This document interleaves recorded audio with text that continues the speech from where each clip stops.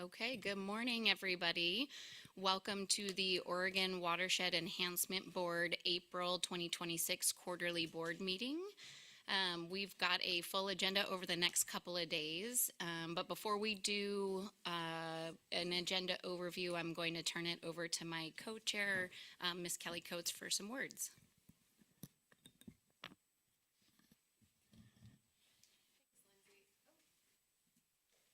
Is my microphone working? Okay, they are nodding yes. I feel like it's a no. Can you hear it? I can hear you. Oh, I can hear you, but I think since you're so close, it can seem... Yeah. Okay. Yeah, they can feedback. All right. Good morning, everyone.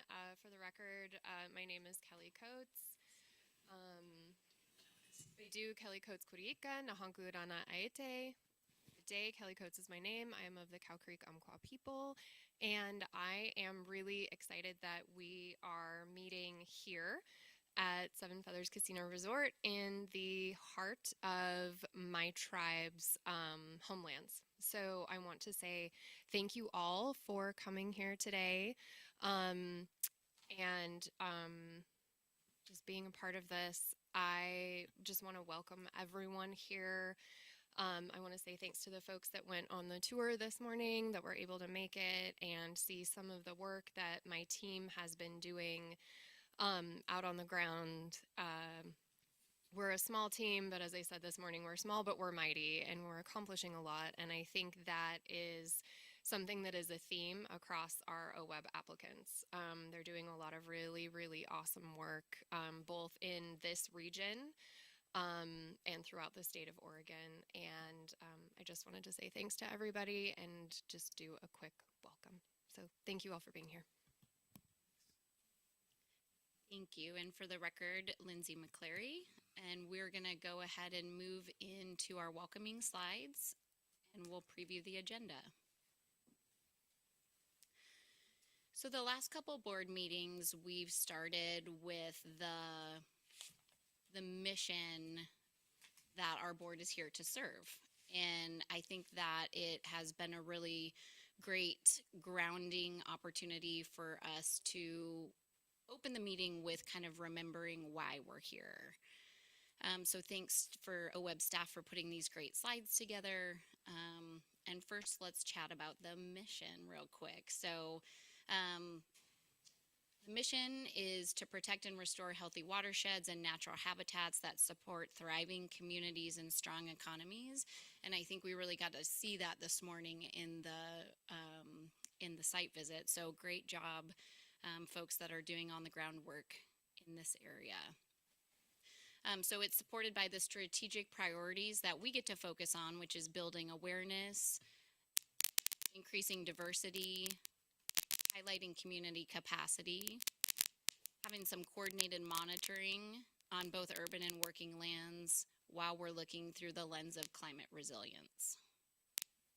Next slide, please.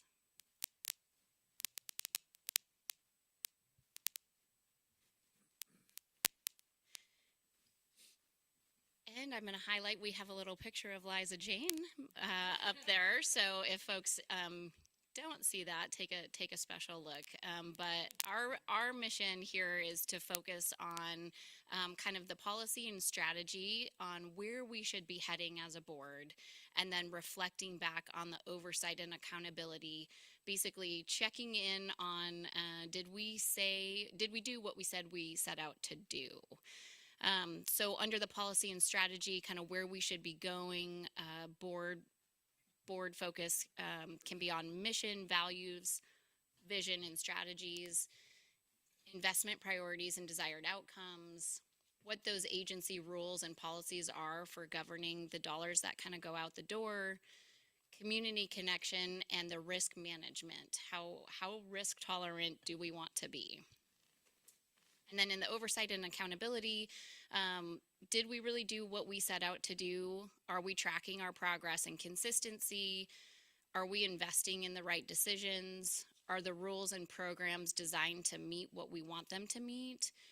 What do those outcomes look like in reporting? And how are we communicating those results? Next slide, please. So over the next couple days, we get to learn and share. We're going to open shortly with board member comments and committee updates. We'll get to hear from the Focused Investment Priority Cohort 2, the Rogue Forest Partnership. We'll have time on the agenda for public comment. We'll get a Klamath River Post Dam Removal final update, Water Acquisition Program rulemaking update, agency request budget, and also land acquisition program modernization updates. We're going to get to deliberate and decide on a couple things: partnership technical assistance awards, Oregon Ag Heritage Program Conservation Easement Awards, Land and Water Acquisition Awards. Next slide, please. Okay, we are going to move into item A, which is board member comments. But before we do that, I would like to give the floor to Director O'Brien. Thank you, Co-Chair. Sarah O'Brien, OWEB's Executive Director. I am not a board member, and I don't usually do member updates, but we have a number of absences today and missing folks that I just wanted to note. So we are a large board. It doesn't feel sparse when we're lacking members, but we are. We're usually a larger table than this. So wanted to note that Mark Labhart and Liz Agpawa are both traveling and unable to join us today. I shared by email with the board that Jamie McLeod Skinner has resigned from the board after 7 years of service, and I shared by email with the board and want to reflect here on the record too, just an appreciation for Jamie's 7 years of service with the board and the engagement and commitment that she brought during that time. We also had an unexpected early federal retirement, which has become a little bit of a pattern, unfortunately, with our ex officio members. No more are allowed at this point. Michelle Swarches had recently joined our board from the Fish and Wildlife Service, and let Nicole and I know just a week or two ago that she's decided to take early retirement and needed to spend her last few weeks in the office wrapping up her office. And so she wasn't able to join us even remotely today. She wanted to share appreciation for the short time she was with the board. We were really looking forward to getting to know her, and we'll obviously be talking with Fish and Wildlife Service leadership about replacement. And I've mentioned by email as well that we've been working closely with the governor's office on a replacement for Jamie McLeod Skinner's seat as well. Michelle did ask me to pass on a message. She had planned to come and share with the board at today's meeting that she had made a misstatement on the record last time that she really regrets. She had reflected on the number of species that in public testimony, there was a public comment that shared related to a project, the number of species, threatened and endangered species in the Portland metro area. And Michelle kind of mused out loud that she wasn't sure that was accurate. And as you guys know, Fish and Wildlife Service and NOAA Fisheries kind of split those species between them. And the statement was accurate. I believe there's a public comment reflecting that today as well. And I just wanted to share with folks so they're aware, and she wanted me to put it on the record.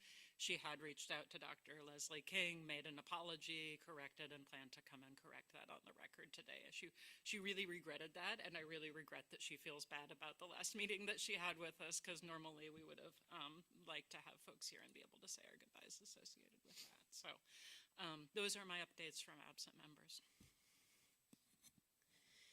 Thank you. And before we go around the room, just a couple housekeeping items. So this meeting is being recorded and streamed live on OWEB's YouTube channel. Folks can find the meeting materials on our website under the board and committees section. Just click on the relevant board meeting date, and you can have all of today and tomorrow's materials there. For those of us who are joining on Zoom, please remember to mute all of your devices to help reduce any additional background noise. So with that, we'll move into board member comments. If we do run a little bit early, we may bump item F, which is general board business, up before lunch. So we'll see how that plays out this morning. So I'm thinking we'll do folks in the room, and then we'll move to the folks online. So I'm going to pick on Claire on the end first. What would you like us to know today? No, I've never been first before.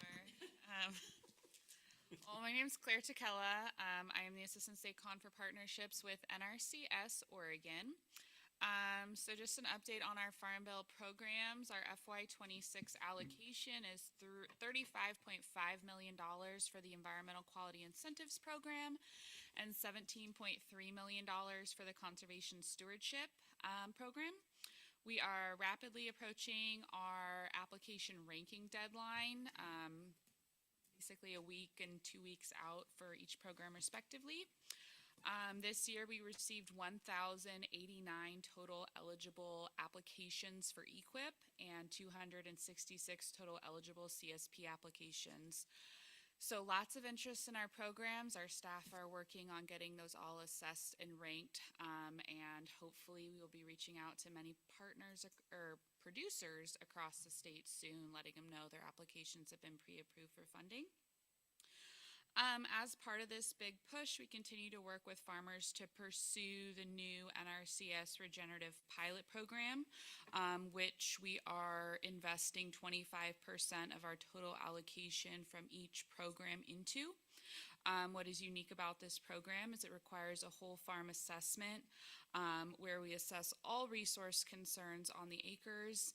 And in order to be eligible, it must meet NRCS planning criteria for both the soil and water resource concerns. The producer has to agree to implement at least one primary regenerative management practice and has to agree to do soil health testing during the first and last year of the contract, with the intent of establishing a baseline and recording changes through time based on implementation of regenerative practices. And then other update I have is I think we all know it's been a rough year for water supply, but our NRCS Snow Survey and Water Supply Forecasting Program put together a really interesting report to put how bad is it in context? And it is bad, but the context and the numbers I wanted to share because I thought they were interesting. So our program has collected snowpack measurements and provided seasonal stream flow forecasts in support of Western water management since 1935. The April 1st, 2026 snowpack measurements are at or near record low levels throughout the western United States. The April 1 snowpack is a critical benchmark for forecasting and management of western water supply because it's generally when the mountain snowpack reaches its seasonal peak. Between the NRCS's SNOWTEL and manual snow course networks and the California Department of Water Resources groundwater snow monitoring networks, there were 1,575 distinct measurements of snow water equivalent for the April 1st survey. Of those 1,575 measurements, 80% were below the 20th percentile, which characterizes snow drought conditions. 70% were below the 10th percentile, and 65% set or tied new record low values. Most western regional watersheds have new SNOWTEL era record low April 1 snow water equivalents, while the SNOWTEL network generally extends back to the early 1980s. The manual snow course network can exceed 100 years of recurring snow measurements. In years like 2026, the snow course records help contextualize the historical relevance of record-setting conditions. Of the snow courses with 70 or more years of measurements, April 1, 2026, snow water equivalent is the lowest or second lowest at 67% of those sites. So that was bleak. Thank you for listening. Wow. Yeah, impactful. Yeah. Not a chance. Yeah. Thank you, Claire. Yeah, Mark Webb, please.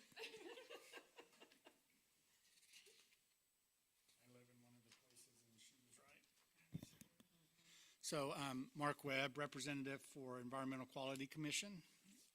So, two updates today. One has to do with the on-site septic financial aid program. The 2021 Oregon legislature allocated $15 million in funding from the American Rescue Plan Act for septic system repair and replacement.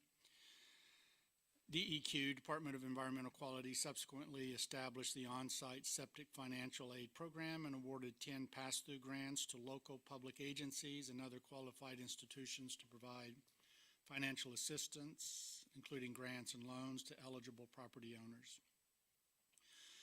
Priorities for this funding have been focused on recovery following the historic 2020 Labor Day wildfires, protection of sensitive watersheds, and additional projects that primarily benefit low and moderate income households. The on-site septic financial aid program has accelerated access to effective wastewater treatment for rural and low to moderate income Oregonians by addressing failing and outdated septic treatment systems. As of January 2026, 679 rural property owners received financial assistance under this program, so that's good news, which benefits water quality and public health through improved wastewater treatment. The program will conclude in December 26 and is on track with more than 85% of the funding expended as of February 2026. Anyway. Second item is the TMDL program. TMDL stands for Total Maximum Daily Load Pollutants. Can be a variety of pollutants. DEQ continues to work on several TMDLs, including multiple rulemaking advisory committee meetings scheduled in the second quarter of 2026. And I'll just note, as I've said before, most of these are ones we're having to rework as a result of a court decision. DEQ keeps its website updated with these meetings and issues. Gov delivery notices to announce planning meetings and webinars. So one of those is the Umpqua Water Quality Management Plan. We're in that area. This isn't the TMDL, but the EPA issued the TMDL last year, so DEQ is working or developing the Water Quality Management Plan, which is the implementation framework for addressing the TMDL findings.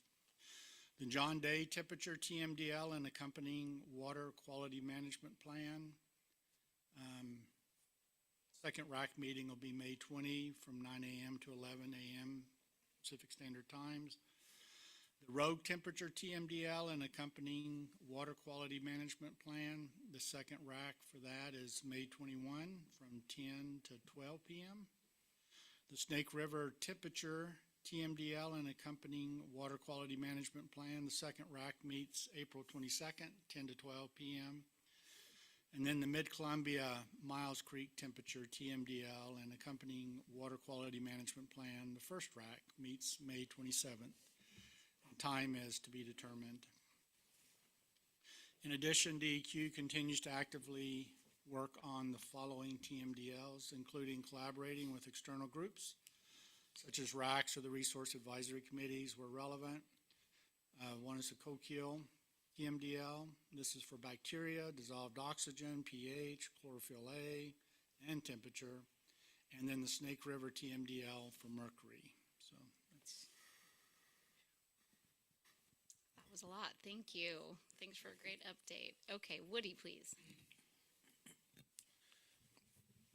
Yeah, my name is Woody Wolf. I'm the board representative from the Water Resources Commission, and I requested some materials that they wanted shared, and I got about 30 or 40 pages of stuff, so I'm going to briefly hit on the topics of them, and then I've forwarded those emails to Nicole, and she said she would post them. We're getting ready to do a rulemaking on divisions 250, 260, and 340, and we've just got done with about 11 division rulemakings in March, and so the Water Resources website is a good place to dig into what we did there and what we're getting ready to do on the divisions that I mentioned. The work that we've completed in the Harney Basin that's ongoing, switching from making it a critical groundwater area and passing rules to potentially start enforcement into collaborative agreements and the legislative work that has been done there, so that hopefully that can go forward in an acceptable manner and create as little economic impact to that basin as possible.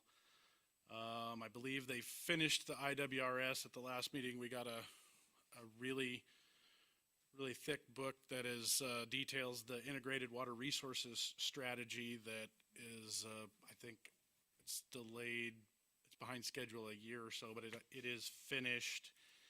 And the groundwater work that's being done in the Walla Walla Basin that's been facilitated by legislative work done in Washington and Oregon, creating a collaborative. So they have a bi-state basin, and they've actually created rules so that one state just doesn't undo what the other one did. Phase 1, water right improvements and drought declaration and definitions. And so if you're interested in any of those, they're probably on the Water Resources Department website, and Nicole will post them here. Thank you. Great, thank you. And I got to see that strategy in print, and it was cool to see the level of collaboration to put all of that together. So very, very great. Zavi, please. I will be brief. Xavier Borja, public voting member, and I failed to remember that we have this opportunity to give board member update. So I will come prepared when we go to the Dalles for our next board meeting. So thank you. Great, thank you. Russ, please. Good morning, everybody. Russ Hoflick, member at large, split my time between Portland and Lincoln City. I first want to thank Liza, Jane, and Sarah for creating the opportunity to sit into any regional review team meeting. I had the opportunity to join a group in Newport, and it was eye-opening. I mean, as Liza Jane indicates, always with enthusiasm, her interactions with the teams. I am so impressed by the commitment of partners to volunteer their time, their expertise, their science, their passion, knowledge, courtesy of one another, their listening skills, to really humbly review projects and fairly assess the merits of projects. And even when they don't have information, their commitments to do follow-up, to be able to get us the best information to consider. And if you haven't yet done it, I would really urge you to spend time with those groups. It was just a wonderful experience. And again, thank you, Liza Jane, for the record, and Sarah for creating that opportunity. Over my career, I've had the opportunity, particularly in Oregon, to protect what at the Nature Conservancy we would call the last great places. And people continually make contact with me about extraordinary places in Oregon that are available and in need of protection because of one family situation or another. There's generational opportunities for properties to be sold, but many are so devoted to those properties they want to see them put into conservation. And as I reflect on just the communications that I've had since our last board meeting, I was approached about the 81,000 acre R2 ranch, an 18,700 acre ranch next to the Aspen Valley Ranch that we're considering for consideration, the Bonneview Ranch, a 9,660 acre ranch at the Big Summit Prairie, which, if you think about iconic targets of biodiversity, these properties just resonate for me. The Aspen Ridge Ranch out of Bly, of 15,300 acres, is on the market. And a timberland that I have known the owners of, the 35,000 acre Ochiko Ranch, is on the market. And this is just a snapshot of the volume that is out there. And as I look at our very modest 8.5 million acres, $8.5 million that is available for land acquisition, it just helps me to put into context the commitment we have made to 15% of lottery funds to be able to be split between state parks and OWEB is wholly today insufficient to meet the challenges ahead. When you think about acquisition, restoration, technical review, monitoring, all the sophisticated things we try to do with in the land programs, how we as a state, how we as an organization at OWEB try to improve our understanding of what we need to be able to prepare for the climate changes that are occurring today. And we certainly heard about the water challenges. And we listened to, at the last board meeting, the needs and aspirations associated with the State Wildlife Action Plan and the Governor's Climate Directive. We have to find another way. We have to add the zeros and come up with a total and challenge ourselves as a state to find the resources necessary. Oregon's last great places hang in the balance, and I think it's up to us to try to find the solution. So anyways, that's my observation since the last meeting. Thank you. Thanks for us. Barbara, please. Barbara Boyer, representing the State Board of Agriculture. So our last meeting we held at the State FFA convention, which we try and do every year, and it's so much fun to engage with the youth. We judge competitions. We have a booth, so we engage just about employment opportunities for their future.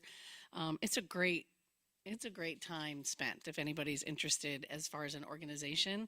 Having a booth there and engaging with the youth, they are our future and we need them. So it's always a ton of fun. So I encourage you all to participate if you can. Our board's focus has been very interesting lately. We are taking a slant of how to be more productive early with meaningful conversations on policy. And this board has never taken that stretch before. So we are focusing on that. It's really great dialogue that we're having, and we're sending a lot of letters of concern to our legislators and our congressional delegation just about some of the things that are happening at the Farm Bill level that really can have effect on the state of Oregon. So that's been interesting for me because I've been on this board for, I don't know, 10, 12 years. I don't know, but it's been fun having this energy with this particular group, focusing on that. And you know, one of the other focuses is protecting our working lands and protecting the most productive lands in the state of Oregon. So kind of piggyback on there. And then one of our last presentations, which was really, really cool, and it was an OWEB funded project. It was the native seed strategy. We got an update on that. Wow. If you guys are interested in seeing it, it's on YouTube with our Board of Ag meeting, but it was funded by the Natural Working Lands Climate Commission, right? Climate Action Commission. It's a hard one to say, but so it was a really great presentation. It really was inspiring. So I encourage you all to watch it if you can. That's what I got. Thank you. Raya. All right, thank you. Hi, everyone. My name's Raya Bushnell. I am a public member at large. As a public member at large, it's always interesting to think about what exactly you're going to say because you're not coming from an agency where you have those clear directives. So I was thinking about what was going to be on the agenda today and then what I'm just seeing in my own work. So I sort of have, I guess, 3 or 4 different buckets. In my own work, in my own work and of what I'm seeing, and also something that Kelly brought up today was, you know, there's always feedback on the cost of projects, whether it's coming from design or even the planning phase. And so I think one big change that we're seeing right now, just in the last few months, as many of you are aware, at the federal level, the rules around NEPA have changed.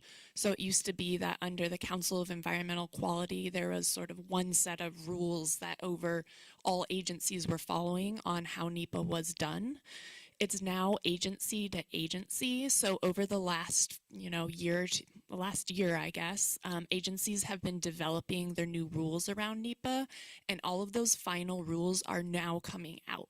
And so along with those final rules are dates that if you are not done with a project by this date, you no longer can follow the previous NEPA. You now have to upgrade to new NEPA. And so for a lot of folks that are in that, federal permitting zone, it's working with the agencies to be figuring out how does your project need to change to be actually adjusting to this new rule. And so I think just that is a continuous struggle for partners going through any of the planning phase of figuring out how these different rules that in the long run might be more efficient, but in the process of changing, how those affect their projects and how to work with the agencies to make sure, you're legally checking that box and everything is able to move forward. So that is one of the buckets that I was thinking about because of a lot of our partners with their OWEB funding also have that federal funding as well. And also they're all seeing inflation. I think that's just unstated at this point. Next item, I know we have water acquisition on the agenda. And so in terms of the water acquisition, Claire really, told the sunny story of what our water forecast looks like. I think a lot of you have been following that drought declarations are already in, I think, around seven different. Oh, nine. Okay, 9. All right, it might have been updated since the last time I saw 9 areas. And I think those are, just the number and also the timing of when those drought declarations are. Is, everyone is bracing themselves for what this water year looks like.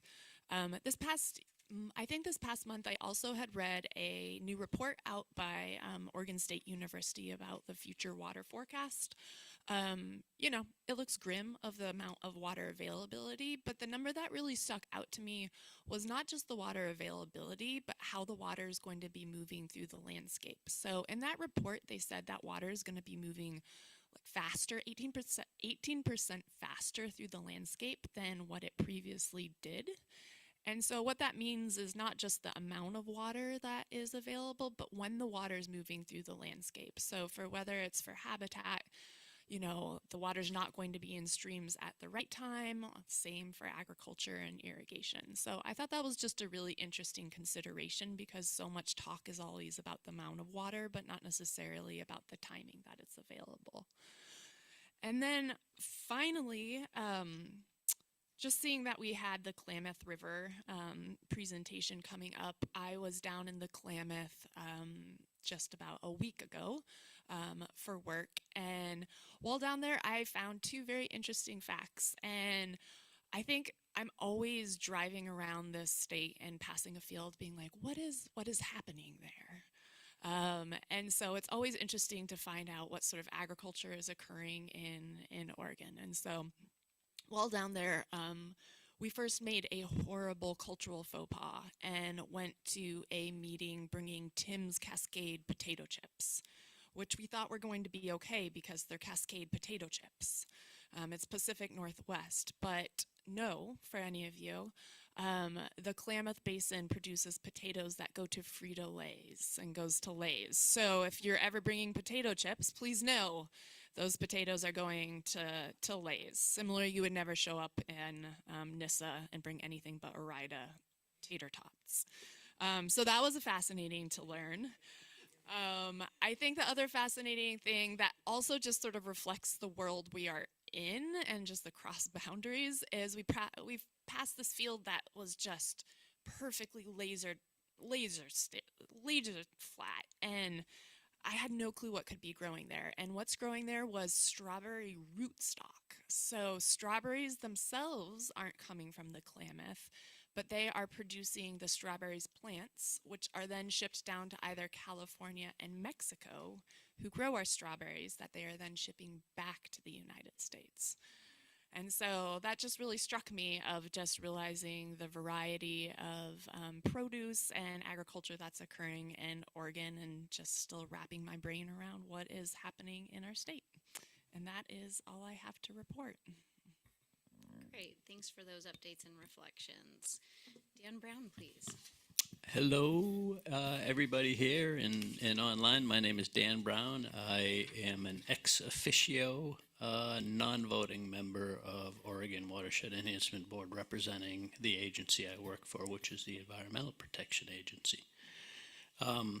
Following up on some of the comments Mark made about TMDL work, EPA is intricately involved with the state folks in a lot of that work, which led me to think it wasn't on my original agenda to mention this, but just since some folks may not know, a lot of EPA's funding is pass-through funding because the state actually implements a lot of the EPA regulatory programs. And so we are currently in the midst of working with the state to negotiate our performance partnership agreement and performance partnership grant, which sort of lists out the work and expectations for the state connected to the money that EPA has given them. And that will hopefully be wrapped up to start the state's fiscal year in July 1st, I think, yeah.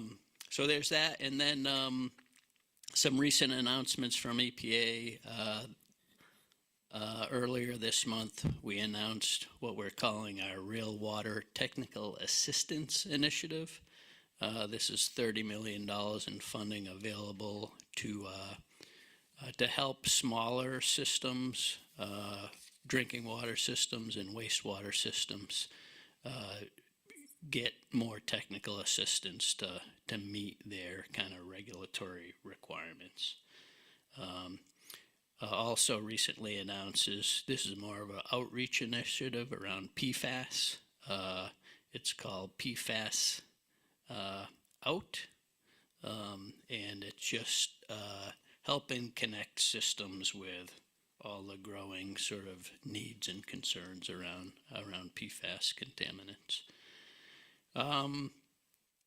I've given updates in the past about community grant awards that we are continuing to progress on getting out. A lot of these are congressional earmarks that came to EPA to give out to the communities that they were intended for. And we just recently completed one for the Willamette Water Supply System Commission for $4 million.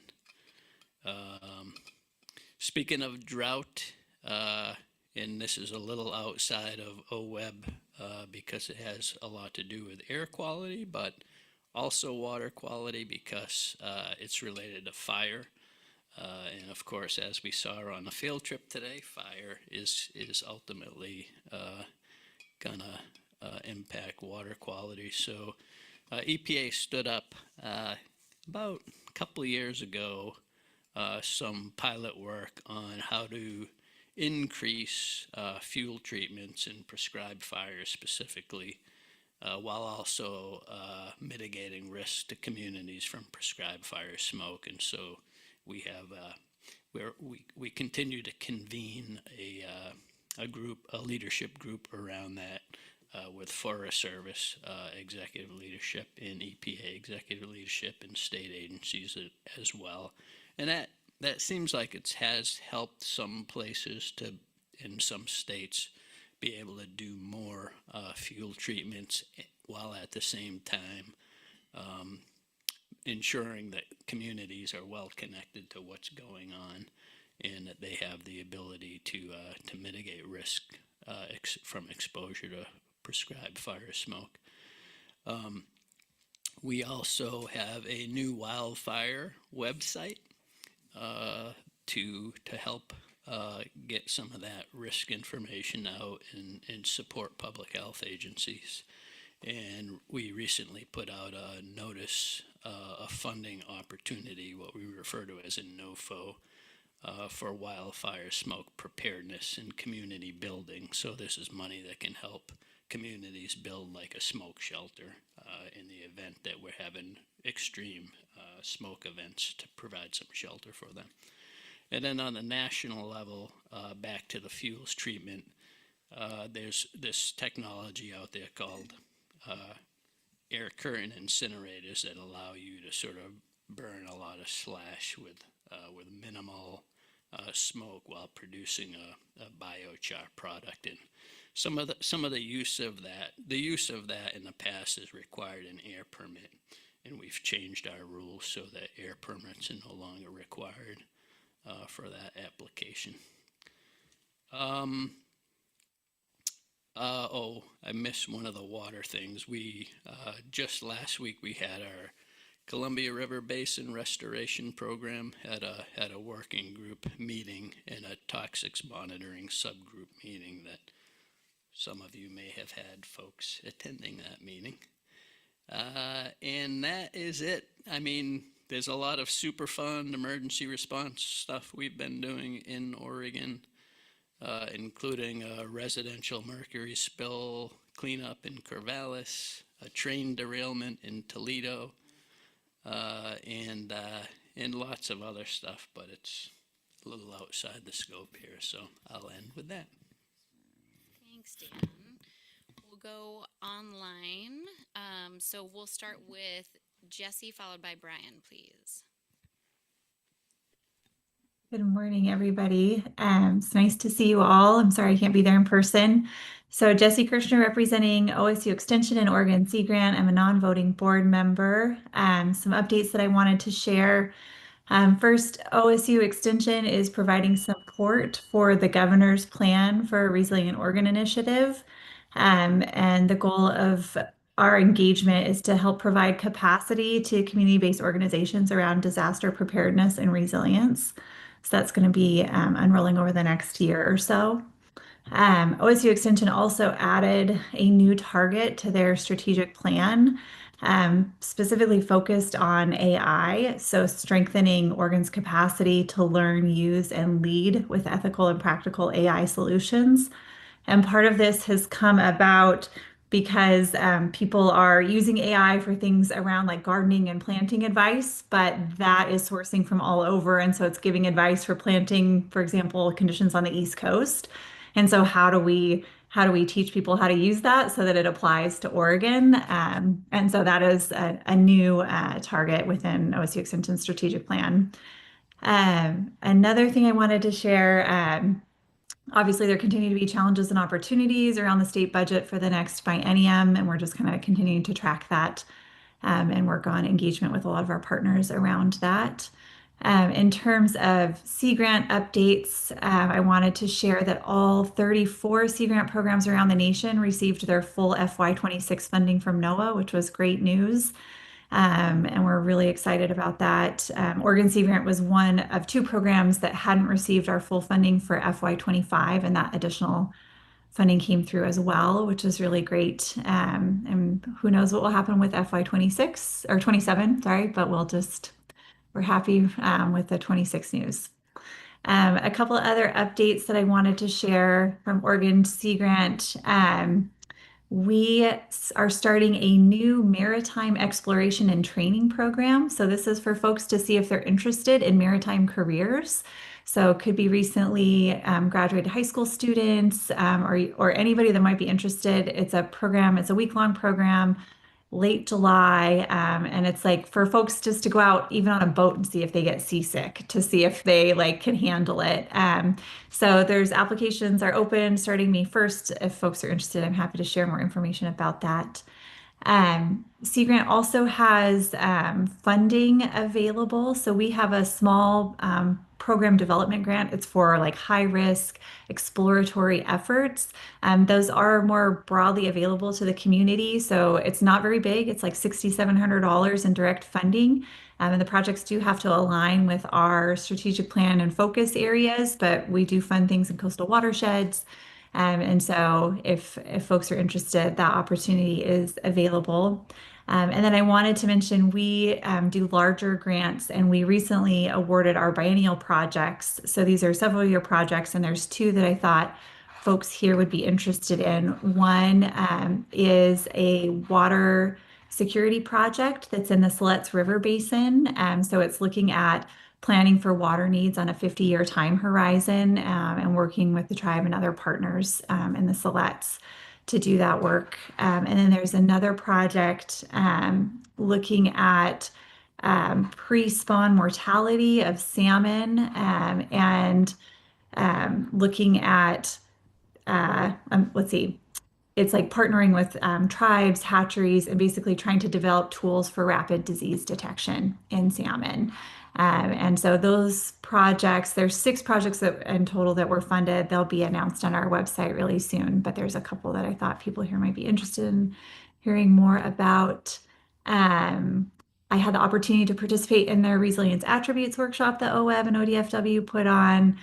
Very interesting, engaging conversations. If other folks on the board have not seen that, go to OWEB's website. You can look at the draft resilience attributes and indicators. You still have time to provide public comment, I believe, on those. So I encourage you to take a look at them.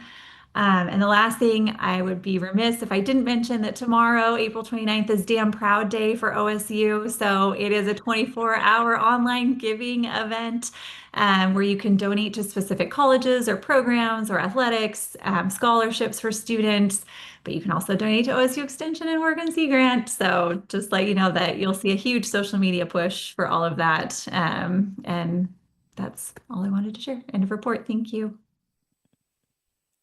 Thanks, Jesse. Brian, followed by Annie, please. Good morning, everybody. I'm Brian Stubb, ex officio member representing the United States Forest Service out of the Portland regional office. Start with some good news about some awards for the community here. So the Forest Service, Wallowa Whitman National Forest and BLM Baker Field Office were recognized by the American Fisheries Society with an award in excellence in riparian management for the Sheep Creek project. Importantly, OWEB is a major player in that effort, as well as many other state agencies, as well as the Confederated Tribes of the Umatilla Indian Reservation, some key nonprofits, Trout Unlimited and the Grand Ronde Model Watershed, and then the federal family, BLM Forest Service, NOAA, BPA, and others. So just good representative example of how OWEB is a great convener of and enabler of that kind of work, especially when we all work in a collaborative like that. Other related work, the Pacific Northwest Research Station, the Forest Service, hosted a SciCast webinar on some of the work in Meadow Creek watershed. This is a integrated framework for both restoration as well as adaptive learning. And again, many of those same players are helping support that, including OWEB. And so they kind of laid out basically the restoration plan, but also the monitoring and evaluation pieces that are going along with that. Importantly, that plan is structured around a first foods framework to guide both the work as well as the learning. So kind of an innovative model, the first time both the upland vision of the Umatilla tribes and the river vision are being brought together in one landscape. So looking forward to seeing that move forward. We are definitely engaged with some of the TMDL work that that Dan and Mark mentioned on the implementation side. So we're working with the state on that. Other kind of notable items there. The chief of the Forest Service announced the Forest Service reorganization a couple of weeks ago. Some pretty substantial changes, including the movement of the national headquarters from Washington, D.C. to Salt Lake City. 2/3 of the organizational move of the national organization will move to Salt Lake, with 1/3 staying in the D.C. area for those important functions. And then transitioning from a regional office or a regional structure to more of a state-based model. There's currently 9 regional offices, and the proposal is to move towards 15 state director offices. So that would mean the Portland regional office would close, and there would be a state office in Salem.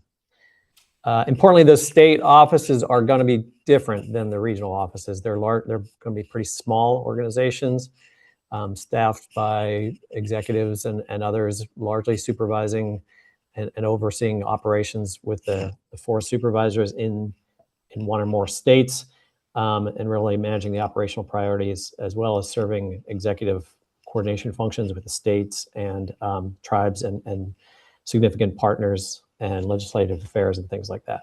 So the broader services that are provided by the regional offices will be delivered through the Washington office or more likely operational service centers that have been identified, and there's still a lot of details to be defined around their scope and their functions. So lots of things to be determined, but definitely the broad architecture has been laid out.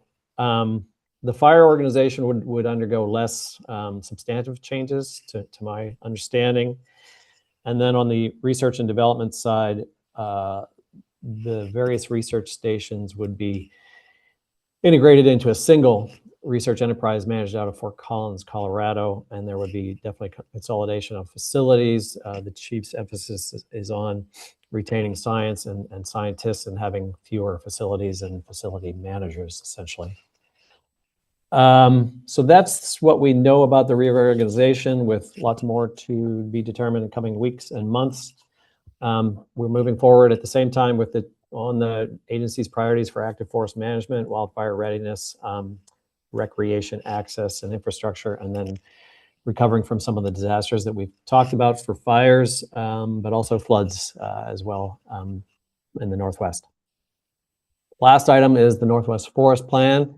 Is still undergoing an amendment. There were 3,400 comments or so from the public, and the agency is exploring additional options based on those comments and conducting analysis to support a decision and trying to seek alignment with some of the national goals for restoration, fuels management, and active forest management. So that's what I have to offer. Thanks. Looking forward to the meeting. Thanks, Brian. Sure, Mark Webb has a question. Say, Brian, do you have any updates on the Blue Mountain Forest Plan revision process? I don't know where that's at these days. I do not have that off the top of my head, and I should, Mark. I apologize for that. That was on my list of things to check in on, and I didn't get to that one. So, but yeah, we can connect on that. Thank you. Annie, what would you like us to know today? Good morning. I apologize. I'm not there in person with you guys in Canyonville. I am having a little bit of difficulty hearing Lindsay's side of the room. Maybe you've already. So if I'm leaning in, that's why. But I'll check my speakers as well. My name's Annie Burney. I work for NOAA Fisheries. I'm also an ex officio member of the OWEB board. Unfortunately, I don't have many updates. They're probably very similar to what you heard from me last time.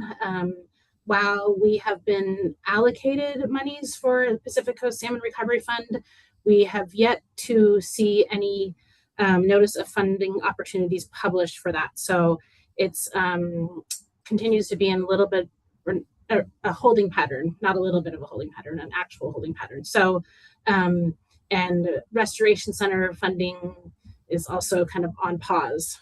We're calling it a hard pause around here. So I wish I had better news in terms of that, but I was happy to hear from the other board members the good news that's happening around Oregon, as well as some hiccups. But I'll look forward to seeing you guys next time. Hopefully, our travel budget will get approved, and I can meet you all in person. So that's all I have.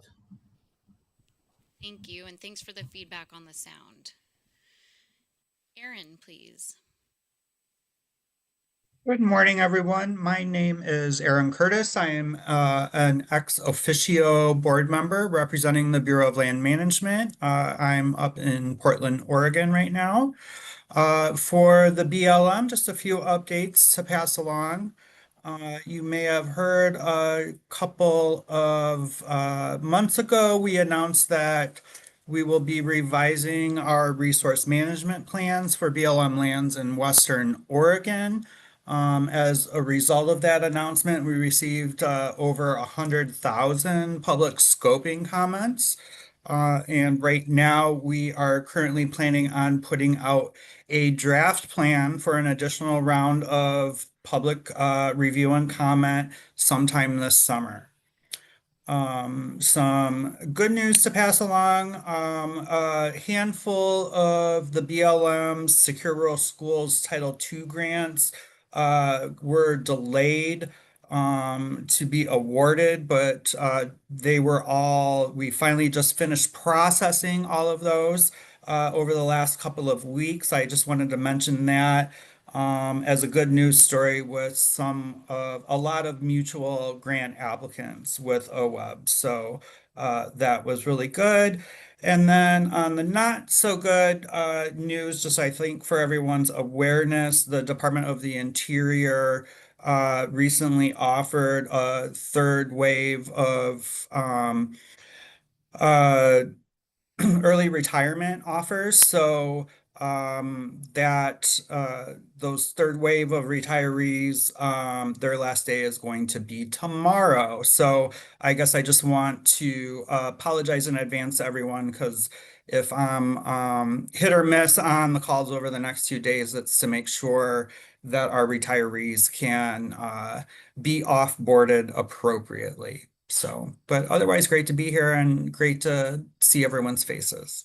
Thank you. Can I ask a clarifying? Thanks, Aaron. Yeah, one moment. You had us a little panicked that maybe this might be your last meeting, so. No, I'm sticking around. I'm not retiring. Russ does have a follow-up question, I think, for you. Sure. Aaron, just for the record, you were saying that the Western Plan revision received over 100,000 comments. Correct. Is that a record? I don't know. It's up there if it's It not. just shows public awareness and commitment at an extraordinary level. Whew. Yeah, thanks for highlighting that because that caught my attention as well. It does look like folks online are still having a hard time hearing. Just want to note that. So I'm going to turn it over to Kelly. What would you like us to know?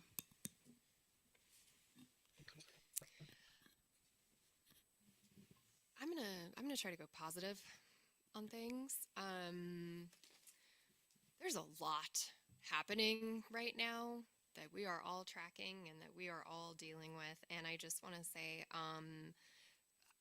first of all, I want to say thank you to our federal folks,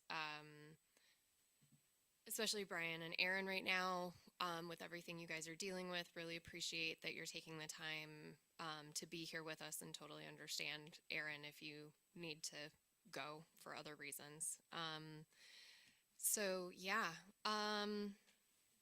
again, I just want to say welcome to the homelands of the Cow Creek Band of the Umpqua Tribe of Indians. Thank you all so much for being here. It's been a busy couple of months, I think, for all of us. I'll hit some highlights here. I attended the OWEB ARE meeting. I think with every ARE meeting, we are getting more and more information and closer to really dialing in what's needed. And so I just want to thank everybody, thank the co-chairs for all of your work with that committee, and just thank everybody for being a part of that. I attended the State Tribal Water Policy Forum initial meeting. This is something that's been ongoing for a while. Under the Brown administration, we did have a state tribal water policy forum that came together, and that was at the request of the 9 federally recognized tribes in Oregon, sending a letter to the governor asking for a place for tribes in the state to have conversations about water and water policy within the state of Oregon. So I'm really happy that that forum is continuing. We'll be meeting quarterly moving into the future, and really excited for the conversations there. I also attended the State Tribal Natural Resources Work Group meeting. This group also meets quarterly. It's the 9 tribes in Oregon plus all of the state agencies that deal with natural resources. And that was a really good discussion and conversation, updates on all the things that are happening around the state. And then I'll just follow up on something that Jesse mentioned, and that is I also attended a portion of the Oregon Climate Resiliency Attributes Design Workshop. And I just want to thank Sarah and Director Debbie Colbert from ODFW for your leadership with that, the work you're doing, the quick pace at which you got things done. I think that was impressive. The conversation was really good, really insightful about how we incorporate resiliency into the work that we do, benchmarks, how do we move forward with that. So that's following up on Executive Order 2526. I actually heard about EO 2526 at all three of those meetings. Sarah and I were on the same meeting I circuit. should just give the presentation here so you can see it a fourth time, can I? Could we? Could we please? Yeah, I may be able to actually help you with it. So, but yeah, a lot of conversation around that, a lot of tracking of the executive orders that have been coming out of the governor's office. A little more locally for us, as we heard with the drought conditions that we're facing, with our stream flow, we have already kicked in for the tribe and had our local operations planning meeting for our fire season. So we're preparing for that as well. And then we are in heavy planning mode for field season. For those of you that were out on the tour today, you saw what we're the area that we're planning to do in-stream restoration in this summer. It's a large portion. It's around almost 2 miles of in-stream habitat restoration for coho, winter steelhead, and native trout as well on tribal lands. It's no small undertaking. It's been in the planning process since 2020. So we're really excited. I know my fisheries team is really excited to get that implemented. And just to end on a little bit of a positive note there, for those that weren't on the tour, this was a project that we have been working with our forestry department, multiple funding sources, primary funding source, Pacific Coast Salmon Recovery Fund dollars. But I think my favorite thing going out there is not only seeing what things look like on the ground, but when you drove by our log deck that's going to go in stream, our forestry folks have a great sense of humor, and they've tagged the ends of our logs with fish. They're drawing fish on the ends of the logs, and some of the logs even say, "Here, fishy, fishy." So that was really a group effort, and I appreciate their sense of humor with it. And we will definitely have to photo monitor the logs that say, "Here, fishy, fishy," to see if that log in particular gets more fish, you know, around it, creates more. So I don't know, we'll have to figure that monitoring out later, but yeah. Right? I mean, seriously, if you build it, they will come. Yeah, low cost. So yeah, that's all I wanted to say today, and I just wanted to thank everyone for your time, and for those of you that were able to drive down. I really appreciate it. Thanks, Kelly. I think that leaves me. So my name's Lindsay McClary. I'm a public at-large voting member on the OWEB board and also serving in the co-chair role. I live in Salem, and I work for the Confederated Tribes of Grand Ronde Natural Resources Department. Want to thank Kelly and her crew for a really wonderful site visit this morning, and it's always great to get on the ground and see the restoration work that's being done, you know, both with OWEB dollars and other partner dollars as well. So really appreciate that.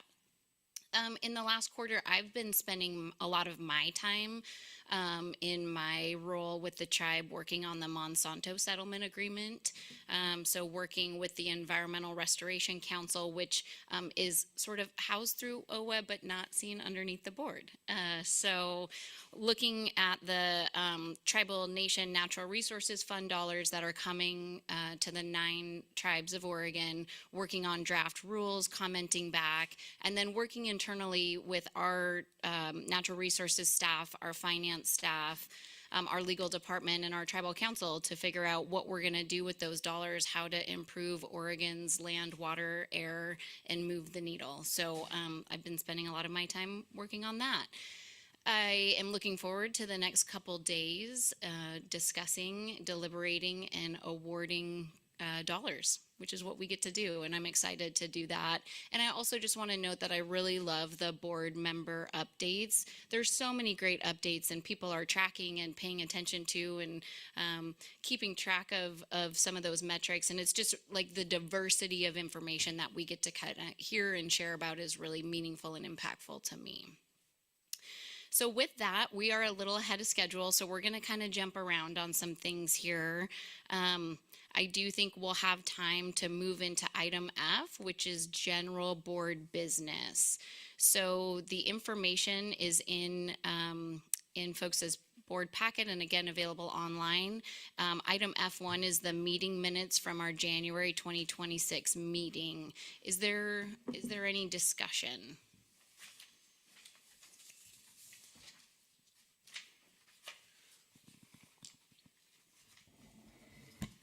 I'm not seeing any. At this time, I'd entertain a motion. I'd move the board approve the minutes from the January 27 through 28, 2026 board meeting. It's been moved by Mark Webb, Second. seconded by Russ Holflick. I think we have to do a roll call vote. Not for this one. Okay, all those in favor, please signify by saying aye. Aye. Aye. Any opposed? Any abstentions? Motion passes. Okay, just a process check. I do think we would have time for one other item. It's 11:37. Should we move into that, Nicole, or should we do lunch? I can for sure get a start, and then maybe we can adjourn when lunch comes, or recess, or whatever that's called. I would support that. So we'll, I'm going to trump you, Kelly, and just move right into, so we're going to move into item C, which is the director updates. Sarah. Thank you, co-chairs. Linda's going to pull up slides, I think, here in a second. Are they up? Ooh, I don't see them, so that's a little scary. I've got them in front of me, but people in the room here aren't able to see them. There they come. I do want to note, I guess I did introduce myself for the record, but I'll do it again. Sarah O'Brien, OWEB's Executive Director. Rapidly approaching my 2-year anniversary with the organization, so we'll celebrate that next time. Chair Coates and I have confirmed that we're both interested in going to maritime school, Jesse, so I wanted to note that for the record too, as a potential career opportunity. I have a strong suspicion I get seasick, but I was raised in Iowa, so I don't know. I've never tried it. We'll donate Dramamine for you. Sarah, will you talk into your microphone a little more? It's really hard to hear you. Thanks. I'll get closer. I hear feedback when I get very close. How's that? Is that better, Jesse? No? She's muted. She's making a face. It's a little better. Better? Getting it loud in the room is what I'm concerned about. Yeah. Okay, I will try. I was trained not to get close to microphones, and it still makes me nervous. Okay, so as usual, friends, we'll take a walk through, remind ourselves of focus for 2026 and where we're at on that. Some staff updates. If time allows, I'll talk a little bit more about the Executive Order 2526 that a number of folks mentioned in their board reports, and a quick update on Pacific Coast Salmon Recovery Funds. Okay, next slide, please. Things are moving, as Chair Coates mentioned, so fast that sometimes I think just reminding ourselves of the month and year we're in can be a healthy enterprise. So it is April 2026. Here we are. We are working on a number of different rulemaking, modernization, and sort of pre-rulemaking engagement efforts that will be in front of the board in upcoming meetings. And so that will be nothing like what the Water Resources Commission does with their 11 or 17 simultaneous rulemakings, but pretty, pretty ambitious for us. So we'll hear an update today from Brian Olcott on progress on water acquisition program rulemaking, deeper dive in that and potentially adopting those as soon as July, if we're ready when we get there. As I think Kelly mentioned, the land acquisitions program modernization work continues within that committee, and we anticipate returning to that with some recommendations for the board a little later this year. The waters proved to be deeper. See, now I'm getting loud. Than we initially thought. I don't think it's my microphone, though. I think it's just adjustment. He's trying to turn it up, and then I think it's hard to adjust for both the room and the online audience.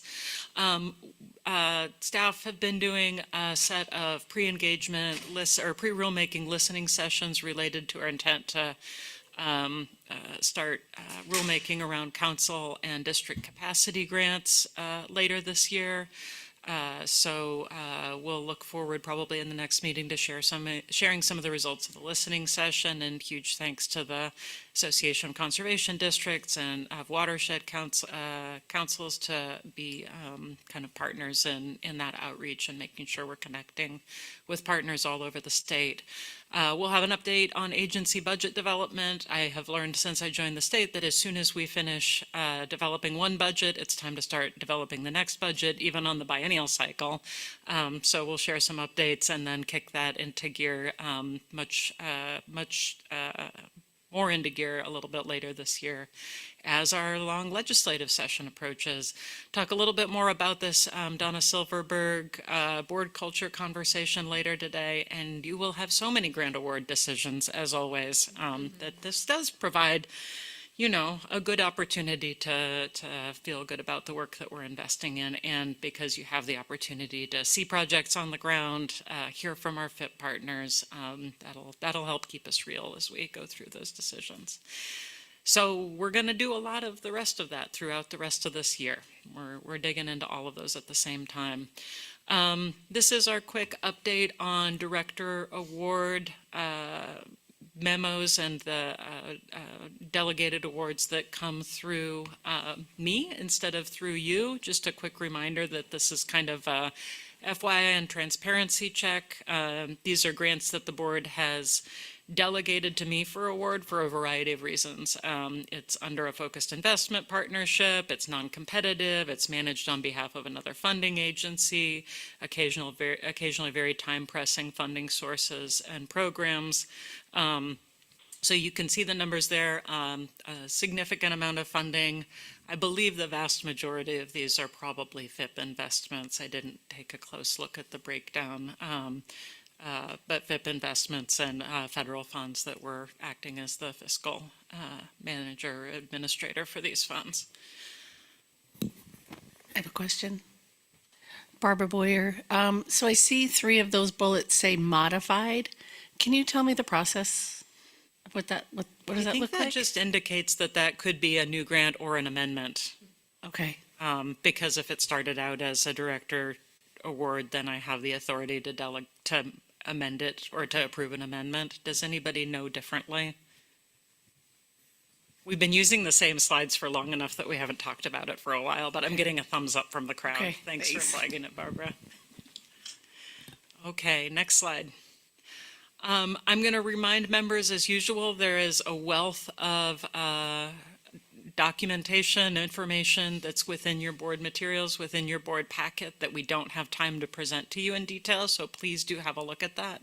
2 new Telling the Restoration Story projects, really cool restoration and monitoring and communication work all rolled into one. Outreach on the Klamath Post Dam removal project, which we'll talk about later today. I do want to highlight a couple of these we'll talk about later. 30-year anniversary of the Oregon Watershed Restoration Inventory, and more than 20,000 projects from a diversity of funding sources now included in that. We've been starting to connect the Executive Order 2526 work that we'll talk about with the monitoring and reporting team to make sure that we're learning from and looking for opportunities to connect work under the executive order with the great monitoring and tracking and reporting work that OWEB has done for many years now, sort of born out of the Oregon Plan for Salmon and Watersheds, and start to merge our new things with our existing things and think about opportunities to leverage that existing expertise and work. Executive order we'll talk about a little bit later. Please do have a look at rulemaking updates. A number of our state agency ambassadors here, or board and commission ambassadors, mentioned other rulemaking efforts. The Natural Resources Cabinet, the agencies, the 14 agencies that sit together of state natural resource agencies, have really been making an effort under the guidance of the governor's office to integrate and be more consistent across our agencies in the way that we do rulemaking and the way that we do engagement and communication around that, in having materials in kind of the same place for each agency and the same structure in the same way. So we're putting a lot of effort into making sure that it's easier for folks to engage with these rulemaking efforts across those 14 agencies. So have a look, and we're doing our part to maintain that consistency and transparency as well. Everything else here we're going to talk about more later, so let's move forward. Oh, you know what? I'm sorry, Linda. Can you go back to the previous slide? Because I had a staff update in my notes that didn't make it here. I do want to note, and we'll talk more about this probably at the second day of the meeting. This will be also the last meeting for our Deputy Director, Stephanie Page, and for our Organic Heritage Program lead, Taylor Larson. And so we will take some time to celebrate them, but that's both big changes for the agency, and just really important work that those folks have done with us. I know in particular for me, for Stephanie, folks will have seen we work very closely together, and we're working to develop a recruitment and opportunity going forward with that. But that is news that didn't make it in the slide that felt important to note. So we'll talk a little bit more about that tomorrow. Okay, now PCSRF update. I had to take a look at this and make sure that nothing has changed, and so Courtney will make eyes at me from the back of the room if anything has changed since I last worked on this slide and we talked through it. Folks will be familiar with the Pacific Coast Salmon Recovery Funds that OWEB administers from NOAA Fisheries alongside our lottery and other funding sources. The federal fiscal year 26 notice of funding opportunity is now significantly delayed, kind of very unusually delayed. And so we just wanted to flag this. We believe this opportunity is still coming. It seems to be working its way through a revised grant review process within the administration. It is sometimes a little hard to tell where things are, but we're staying in close communication with both agency staff and with our partners in other Pacific Coast Salmon Recovery states, and with tribes that are also common partners in accessing these grants. So we've been in close communication, trying to do what we can to help make sure that we're tracking this and doing everything we can to help shake it loose. There is some potential risk of rescindment. We've been warned if this funding is not committed by the end of the federal fiscal year. It is not something that automatically expires, but it's just something to be aware of as a potential risk. So that would be $15 to $22 million in funding for grants, grant administration, effectiveness monitoring, recovery, really significant impacts, obviously statewide, if that funding for some reason did not come through, and additional funds as well directly to tribes for high priority fish recovery projects. And an even larger number, obviously, across the Pacific Northwest, with funds going to Oregon, Washington, Idaho, Alaska, and California. folks hopefully will recall when we developed our biennial spending plan that the board approved last year, I guess it was, we set aside a pretty significant amount of unallocated funds to kind of function. Miriam doesn't like me to call it a reserve, but I think that is kind of how folks may think about it. Unallocated funds to make sure that we're not committing funds through grant agreements that we don't have in pocket. And that was in part to hedge against concerns about delays or even potential loss. I think we were concerned at that time it wasn't even in the president's budget. Came back, and now we just need to see it allocated.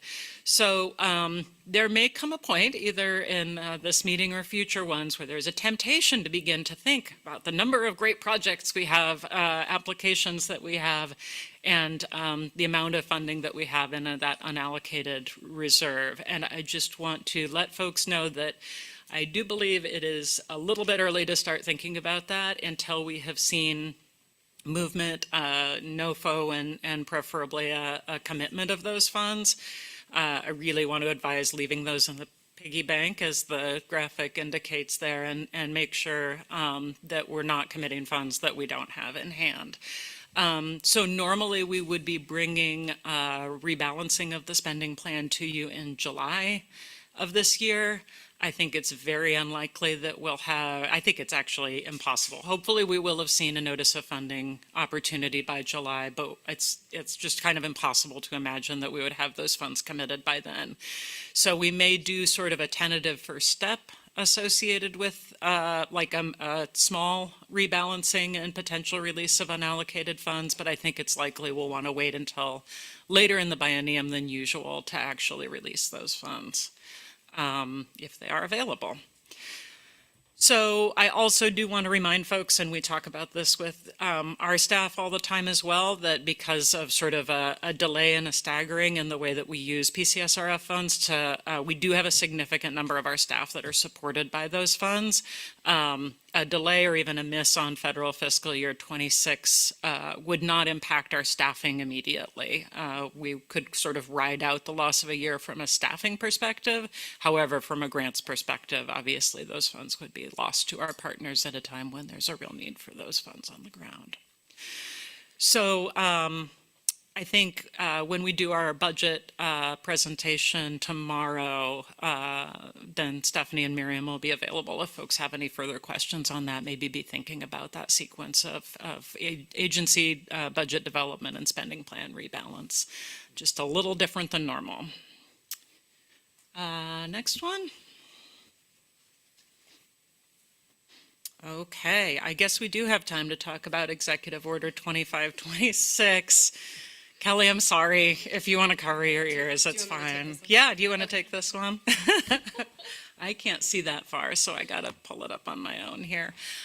So folks will remember, I believe it was just in January, Chandra Ferrari came from the governor's office virtually and talked to us about Executive Order 2526, which is a commitment on the part of the governor that natural resource agencies in the state will start to define and then use climate resiliency and the goal of building more climate resilient lands and waters in the state as kind of our shared true north. And I think a number of us really see this within the natural resource agencies as an opportunity to think about integration and prioritization in a way that really crosses agency boundaries and thinks about how our missions and our mandates fit together. No, that wasn't a good idea. Because if I get close, it makes a bad noise. And if I get far, you can't hear me. So unique, I think, in this executive order was that Debbie Colbert, the director of ODFW, and I were named in a specific role as sort of a preliminary step in helping the agencies, sort of convening the agencies and our partners and thinking through what this means. And so our job was to convene a group to think about how we define climate resiliency from the lens of sort of, like I described, crosswalking the agency missions and mandates and thinking about how we each contribute to this long-term goal. So that is daunting to define climate resiliency, to define key attributes associated with that. And we had a very narrow timeline because the governor's office was really interested in having this information or this concept as a shared foundation for agency budget development this year. And agency budget development is already on the way, underway. So our goal initially was to have a first draft by the end of March. We were talking about this in December and January, so that was a little bit of a push. And I'm pleased to say that we did actually get our first draft report out remarkably close to the end of March, and are now going through some additional process to make sure, okay, that was our rough first draft sort of straw man effort with a very narrow group of content experts that we called in and said, hey, you've done this kind of thing before. Would you tell us how you did it and how we might think about doing this? So it's now out for this, this draft report. As Jesse mentioned, is on the OWEB website. We can make sure that you have access to that. Really encourage folks to take a look. And this slide just kind of describes the process that we went through of, in very short order, Alexa Schmidt from our team, Stephanie and I, and Director Colbert and Sarah Reif from ODFW, their Habitat Division Administrator, and with the support, thank goodness, of the Oregon Consensus team at Portland State University, did this like rapid landscape scan, found all the similar parallels we could from other jurisdictions, from the state, tribal, local, private, nonprofit, all the other folks who have done this kind of work, pulled them all together, held a 3-day design workshop with the help of the Oregon Consensus team to call in, as I said, folks who have done this kind of effort before to guide us and try to get that straw man draft out as quickly as possible to be able to have something in draft form as agencies start budget development and for a broader partner and stakeholder review. That's where we're at now. That 3-day design workshop was fascinating, terrifying. I don't know if you've ever held a workshop that demands an outcome at the end.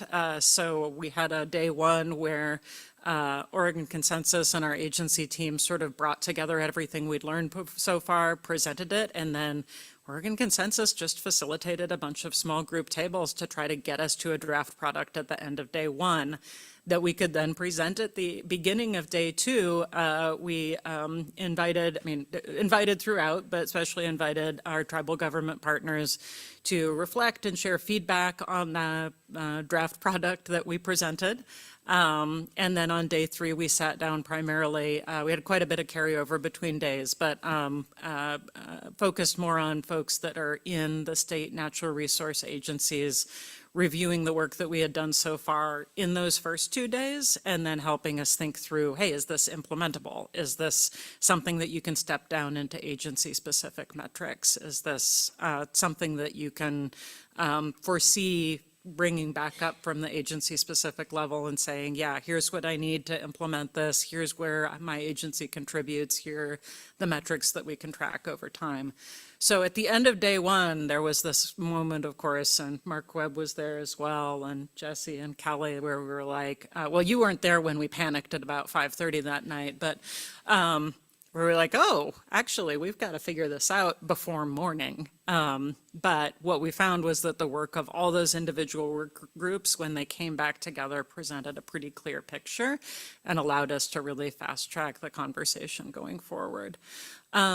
So on or around mid-May, we're aiming to have a final product to the governor's office. This will still be kind of a first iteration, and I think then we will test it both in agencies using it and hearing from additional external partners. And I think the governor's office has been clear that they expect to see this continue to be an iterative process or product and continue to evolve over time. But we'll start trying to figure out how to work it into our daily business. Can you go to the next slide, please?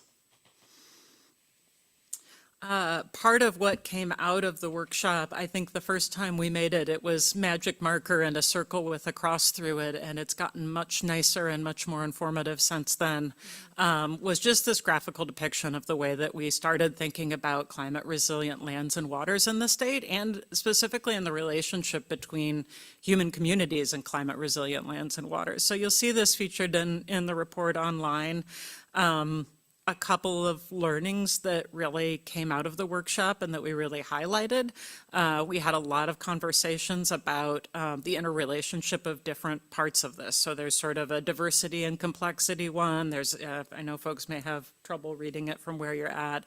There's a connectivity, space and time for, and capacity for ecological processes, and then the ability to sustain communities, lifeways, and livelihoods as kind of our core attributes that we're proposing and seeking feedback on. We talked a lot about the interconnectedness of those, and as I think somebody was talking about Brian was talking about the River Vision, Upland Vision model from Confederated Tribes of the Umatilla Indian Reservation. Those were some documents that we drew on heavily in the workshop, along with other more climate-specific plans. But just thinking about the interdependencies and the order of events. So you need the space, you need the structure, you need the processes. And then that is a platform for diversity and complexity that can help us with climate resilience. And then the ability to sort of sustain our communities and lifeways and livelihoods is an indicator that, hey, if this stuff is persisting and adapting and responding, with some level of function to climate shocks and changes over time, then we know we're kind of on the right track. And you see those letters around the outside as well. A major theme of the workshop was just that this stuff doesn't just happen, right? So climate resiliency and in fact stewardship in general was a major theme of the workshop, and just a recognition that to be able to advance in these ways really requires people and nature and a relationship of reciprocity and care and stewardship at the local level and in specific places. So our field tour this morning, I think, really emphasized that, and it really resonates with OWEB's work. So I think one of the cool things about the approach that we've been undertaking so far is I hope and I think, and we're asking specifically, can the different natural resource agencies, the folks that represent different sectors associated with that, see themselves in this work? And I mean, OWEB is all over it, right? I mean, this is what we fund, this is what we do, this is how we show up as a partner. So it's not at all difficult to find our connections to this work. But it was really cool to see, a partner from an SWCD say, oh, virtual fencing, like I see how that fits in. Or some of the feedback that we got from our tribal government partners really emphasized water quality and quantity as like the part of that contributes to both connectivity and time and space for ecological processes. So to me, that's kind of the test case, is like, what else do we need to represent or add or make space for so that everybody can see their contribution? And so we'll continue that work the next couple of weeks here. And that is a point where, in terms of at least the sort of interagency nature of this, then there is an executive order leadership team that's convening under the governor's office that has all 14 agencies represented, that will sort of pick that up and take it forward and go through the process of trying to find, how do we link to each of these? What are the indicators that each agency can find their contribution in, and begin to build that into budgets? And I think I just described slide 8. So if Linda can change the slide, then it looks like Dan has a question. Dan. Any big surprise or aha moment? I mean, it was March, it was a long time ago now, Dan. Mark Webb or Jesse, any surprises or ahas that you remember from the workshop and want to share? Use your mic, though, please. Thank you. My surprise was that I'm typically skeptical of agencies getting together and doing anything productive. I mean, not speaking to the individuals, just agencies, it's something about it. But I thought it was a fairly productive time together, talking about pretty important things, challenging things. I wasn't there for day 3, but I felt pretty good about it. I mean, still concerns, doesn't align with just the way everything I want to say it, but I was surprised about how effective it was. I hate to admit it, but. Thanks, Mark. Jesse, anything to add? Sorry. I think I would just echo your comment about how at the end of the first day, it was, I think, good and surprising how there were small work groups, but really coalesced around a lot of things. So it was good. There just wasn't a lot of like divergent opinions and things that came out. Like, even though each of the groups were talking about slightly different things, it really ended up with very similar themes. I think, one of the questions that I hear a lot, Director Colbert, and I hear a lot when we present on this is like, how do we make sure this doesn't become another plan on the shelf? Which, executive orders have a limit in their authority. And I think one of the things, this kind of relates to Mark's comment, one of the things that really struck me was the level of engagement and optimism that people brought into that room. And I think one of my questions and concerns is how do we continue, like if we're moving fast up to that point, as we kind of expand the circle of folks we're talking to, how do we share that a little bit? Because I have to admit, I expected a little bit more cynicism in the room. Maybe Mark was just not representing fully, I don't know. But, and I think, doing it in a focused 3 days, doing it primarily in person, really focusing it on bringing expertise from people who have diverse experience and background, but have done this kind of work before, and trying to get to a product within 3 days. And we don't get to do that kind of in-person thought work very much anymore. And I think it really tapped into a desire that a lot of people in our sector and beyond have in this moment of like wanting a positive contribution and a shared opportunity to do that with your colleagues and with your partners. And the ability to do that in person was really remarkable. So I think if we can sort of bottle that and move it forward, I do think the natural resource agencies are really responding positively to the governor's office and their concept of like, hey, if we have a shared true north that shows not only how we fit together, but how we sort of track and communicate our contributions over time, that's pretty cool because we try really hard to work together, but a lot of times we're kind of, we speak different languages and we bring different mandates. It's pretty hard to figure out how to do that sometimes. So if we can kind of figure out how our contributions run together and in parallel, I think that is an opportunity that folks are pretty excited about and pretty hungry for. So if we can keep up that momentum and feeling while we grow the circle of folks that are connected to and contributing to this, I think that would be a pretty amazing thing. I think it was Mark and then Russ. Mark. Yeah, and I would just add, I think for me, what was really nice about this is, and I've talked to Jeff about it, most agencies in the state and the feds have been set up to address different issues that go way back, and those aren't the issues now. So methodologically, generally speaking, to start with this question, to organize everything is the right place to start. So I think that was, for me, the most exciting part about it is getting that starting point sort of nailed down. Once that's in place, then the agencies can begin, I think, to figure out how to adjust their work or their practices or their responsibilities to really go after that North Star. Just an observation, Aaron told us about the Western Plan revision and getting over 100,000 comments and the challenge of engaging Oregonians in coming to consensus is always a challenge. And in contrast, working with the Oregon consensus team to be able to build consensus in a very short, relatively short period of time to come up with a clear vision. It's just, you have to stop and realize how unique that is and what a gift it is to have that program supporting us.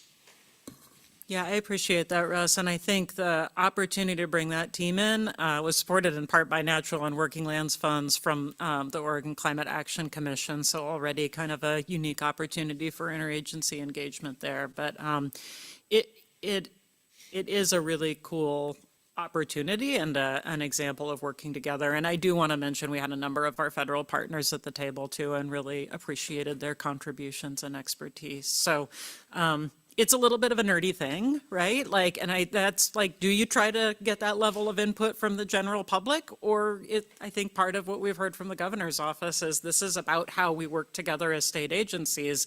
We need input from a broad diversity of folks to think through that.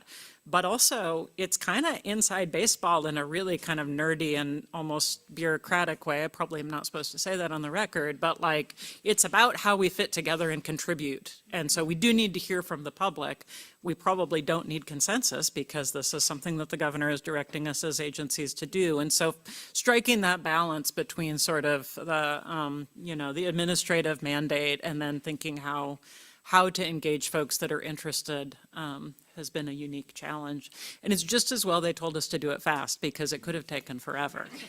I mean, literally, forever. So that's the end of my report, co-chairs. Great job. I surprised her.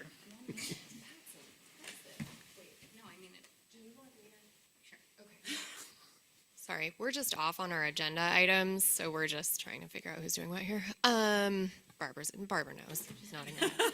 She's happy to be sitting there. Watching us. Okay, so we are at 12:10 and it is time for our lunch break. We have lunch here and we need to be back at 1 o'clock, no later, to start our meeting again. So for those of you online, we will see you all back here in 50 minutes. Thank you.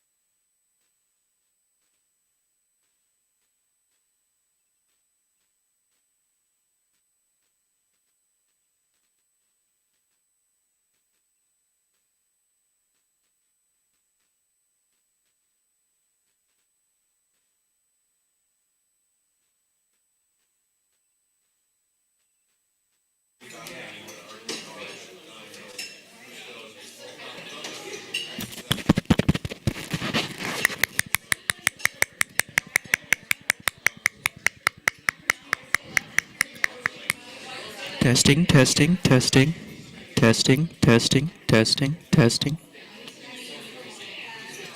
It doesn't need to be very loud in general, so.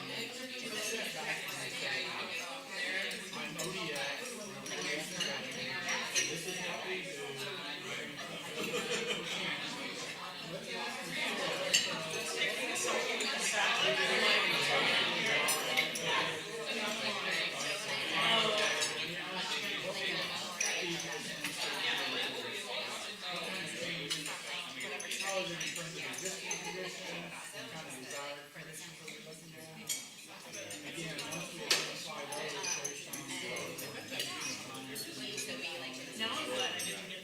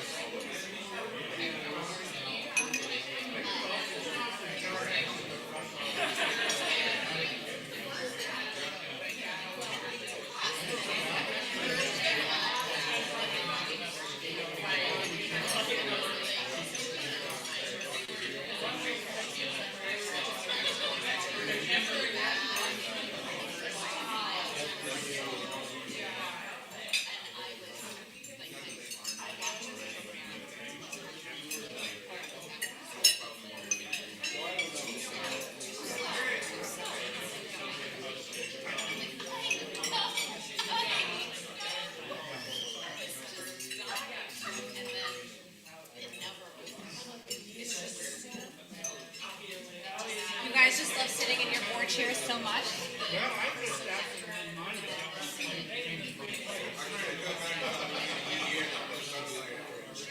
Well, I'm not gonna get it.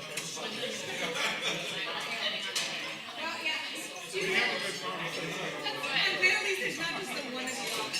That would be so sad.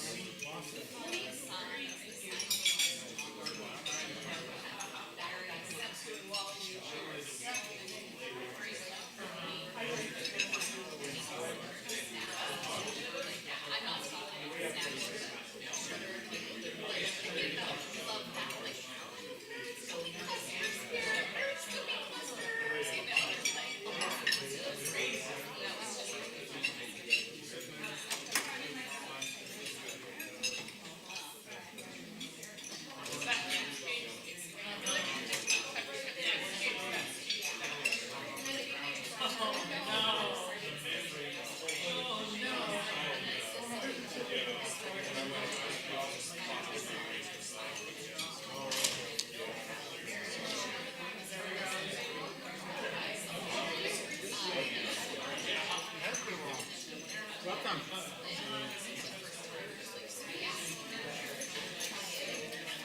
You have family there?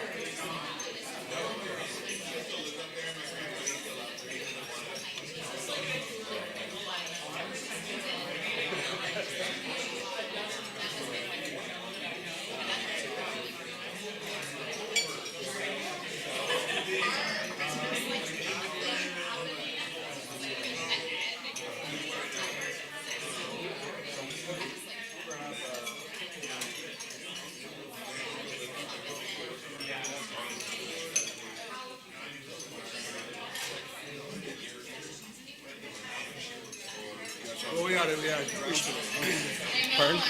Get on the ground today? Yeah, we are. We're out with Kelly and seeing some of the projects that. Concrete? Yeah, it's cool. Is Forest Service there? Okay.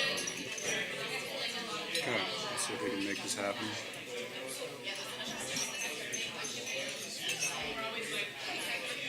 So this is how it works. We sit here then. Yeah. Should pop up. We'll keep time, even though we probably have more slides than we should have. You actually have probably more time than Okay. we kind of were running ahead, so he's some of that. We're hosting a national visit starting tonight. Yeah. Associate Chief of the Forest Service, so we got to get out of here pretty quick. Yeah. But 30 minutes would even be a little more comfortable for us.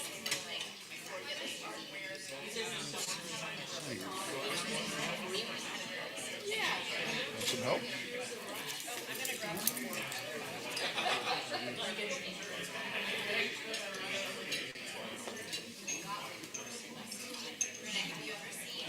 Good to sit.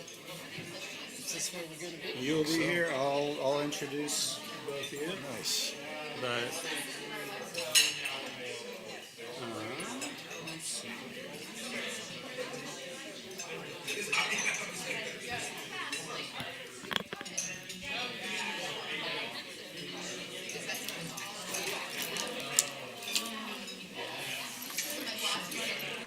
There you go. So we might have a few extra minutes we can relax. I don't know, the timer might be on, but we'll be relaxed. Oh, I don't think there's going to be a time. Okay.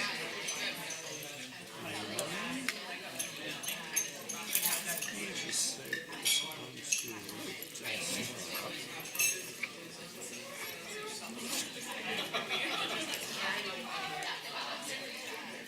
might use this, even though it was sitting here.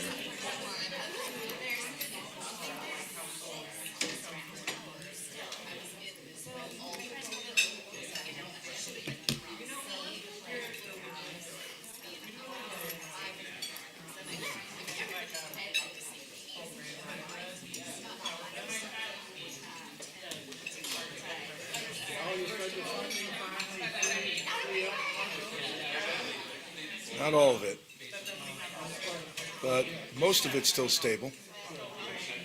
Department of Interior, we lost almost 3 million. But now they're coming back to us with new opportunities, so. Thanks for asking. Just in your neck of the woods a couple weeks ago, John Day, you guys had that snowstorm, little snowstorm starting. Yeah. It's like on a Thursday. Yeah.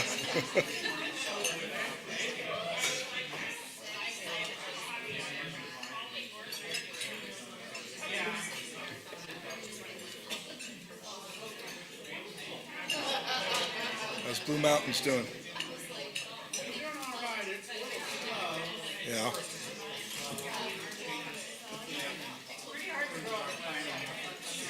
Right.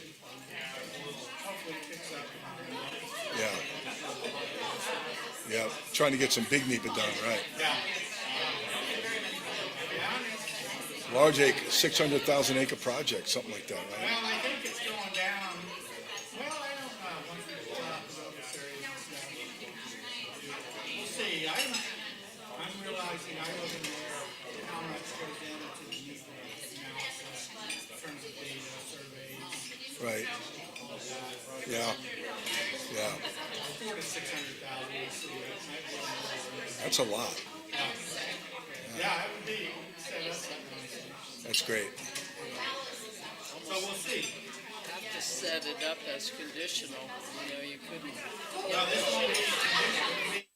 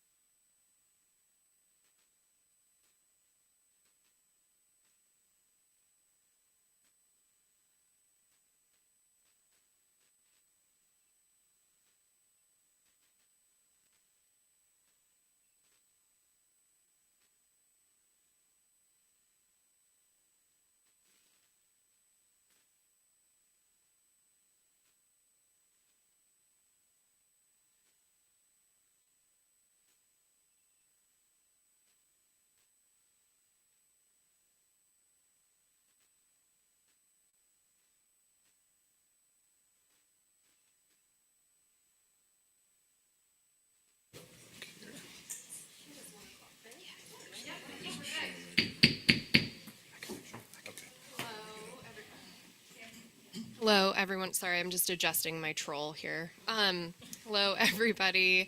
Welcome back from lunch. Looks like we've got our folks back online. Jesse, can you hear me? Yeah, you Okay. sound good. Yes? Yes, you sound good. Uh-oh. Okay. Okay, great. Thank you. Okay. Welcome back, everyone. We are on agenda item B, our FIP Cohort 2 report, and it is Rogue Forest Partners. So I am going to hand it off to Eric Hartstein to introduce the partnership. And I just have to say, I'm really looking forward to that. I'm really looking forward to this. I always love hearing about what Rogue Forest Partners are doing. Marco, Terry, and I have been on the same forest collaborative tour circuit lately as well. So I feel really lucky. I got to spend last Friday with them. Not Marco, but Terry, last Friday. And then I got to see Marco at dinner. So the other day, just randomly. So really excited to hear what you guys have to say and what you're going to tell us today. So thank you for coming up here. Really appreciate it. Great. Thank you, Kelly. For the record, Eric Hartstein, Senior Policy Coordinator. Maybe I'll do a sound check with the folks online, to see if they can hear us okay. Okay, thumbs up. Okay. So since last July, the board has heard from the Focus Investment Partnership Cohort 2 initiatives that were first awarded in 2019. So we're wrapping things up at this meeting, and I'm happy to introduce Marco Bay from the Lomacotsi Restoration Project and Terry Fairbanks from the Southern Oregon Forest Restoration Collaborative to talk about the Rogue Forest Restoration Initiative as a part of that FIP Cohort 2. So with that, I'll say take it away.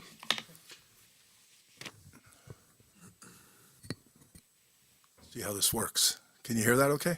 Okay, great. You can hear me. Okay, And excellent. they can hear you online too. I got the thumbs up from Jessica. Excellent. All right. Well, thank you, OWEB Board. Thank you, everyone, for the opportunity. I'm Marco Bay, Executive Director of Lomacotsi, here with my friend and long-term colleague, Terry Fairbanks from the Southern Oregon Forest Restoration Collaborative. Lomacotsi is one of the main implementing entities on the agreement, and SOFRC helps to coordinate our partnership. I think the board's aware of the great work, but we're going to get in a little bit of detail. Federal agencies, state agencies, and 4 nonprofits, so 6 public agencies and 4 non-government organizations. This has been a 6-year OWEB FIP. We're close to completion. We still have about $700,000 out of that nearly $6 million investment for dry forest restoration in one of the most vulnerable, but also one of the most biologically rich landscapes in southwestern Oregon, where we do our work in Jackson and Josephine County. So just looking at the slide before we launch, you know, there's metrics, there's outcomes, there's monitoring data, there's changing conditions that we really are proud of, how we've moved the needle ecologically on the objectives, but it's also a story about people and place. It's a story about crews and implementers and forestry technicians and foresters and ecologists and tribal boots on the ground, crews out of Medford, out of Chiloquin, Oregon. It's a story about resilience. So there's just some photos here of one of the projects we're working on, the Shan Apple project. It's the Upper Briggs project. You can see that photo of some ecological thinning happening. And that photo in the middle, there was a fire near the Illinois Valley and the Applegate Valley Divide. A beautiful place we've been working, and some of the OWEB FIP investment will complete that work coming up. We have sugar pine in that landscape, really diverse mixed conifer forest, and a threat of burning up, but also the impact on that critical ridge that we really care about from a prescribed fire standpoint in the future. So photographs of people doing great work, getting fire on the ground, and we'll talk about how we got here. Terry, you want to share about where we're at with the landscape? Oh, okay, it's got the quantitative risk assessment map. Yeah. So, the Rogue Basin Challenge.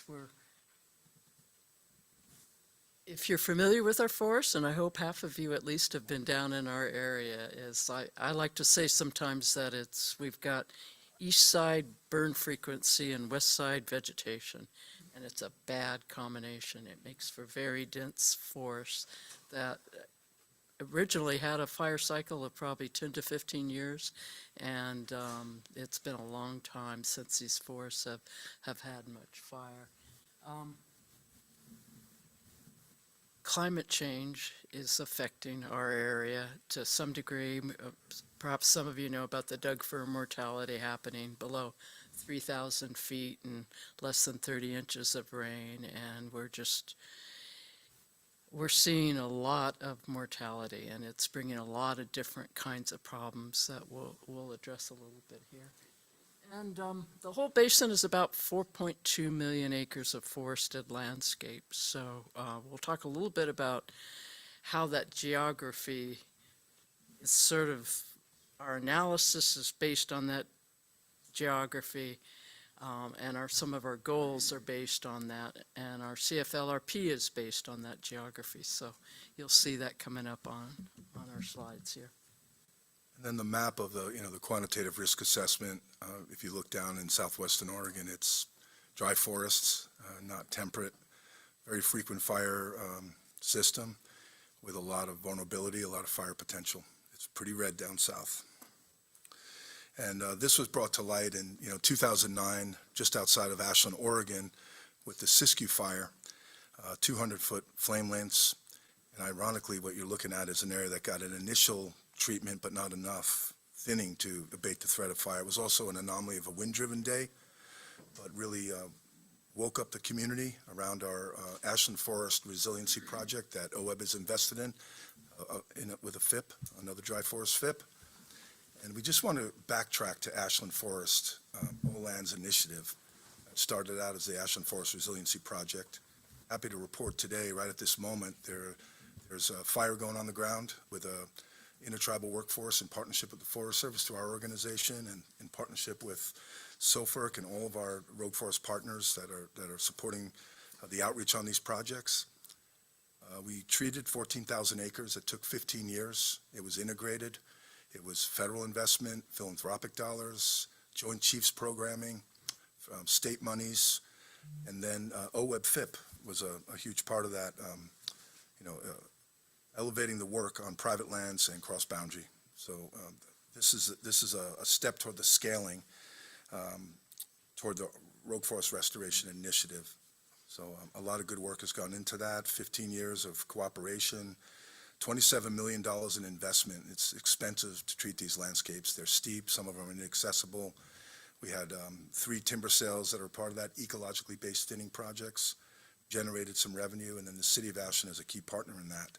So looking at this map, you can see the green and the red and the blue, different ownership, city, private. All that ground has been treated now, so it can receive good beneficial fire. OWEB was a huge part of that investment, $6 million.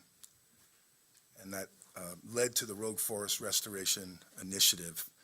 As we had a proof of concept with AFR, we then wanted to expand our partners, and we formed the Rogue Forest partners and applied for RFRI, Rogue Forest Restoration Initiative, and we leveraged a whole bunch of other funds, but here we are to move to that next tier of implementing the same good work across the broader geography. You want to say anything about that? So this is just a little background again to the board. We selected 6 units across Forest Service administered lands, private lands, to implement this work. And the 2 biggest projects are the Upper Applegate Watershed Restoration Project, and now we're working on the Williams Project. We later added the West Bear All Lands Restoration Project. Although money from OWEB didn't go on the ground there, the outreach and engagement was a big part of that, which is critical, especially when you're putting fire on the ground in a wildland urban interface community like Ashland and the Rogue Basin, Jacksonville. So out of those 6 areas, we seeded something very powerful, engaged in different communities, different rural forest-based communities. They're not all the same. There was a visit to Stella just the other day. Yes, Stella was, we had it down as just for engagement purposes. That's this project And- up here near and- Prospect. Pardon me. And the Forest Service has been implementing it, and they've been working through Good Neighbor Authority, and we got a really nice tour the other day, real adaptive management way of looking at it. What's going on? How is it going? How have you changed things as you were going on with this? And it fulfilled one of the deliverables that we said we would do, which was engagement around the Stella project. So it was nice to see that happen. And the history behind going with 6 projects was we had the proof of concept in the AFR, so we wanted to begin to expand. We had this huge geography, so we picked 3 BLM field office areas, 3 Forest Service areas, found projects that made sense in them, kept one where we could show we were capable of doing landscape restoration, which is in the UAW. And then West Bear came along and we were even able to do almost full landscape restoration on that project. And when I say full, I mean, we think we need to do at least 25 to 40% do. We need to restore 25 to 40% of those dry forests to get the full results based on our strategic action plan, Rogue Basin strategy, to get about 70% risk reduction. So that's our goal. More can be done. We'd love to be maintaining it, but we feel like we made a good start with our fry. So here's the partners once again, and then additionally, we have our tribal partners and associate partners. We've recently expanded to include more. So this is in addition to addressing limiting factors, landscape restoration, we're also looking at governance, and I think we have a really good model of collaborative governance that we continue to refine. So other partners are engaged at the table as well as we continue to expand the work. And then we're utilizing stewardship authority, similar to Good Neighbor Authority between states, and not exactly the same, but similar in the framework of co-investment. This is an agreement we have between the Forest Service, Lomacotsi, Southern Oregon Forest Restoration Collaborative, and the Nature Conservancy. It allows us to do restorative work on federal lands, bring co-investment, bring additional non-federal resources, and collaboratively implement the work on the ground. So it's one of the tools we've been utilizing. And here's some of the numbers. I hope you don't go cross-eyed. It's a lot of numbers. So the 6 years of accomplishments, just over 5,300 plus acres of open habitat restored. So taking these highly encroached dense forests and restoring them to more historic open conditions. 6,000 acres plus of underburning, and about 1,300 acres of complex habitat restored. There's a lot of older forests, so a lot of ecologically based radial thinning, variable density thinning, individuals, clumps and openings type treatments, thinking about legacy trees as the ecological anchors, and then a lot of jobs created, 20 FTEs, different contracts through engagement with landowners, with community members, and then some additional benefits. 160 landowners enrolled on this project. Not all that's the OWEB investment, but the OWEB component leverages a lot of additional funds to get this work done. And a lot of monitoring, a lot of ecological monitoring. So here's the summary of the projects. What's happening in the Upper Applegate. We still have a little bit more work to do. We'll show a map of that. West Bear, we've treated about 4,300 acres there. Upper Briggs, so you can see where the OWEB dollars went. 2,648 acres in the Applegate. West Bear, once again, was community engagement support from OWEB. Upper Briggs is gonna scale for another $700,000 going on the ground on that project. And then the Williams project is just launching. We're gonna be working on private lands and some lands on BLM rather, that border private lands. So here's the Upper Applegate. Terry, if you want to share about this one, Dr. Strahan put these slides in for us. So As I mentioned earlier, the Upper Applegate project is where we showing the effect of landscape restoration and what we were able to do. And we've treated about 2,648 acres. BLM and Forest Service are also treating acres as well. Legacy trees, 27,000, 242% increase in canopy base height, and 61% reduction in tree densities. So that canopy base height is pretty important. You know, I live about 6 miles from there, and I could hear the helicopters over there working, and we've had 2 fires, both on my birthday, 2 years in a row.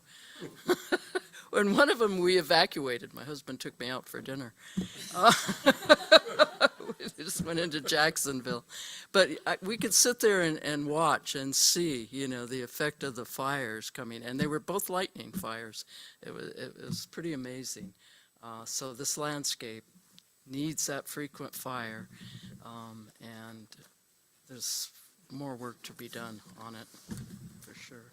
You see that before and after slide, you could see the basal sprouting near the madrone, and probably after photo taken a couple years later, it's just the need for the maintenance is ongoing. And then a little bit about the historic range of variability and around the relative density index. The Rogue Basin strategy, which is kind of the strategic action plan blueprint for a lot of the work, we show that we've moved the needle. We haven't gotten toward that climate adaptive target, but we've definitely moved the needle from our treatments through some of this monitoring. And we have within that strategic document, we have prescriptions for the various different values that we're restoring for. Lately, we've been looking at needing to reduce the amount of basal area we retain because of looking at climate adapted species more closely and what their density ought to be. So that's reflected here. Here's a map of the Upper Applegate, and that shows all the units treated. There's a little bit of burning to do and maintenance work, but you know, we're making a signature on the landscape with these funds, leaving some large old trees, different variation of species, different clumps and openings, but reducing the threat of fire spread. And that bottom half was Forest Service, and the upper half is BLM. We have both everywhere. So a little bit more of the stats on how we've moved the needle, repeated again, but just to summarize it, for the West Bear All Lands Restoration Project that OWEB invested in, you can see the stands. This is really detailed type of thinning that has to happen. It's dangerous. The crews that go in there, we're trying to move the needle on 100 to 150 years of fire exclusion. So a lot of labor-intensive work, a lot of material having to be piled by hand, and then a lot of engagement with the landowners in the community to show these projects. This is that part of OWEB's investment for West Bear, is supporting that landowner outreach and that community engagement. You want to share anything on that? They're just, West Bear's just outside of Phoenix and Talent. It's connected to the Ashland Forest, and the communities became much more interested after the Alameda fire about work being done in that area, and they've been pretty supportive of it. So here's a map of West Bear, a lot of that 27,000 acres. So I know we're just rolling out numbers and we're looking at maps, but this is a lot of people time. This is monitoring, folks going on the ground, pre and post treatment, inventory.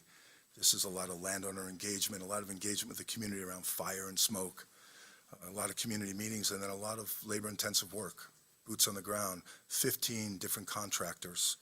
Our organization's in-house workforce of about 4 crews, our burn teams, collaboration with our federal partners, collaboration with Oregon Department of Forestry, getting good days to burn, which is kind of challenging in the Rogue Valley with smoke.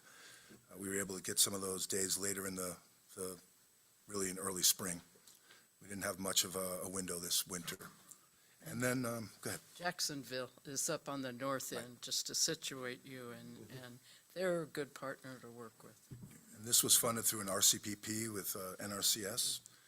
And additionally, $2 million of co-investment from U.S. Fish and Wildlife Service Partners for Fish and Wildlife Program through Office of Wildland Fire, now the Wildland Fire Service. We just had a great visit back to D.C. to meet with the Wildland Fire Service, and this is one of the projects that they're really proud of, adding additional money that goes to the refuge system, to the Partners Program through Office of Wildland Fire, now Wildland Fire Service, to get the prescribed burning part done. Hundreds of acres of burning and thousands of acres of hand piles. And these are some of the people doing the work today. This is also supported by the Bureau of Indian Affairs, although we don't mention this in our reports. This is secondary benefits to the RFRI project and also the UROI, the Klamasisku Oak Network that OWEB is supporting. Intertribal crews out of 7 different tribal nations, part of a program that we're in partnership with those tribes through MOUs. And these are crews that are putting fire on the ground today, getting their burn quals, and then being able to go back to their homelands and also do this good work in Burns, Oregon, Burns Paiute tribe, over the hill into the Pitt River Nation and Northern Paiute Gadutiki Band.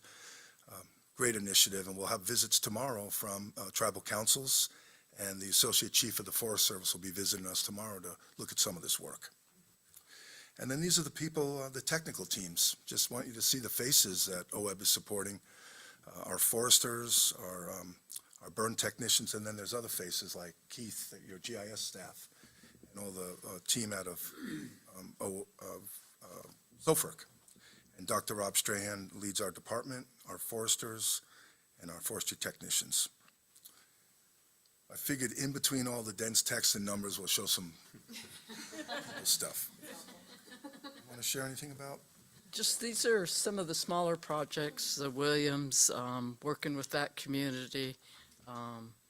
They're at a pretty high risk. There's not a lot of ways in and out of that area, and it's pretty heavily grown. The Upper Briggs is out in the Illinois Valley, and right now there's a project just south of the Cave Monument that through GNA Forest Service is working on it, and they're working with us to be partners in that area. So we already have connections with some of the groups out there because of the Upper Briggs work that we've done, and we're just kind of expanding some of that community investment and working with the tribes there as well. So I know biodiversity conservation is the focus, but the secondary benefit is communities are getting protected from reduced density and fuels. More lessons learned. Yeah. So AFR was concentrated in one Ashland watershed, and part of their success, I think, is because they could really focus on it. One of the things that happened to us with this 6 projects was we had one area we wanted to focus on, but we wanted to work in these other areas. So I think one of the lessons learned from this project is it's good to focus. And so I'm glad we did what we did when we went with that project, because we made a lot of connections and will continue to work through other projects. The other thing is OWEB's ability to be a catalyst because of the way it's structured and the way it's funded. We can do the engagement, we can do the monitoring, we can bring in other partners, and we can show the result of our work and be adaptive and stuff. So we really think OWEB as a catalyst for greater investments. We've been able to show that. And that infrastructure is kind of cumulative. It doesn't go away. We're adding associate partners to the RFP. We've reached out and we've got 7 new partners that want to work with us in some capacity or another in various ways. They attend our committees, involved in our projects, and we get involved in some of their projects. So that has happened because of RFP and your investment in it. And then adaptive management, one of the funnest thing I participated on. Who'd think adaptive management would be fun? But it was. We worked with Ann Moot, and we took field trips as where we wanted to really concentrate doing better at adaptive management.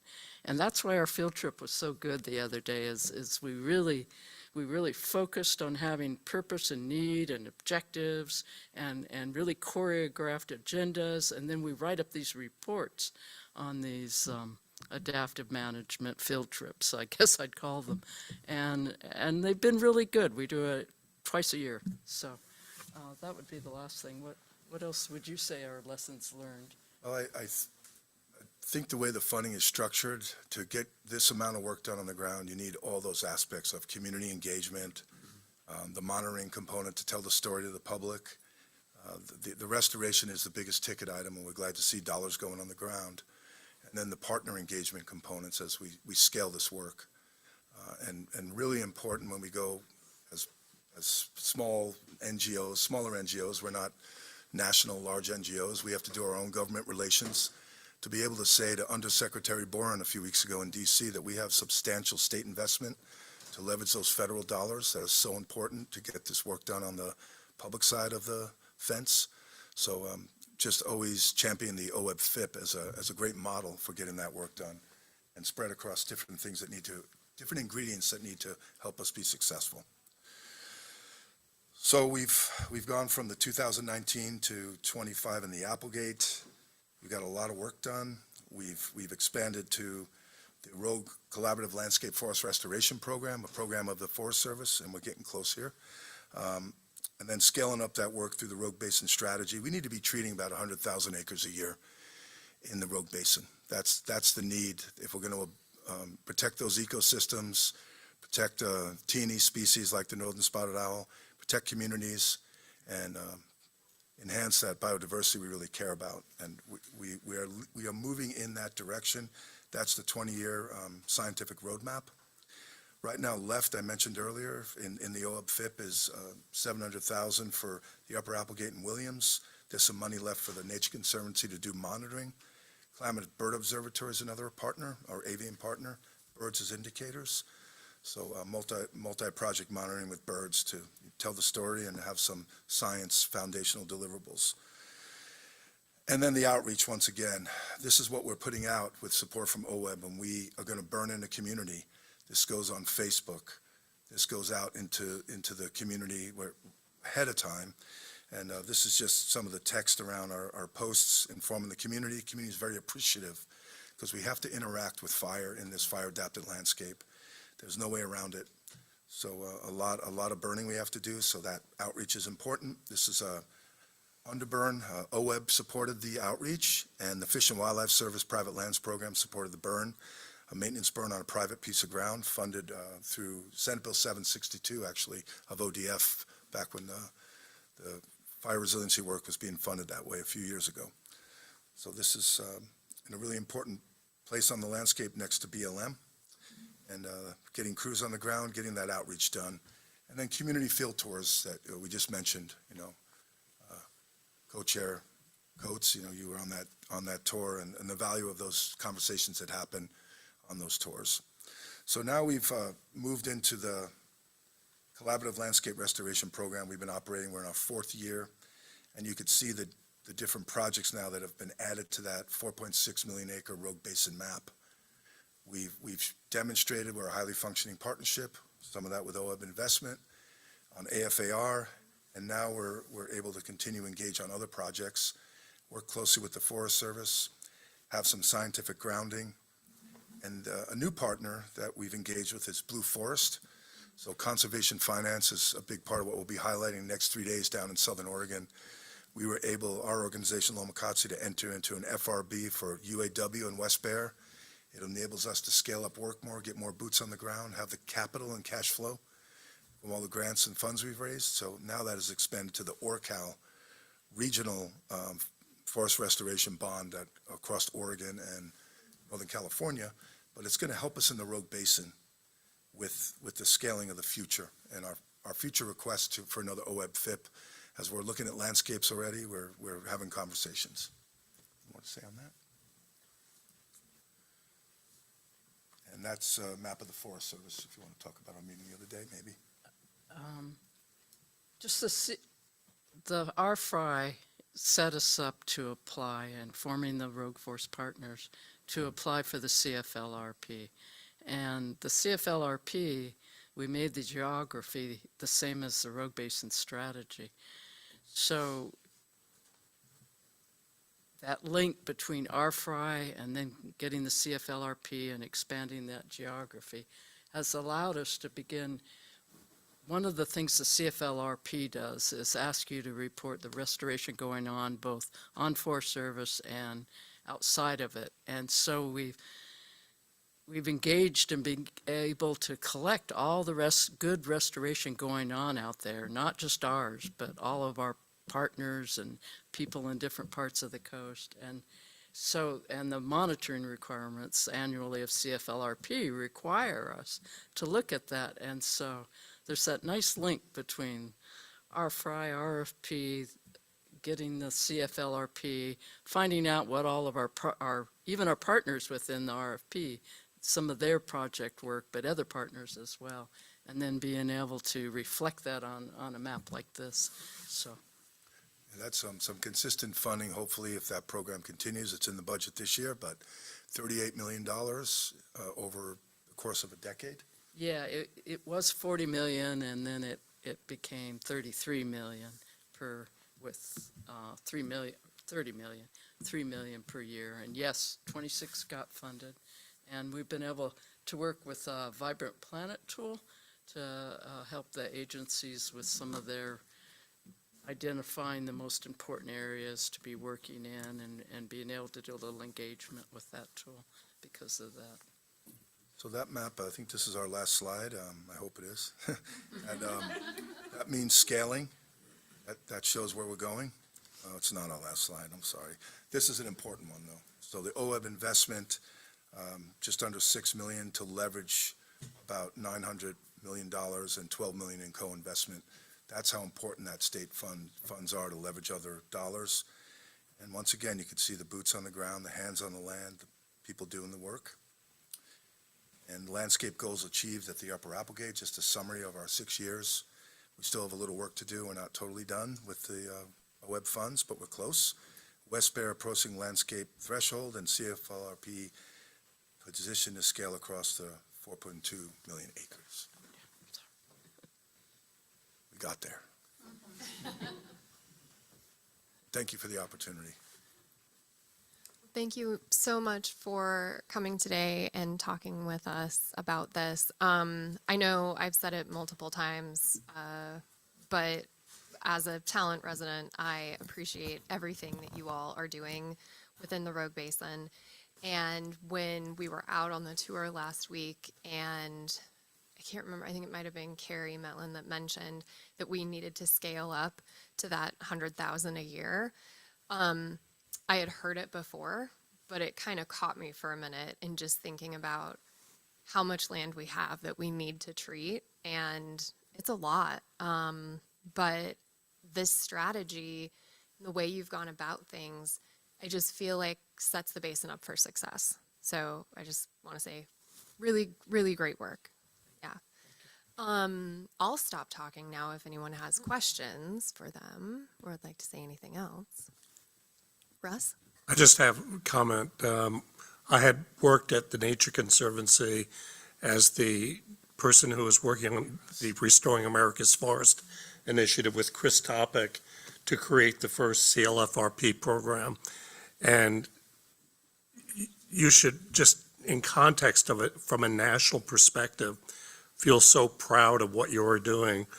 We were fighting with the Forest Service to think about going from 1,000 acres of treatment to 10,000, and to now be talking about 100,000 a year in just one region.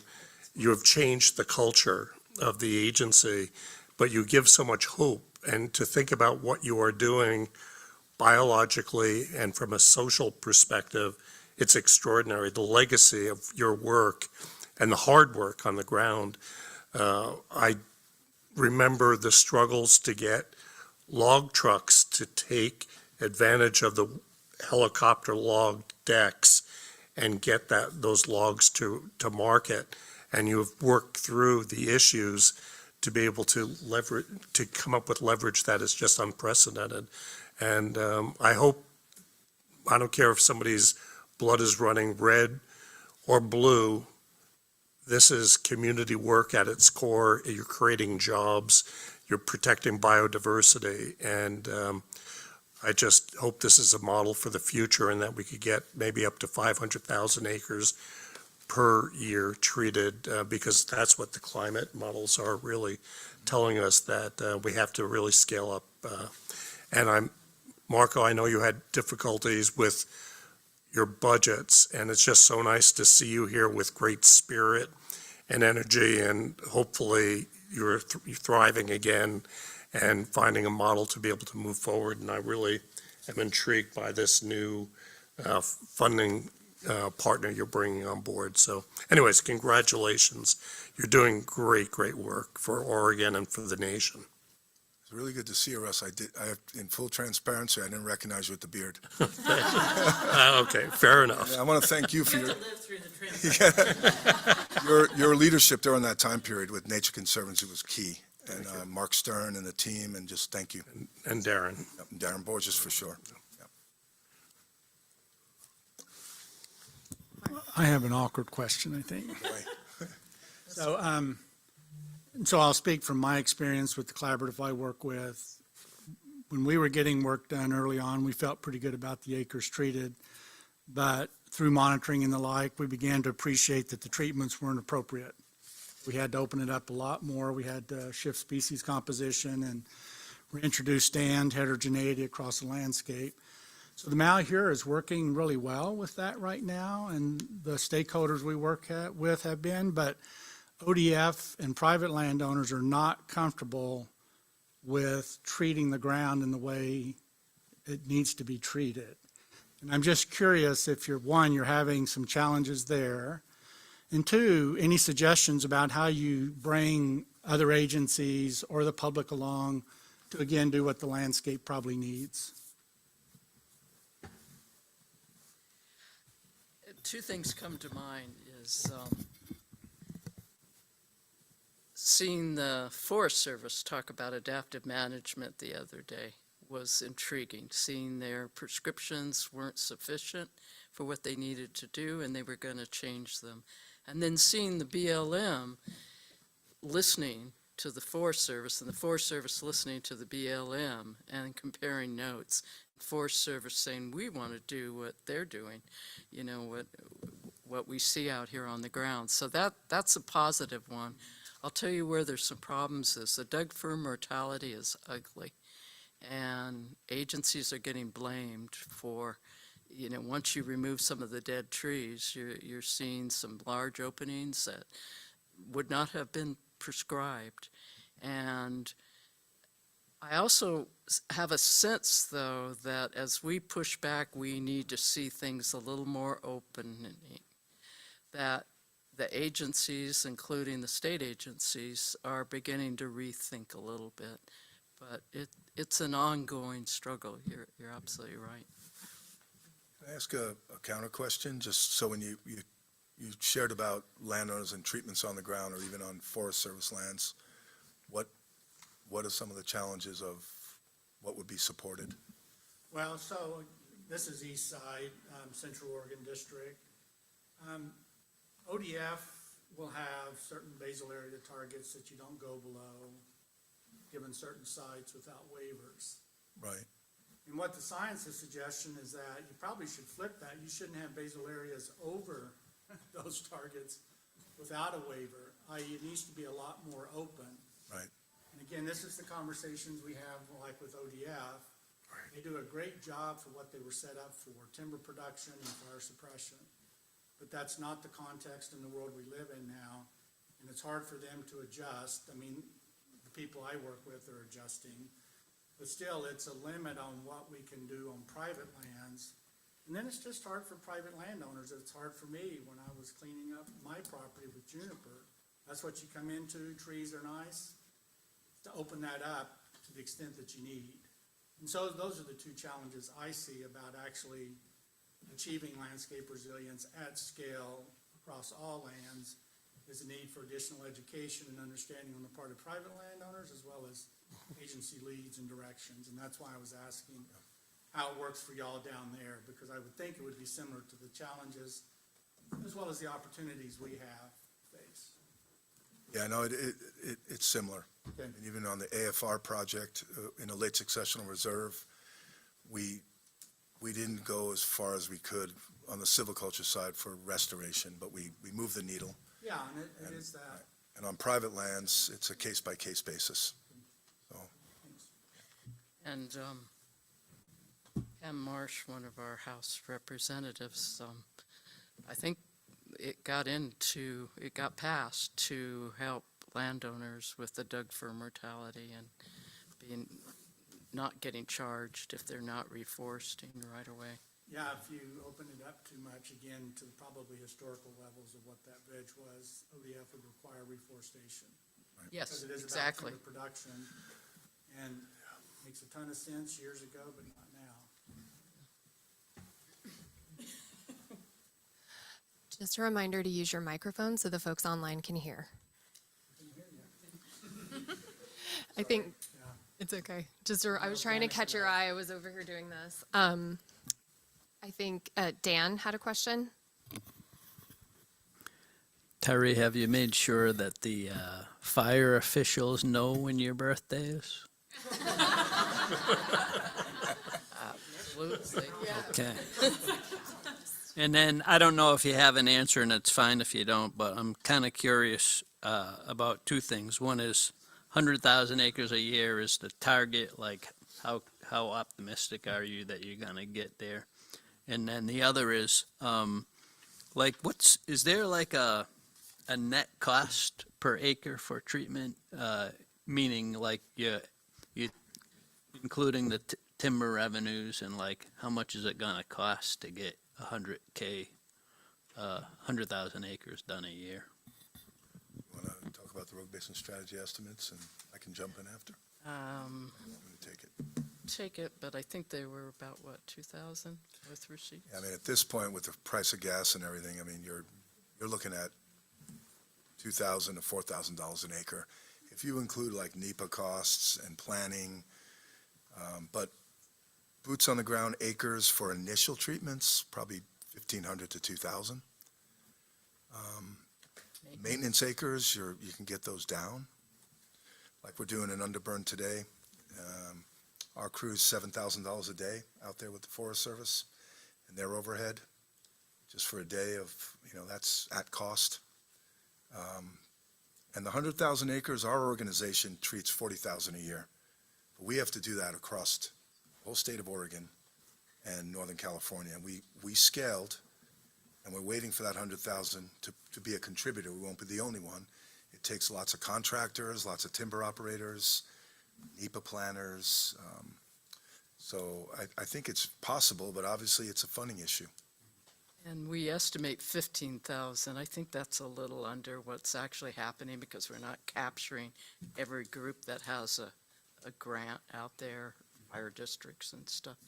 But if, let's say it were 18,000 per year, yeah, that's going to take a different infrastructure, a different way. And I keep thinking about the percentage of maintenance to new, if in some way that could help with the scaling up in a particular way, requiring a certain amount of maintenance. Yeah, it's complicated, but You're not going to be able to burn 100,000 acres a year with smoke issues, but there's other techniques, mastication, and if it's done ecologically sound with some oversight. And that's the other part of it is we can go in and just clear brush and treat fuels, but we've set up a model where we want that ecological end result to be good. So that's where the quality assurance is there. We have inspectors on the ground looking at prescriptions with contractors, and in places that are less sensitive, you could be more aggressive. But it's very possible, that 100,000. And there's a need for best management practices across all the practitioners. And I don't know quite how to go about that. I think ODF has got some rules and regulations. I've talked to arborists. They have rules and regulations. I'm very comfortable with what Lomacotsi does in terms of best management practices, but it would take a few really bad actors to really do the work in a way that they're not even thinking about the habitat, the seasonality of when their treatments occur. And I worry that we're not going to be doing that in the best possible way. Okay, we have time for one more question. Woody? I had two.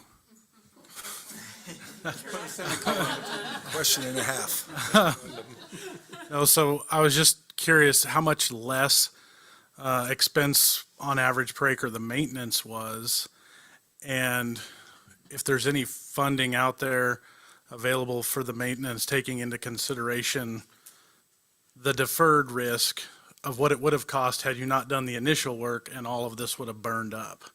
If there's any agencies or money pools out there looking at the sort of ounce of prevention, pound of cure type thing with the maintenance money, so that you don't fail to get money and then years down the road end up right where you would have been. Well, 10 years ago, the maintenance costs were between $200 to $400 an acre. Probably a little bit higher considering fuel prices and mobilization. But today on the Ashland Forest All Lands Restoration Project, we're doing a maintenance burn. And we're able to burn 40 acres in a day. Just the other day on the Fremont Wainema, which different landscape, similar mark to the east, we were able to do a maintenance burn across 1,500 acres. So those costs are probably around the $500 range when you think about mobilization. And then the funding sources, it's just continuing to go after the different buckets of money and programs to keep the maintenance up, like maintaining a road infrastructure or a vehicle. These ecosystems need fire, they need maintenance, whether it's prescribed burning or manual maintenance. We were able to get some of that funding through the Fish and Wildlife Service to do maintenance on projects we implemented in 2010. That's the Office of Wildland Fire funding. And they were comfortable with supporting maintenance, so lower cost per acre. And then landowners can pitch in as well, and that's a big part of it. And then forming prescribed burn associations, having the community take on some of that responsibility of carefully applying fire, the prescribed burn manager program. So putting some of that responsibility in the hands of the landowners, like we see those models in the Midwest, and we know it's a little more complicated in our WUI dry forest systems, but we know maintenance is going to be a part of the equation, and we're looking at some innovative bond measure. Municipal bond Mechanisms to think about that. For communities. Bake sales, whatever it takes, car washes. And I work on the Wildland Programs Advisory Council for the state, and we did make a recommendation that a certain percentage of maintenance be included in any grant program, that they have to award a certain amount of maintenance. So that might help. Well, thank you both so much for coming up here and presenting. Great work as always. Thank you for the invitation. Appreciate the opportunity. Thank you, Eric. Thank you.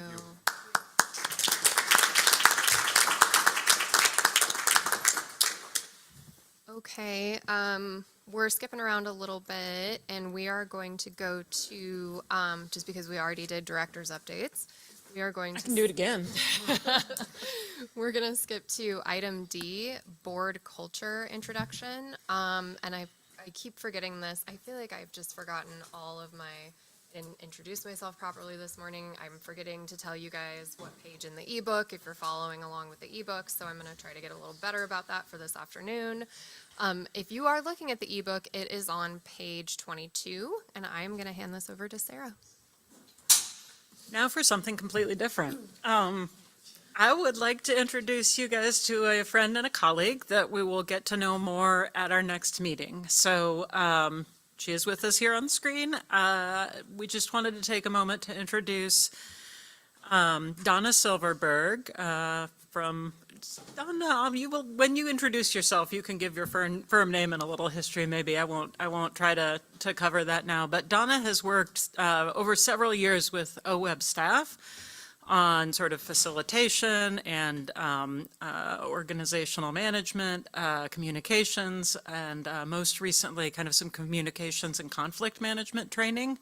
And she's also been working with a number of other state boards and commissions over the last year or two. So some of you may have met her through your home commissions if you sit on more than one. And so we wanted to take advantage of the opportunity while Donna's kind of back in the state realm and working with some of our partner agencies to bring her here to do a little bit of work with the board. And I think when I first came to OWEB, I was just really blown away by how collaborative and positive and engaged and like substantive in its contributions this board is. And I remember that back to the early days I was working with OWEB right after and around Measure 76 was also true, more in kind of the formative years of our grant making practices. And so we're a large board, we're a unique board, we're a collaborative board. You know. I think the OWEB board really shows what you guys know I used to be a board kind of facilitator, public facilitator, and I've always thought that the best boards and commissions, including in the nonprofit and the public world, are the ones where each member brings their diverse strengths and contributions and experience and connections. Everybody's centered on the mission, and everybody brings something different. And so I think all the conversations we've had from the field trip, even just up to this last conversation, really show that, how we've got like, you know, the working lands experience, the forest resiliency, the water quantity, the water quality, grant making practices, connections with other boards and commissions, the Lamprey people. And everybody really brings their own lens to this work. And also, that's a huge opportunity and a strength of the board and the agency. And it probably behooves us every once in a while to kind of step up to the balcony on our own view of that and make sure that we're sort of recording the way that we work together and we're refreshing it and we're looking at it and thinking, okay, as a board, how do we want to work together? What are our norms and our habits when we're in conflict or when we're in agreement or we're not sure what's ahead of us strategically? How do we want to work together? And so we're also at a moment where we have a lot of new members, including potentially new members joining us at our next meeting. And then I hope we'll stay stable for a while. So it seemed like the right moment to be having these conversations with some external facilitation and strategic support. So that is what we're hoping and planning to bring Donna in for like a mini retreat with the board as part of our July meeting. And to talk through some of that stuff. And I promise, and Donna promises, that we won't develop like a 30-page rules of the road, best practices document, but just to have a really concise description of the ways that we work together as a board and a leadership team and the ways we want to work together in the future and kind of what's working and not working for us and how we want to continue to evolve that work together. So that's what I'm hoping for, and we didn't want you to just meet Donna cold in July and bare all your secrets and souls to her. And so we thought you could meet her on Zoom first and then bare your secrets and your souls to her. So Donna, if you could even just like 3 to 5 minutes tell us about your work, the background, some of the work you've been doing with other agencies, and just have folks get this chance to get to know you before they see you in the Dalles. That's what we're hoping for. Thanks for joining us today. Yeah, my pleasure. Thank you, Sarah. Thank you to the chairs, Coates and McCleary. It's a pleasure to be with you all today. I'm really looking forward to seeing you, meeting you in July. My name is Donna Silverberg. I've been working as a mediator and facilitator of natural resource issues for the last 30 plus years in Oregon. I have a long love affair with OWEB. Back in the day, well, I used to work for the State's Dispute Resolution Commission back when we had one. My job was to work with all the natural resource agencies. I moved on over to Governor Kit Sabra's office in his natural resource office in his first term. And sitting next to me was the head of GWEB. So we started talking early on about what were the possibilities with watersheds in the state. At the time, I don't know if it's still there, but there was a model chapter on collaboration. And that was something that I actually wrote for the group way back when. And so started facilitating some of the watershed boards, working with staff at GWEB and then OWEB, and have had the great pleasure to do that for ever since, every couple of years ever since. So it's wonderful to see Jesse there, who was part of the facilitation training and then hands-on work when we did work during COVID on the climate work that you all focused on back then. But the board retreats are the things I've been really enjoying for the last number of years, working with a lot of different agencies and their boards and commissions. And mostly, in terms of what am I taking away as the purpose for our time together is really to provide you all an opportunity, not looking at substance, but to think about process. To do some team building with each other. As Sarah just said, my understanding is you've got new people now and new people will be coming in July. So really, in order to be as effective as a board with the different things you all are doing, to understand, who do you turn to when you have questions about something that isn't your substantive expertise? Who can they turn to? When should they turn to you for your substantive expertise? And really build the kind of rapport that's necessary to do the sorts of things that we just heard in that last presentation. Collaboration doesn't happen without relationships where people feel like they can trust each other and ask each other questions in a way that works for them. So one of the things I've been doing with other boards is really helping people to explore individually and collectively what are the things that you need, what are the attributes that you need to be present when you're doing really good work. So my hope is to have an engaging conversation with all of you, to do some interaction stuff. No, I'm not putting you on tree lines. No, you're not going to be falling into each other's arms. But you will be doing some things that will be up and about and talking to each other, dyads, triads, small groups, and then large group. My hope is that at the end of the day, and this may be early for me to say this, but my hope is that you'll come away with a really clear set of maybe even agreements about how you all are going to do your work together in the future. Taking the time to pause and think about those sorts of things can really help you tackle when things get difficult later. My hope is that you're going to be energized by our time together, and you'll continue to do the great work that OWEB has been doing.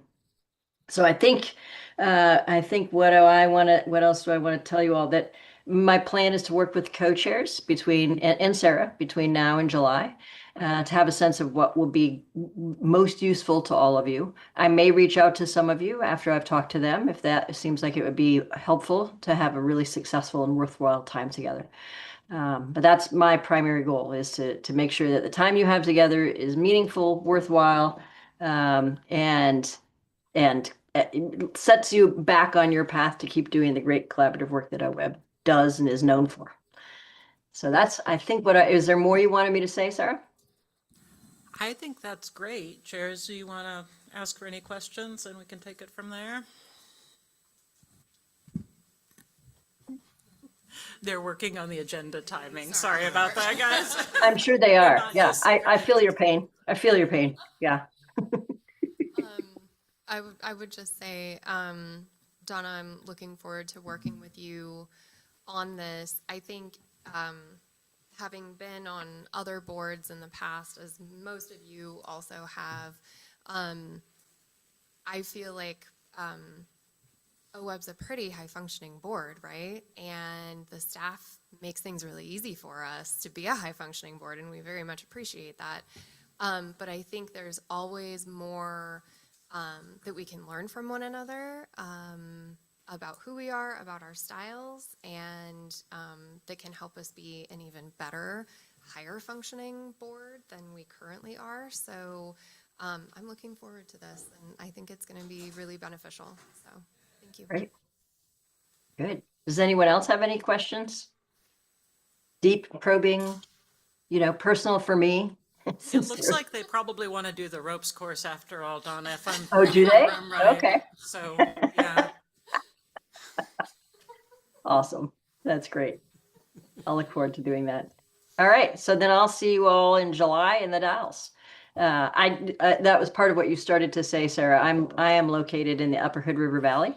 So I really appreciate that you were able to get this scheduled somewhere nearby for me for a change. Having just driven down to Coos Bay with the director of the Department of State Lands, happy to be just going over to the Dalles. So. Not that there was anything wrong with Coos Bay. It was lovely, lovely. It just was a long day. Okay. Good? Yes, thank you so much, Donna. We will see you in July. Thank you. Yes, and I'll be in touch with you and Co-Chair McCleary sooner than later. Thank you. Good. Thank you.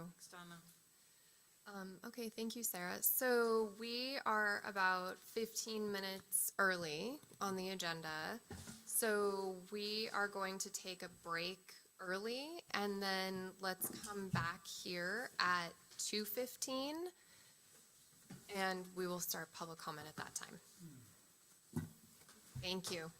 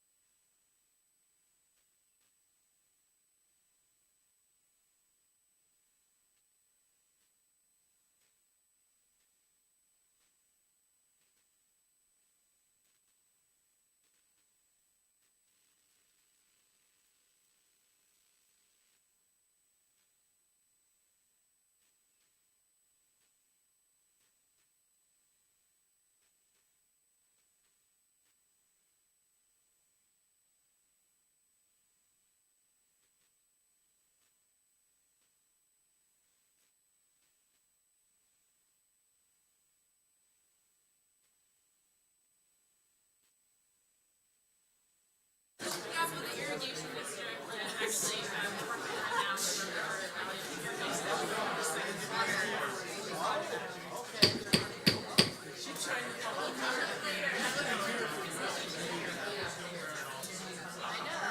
those of you that didn't hear the gavel, we are going to get started. Come on, that wasn't 15 minutes. Yeah, What the hell?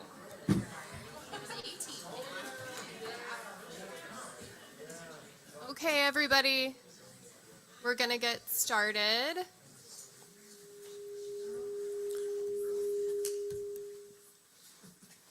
Singing microphones.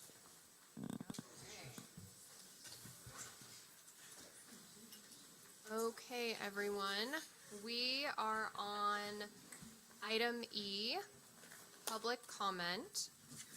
So for this item, I want to acknowledge all of the written comments that we received. We received quite a few written comments for this board meeting. We've got 77 pages actually of written comments. So I want to thank all of the folks that submitted those comments for taking the time to write in and put your comments on the record. We appreciate that. I'm going to remind our board members that we may ask clarifying questions only. And for the folks that are giving public comment today, we also have quite a few folks giving public comment too, which is great. I would love it if we could hold it to the 3-minute time limit, because we do have so many folks commenting that I want to ensure that everyone has the chance to get up here. So we will be trying to adhere to that as closely as possible, please. I am going to call the name of the person, and we're gonna, just for fun, we're gonna go back and forth between online and in-person comments, just to mix it up a little bit, right? Keep you guys on your toes. But I will say who is up, and then I will say who's in the on-deck circle as well, so you can get your practice swings in ahead of time. Sorry, I'm in mid-softball season, and it's a very real thing. So starting public comments today, we will have Dr. Leslie King will start out, and then we will have Whitney Roner on deck. Are we ready, Nicole? Okay. Go ahead, Dr. King. Thank you. Can you hear me okay? Yes, we can. Great. Thank you for having me. Co-chairs Coates and McCleary, board members, and Director Sarah O'Brien, Dr. Leslie King, Director for the Sandy River Watershed Council. I was able to hear a little bit this morning on the YouTube stream where Director O'Brien did address the issue that I'm here to comment about, which is where I was challenged about the 18 species in Portland city limits. I want to state for the record, Dr. Swarchis, I'm not sure if I'm saying her name right, but she did reach out to me and apologized. She called and wrote and emailed and planned on giving testimony today to straighten it out for the record. I've heard now that she's gone for early retirement, so wishing her well. But I just would like to state what I found so horrifying about that, and I did express this to Michelle when we chatted, is that an error, like a kerfuffle, which is one of Michelle's favorite words, I'm sorry, Nicole's favorite words that I've learned, over known facts, derailed a vibrant conversation about urban watersheds. And of all the things that I've heard you guys talk about, like how wonderful your board is, and it is wonderful, and how you're hoping to improve and do great things with Donna, who is wonderful also, there seems to be a glaring omission or a glaring lack of understanding of the urban watershed issues. And specifically, a place like Portland, which is the only part of this state where you can simultaneously impact millions of fish and millions of humans at the same time. That was the point I was trying to raise, and that kind of got lost in all of that. So I would really just implore that we start to expand, if you will, our value system in terms of what we rate highly, that it's so much more than river miles. It's about vulnerable communities. It's about climate change. It's about so many of the things that you already talked about, and not get lost in the fog and I guess make erroneous claims. I do understand, Doctor explained, that there was the database issues and how our world is so very siloed. But also it should occur to you, if you're at a river anywhere in the Pac Northwest, there might be salmon about. So that just, I think, speaks to some of the blind spots, to some of the issues that we face that I would like to overcome in my role as director of Sandy River Watershed Council. Thank you for the opportunity to submit both my written and verbal testimony today. Happy to take any questions, including talking about what I call the free range Pacific lamprey that we have on the Sandy, because they're not trapped by the dams where I live. So again, thank you. And I look forward to meeting some of you in person, maybe for an urban retreat. Happy to have you here in Portland. Looking forward to it. Thank you. Thank you so much, Dr. King. Appreciate that. Looking forward to learning more about free range lamprey. You guys know me, anything lamprey. Okay, up next is Whitney Roner, and then on deck will be David Briggs. Whitney, are you? Hello, can everybody hear me okay? Yes, we can. Okay. Okay, well, hello, board members and staff. I'm Whitney Roner. I'm the president of the Oregon Association of Conservation Districts, as well as the district manager for the 4 soil and water conservation districts over here in Baker County. I wanted to comment to you today to express thanks for the continued support for the work that the SWCDs across Oregon do in implementing conservation and providing technical assistance to landowners. With all the financial and environmental challenges facing farmers, ranchers, and other landowners and entities, it's imperative that we maintain these relationships with private landowners and entities to ensure continued natural resource conservation and restoration in our great state. We, as you know, are currently at a critical juncture with the interpretation of the Constitution and OWEB rules regarding capacity funding. Not being able to have funding to ensure that the basic administrative and legal functions of our SWCDs and watershed councils are being met to keep the doors open to provide these critical services could mean conservation and restoration not being implemented, some councils and districts having to close our doors, and landowners losing access to essential knowledge and assistance for conservation. I appreciate the opportunity to comment on these issues during the OWEB listening sessions and hope that moving forward, everyone remains dedicated to putting our heads together to find a path that meets the constitutional intent and maintains the necessary funding needed for our organizations to be able to operate so that we can continue to implement projects on the ground. And that is all I have today.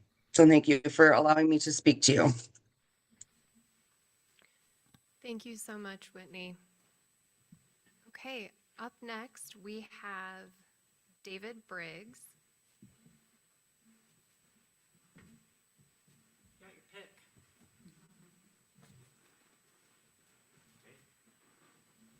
Hi, I'm David Briggs. I want to thank the co-chairs for allowing the opportunity to testify today, and the director. We can't hear online. There's no sound for that public commenter. Oh, thanks, Jesse. Try it again. Hi, I'm David Briggs. I'm the chair of the. Still no. Do you want to try one of the other mics? Yeah, try a different mic. That one's on. Okay. Can you hear me now? A little Hi, I'm better. David Briggs, Chair of the Douglas Soil and Water Conservation District. I'd like to take this opportunity to thank the co-chairs for allowing me the opportunity to testify today.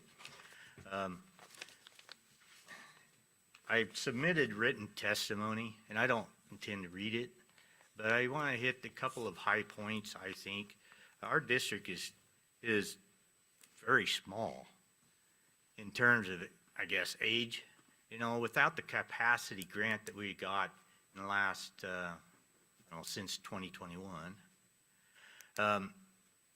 we probably wouldn't be around. We finally have a functioning soil and water district board in our county. Well, Douglas Soil and Water. Anyway, we've had an awful lot of help from the Oregon Department of Agriculture, and we've made some really significant strides in what we've been able to accomplish since 2021. Our board is completely new. We've taken care of a SIA for Oregon Department of Ag, and we've done a very good job with that. They've told us, hey, you guys have done more with the amount of people you have and the time, and very professional in how it has been completed. Anyway, we kind of feel like we're kind of fledglings. We're learning as we go, but we've got a really great group of people to work with, and our staff is phenomenal. They get a lot done, but without the capacity grant, we have a hard time. We're going to have a hard time maintaining the operations that we have, and we really do a great job. The staff, or the interaction with our landowners and our partners is, you know, they're really rooting for us, but we need some ability to operate through the capacity grant. So with that, I just want to appreciate your time. Thank you for meeting so close to my commute was only 2 minutes. But thank you. Thank you so much. Okay. We are going to go online now, and if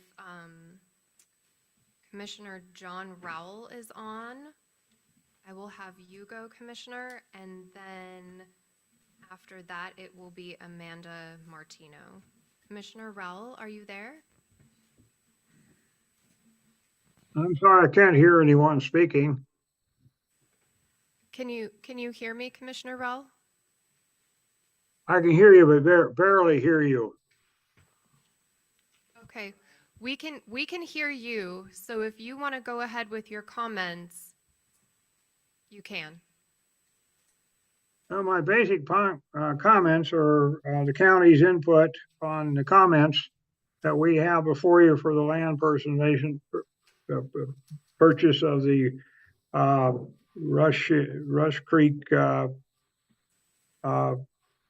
purchase. And the SAC is taking private property out of the system is not what we like to have happen in our county. And we want to preserve what properties we have. We already have over 60% of our lands already purchased by the government and under the government's control.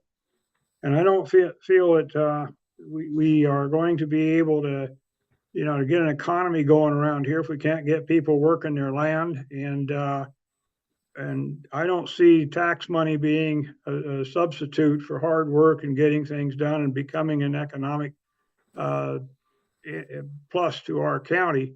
And what I want to know also is the Conservancy, Blue Mountain Conservancies, what are they going to do? Where's the money going to come to do anything on that property? Again, it's going to come from taxpayers. So that to me is a big problem. And the money that's going to be used to purchase it's going to be tax money as well, which the county itself has opportunities to do things here with that money right now, which we need. So I just feel that this is a very poor purchase and has little anything for the county's citizens. So that's how I feel about it. Do you have any questions? Any questions? Okay. Thank you, Commissioner Rowell, for your comments. I still can't hear you. Very difficult to hear. Thank you so much, Commissioner Rowell, for your comments. Okay, no questions? No questions. Okay, well, I look forward to the property not being purchased. Thank you. Thank you. Okay, up next is Amanda Martino. Hi, can you hear me? Yes, we can hear you. Can you hear me? Yes, I can hear you. Good afternoon, co-chairs and members of the OWEB board. My name is Amanda Martino, and I'm the executive director at Blue Mountain Land Trust. Thank you for the opportunity to speak today, and thank you for your thoughtful consideration of BMLT's Rush Creek Ranch land acquisition. First and foremost, we want to express our sincere gratitude to OWEB staff for recommending this project for funding. We deeply appreciate the time, expertise, and care that goes into evaluating projects of this scale and significance. Rush Creek Ranch represents an extraordinary conservation opportunity in the lower Middle Fork John Day Basin, which is one of Oregon's most important salmon-bearing watersheds. This property includes more than 1,600 acres of OWEB priority ecological systems and a habitat that supports 5 OWEB strategy species and 21 Oregon conservation strategy species. This is a landscape that has already benefited from decades of thoughtful stewardship by its current landowner, who has intentionally managed and restored this property for the health of the land. That long-term commitment to stewardship is evident in the condition of the property today. In fact, in November 2025, after this application was submitted, Rush Creek Ranch was recognized as the 2026 Oregon Tree Farm of the Year, an honor that reflects its high quality and its implementation of some of the highest standards of sustainable forest management in our state. We believe that says a great deal about the care that has gone into this land by meeting international standards for sustainable forest management and the promise it holds for the future. Blue Mountain Land Trust is honored to have the opportunity to carry that stewardship forward. Our intention is to continue and build upon the excellent management already in place, maintaining responsible forestry practices, using grazing as a management tool where appropriate, and scaling up restoration efforts that benefit streams, forests, and upland habitat.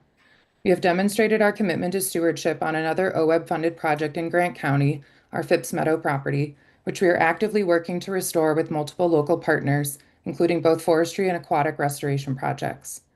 We appreciate the local concerns that have been shared during this process. Questions about economic impacts, future management, and community communication are understandable and important. While we have responded in more detailed written comments, we also wanted to voice our acknowledgement of these questions and state our commitments here today. We want to be clear that Blue Mountain Land Trust intends to keep this land as the long-term owner, actively and responsibly manage the property, continue productive stewardship practices, work with local contractors and businesses whenever possible, and remain engaged with neighbors and county leaders as this project moves forward. We have been speaking with neighbors and will continue to do so while balancing confidential and private conversations with the current landowner. We look forward to connecting with the county and others to address any additional questions or concerns. We are committed to being good neighbors, good stewards, and active partners in the community as this acquisition progresses. Thank you for considering this important project, and we are looking forward to the opportunity to work alongside you to conserve Rush Creek Ranch. Thank you. Thank you, Amanda. Okay. Up next is Brent Fenty. And then on deck will be Mark Hudson. This is the microphone. Great, thanks. Good afternoon. For the record, Brent Fenty, Executive Director of Oregon Desert Land Trust. Thanks so much for the opportunity to speak with you all here today. I'm here to request that the OWEB board and staff please think creatively about how OWEB can support ODLT's proposal to purchase Rivers End Ranch, which is located at the confluence of Lake Abert and the Chihuacan River, Lake Abert being Oregon's only hypersaline lake. As detailed in our application, this area is incredibly significant for bird migration across the Intermountain West and is home to an ODF&W conservation opportunity area. The Rivers End Ranch project was ranked number 4 of 9 applications in this acquisition round. OWEB staff are recommending that you fund with a spending plan modification the top 3 projects, and we support that recommendation. We're asking you to build on this staff recommendation and partner with us on a project of statewide, regional, and national significance. The very type of ambitious, transformational project OWEB was established to fund through its acquisition program. When we applied for funding in September 2025, we understood this project had unique due diligence questions that might make it difficult to evaluate. These questions go to the heart of the project, and we believe the progress we have made in answering these questions demonstrates that fee title land acquisition by a land trust is the right strategy and the necessary approach to move this critically important site past a 30-year social and ecological logjam that was featured in a 2023 Oregonian front page article. These questions include, first, can ODLT resolve a long-standing water rights contest over the legality of Rivers End Ranch Reservoir and create significant benefits to native fish and wildlife? Secondly, can ODLT resolve the reservoir dispute while supporting tribal interests in the protection and repatriation of significant cultural resources? Thirdly, can ODLT resolve the reservoir dispute while supporting the local community's interest in maintaining agricultural uses on the property? We've worked diligently over the past year to answer these questions through meetings with the local community, neighboring landowners, groups contesting the reservoir water rights, and the 4 tribes involved in the mid-1990s cultural resources litigation that did not fully address tribal interests in the site. While there's still work to do, we've identified a path forward based on this work that has further strengthened our original application and the opportunity for project success. However, this project will not happen without OWEB support. Ultimately, we believe OWEB staff are best equipped to identify state funding sources that could support this acquisition and a future partnership with OWEB.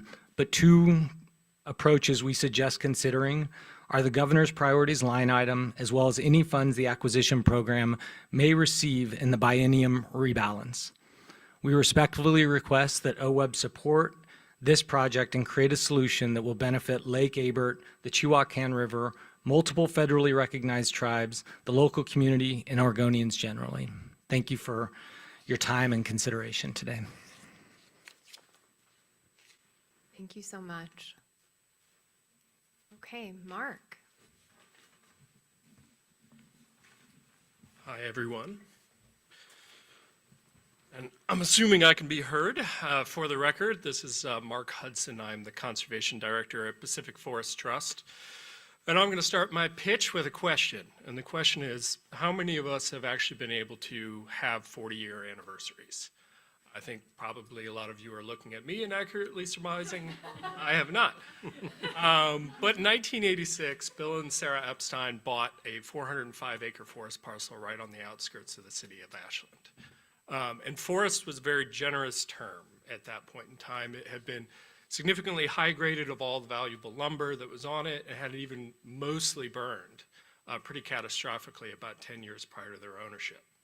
Now, 40 years later, we're looking at what is one of the best privately owned, ecologically managed forests, private forests in the state, which was a lot of work. And this is not just something that they have done for themselves as a personal amenity or asset. This is something that they have done for the community.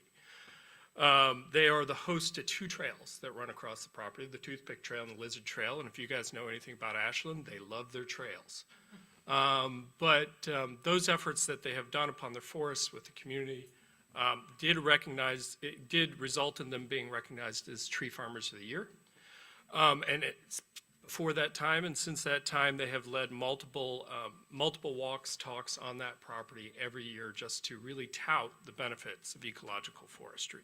And they've had an impact. I mean, we saw Lomacatsi here earlier today doing a lot of good restorative ecological forestry. That's something that they've been doing since the late 80s, which is pretty incredible. And not only have they reached their own personal goals of fixing the wildfire resiliency issues, but they've created a really ecologically diverse, late successional conifer, mixed conifer hardwood, and oak woodland forest that is home to 16 at-risk species on a pretty small area. They have even, despite being right next to the city of Ashland, been able to successfully apply prescribed fire 3 separate times on this particular property. So they work hard, they really put the resources into it, and they try to get things done. And they are one of the few private landowners who not only meet the ecological outcomes of their public landowning neighbors, but many times they exceed it. So that's really something special. And now sitting here after 40 years, when we're looking at legacy, the question is what's next? And unfortunately, right after we started talking to the Epsteins about doing a conservation easement, Bill was diagnosed with cancer. Now, he has a form of cancer that's treatable but not immediately curable, but we do expect to have Bill with us for some time. But if anybody knows anything about cancer, expectations have a way of running away with you, from you. And I have to be honest, you know, the thing that keeps me up at night is after 40 years of this hard work that I'm going to be the one who fumbles the football. And so I'm not here to ask the board a personal favor to go ahead and fund the Epstein Family Forest, but I know that you're here because everybody here believes in public service. And as public servants, I know that you've always had the one that got away. And so I guess what I'm here is asking is that we take this opportunity to not let this project be the one that gets away from us, and see if we can fund the Epstein Family Forest Conservation Easement. And I know the Epsteins would be very appreciative of us as well. And other than that, I thank you for your time. Thank you.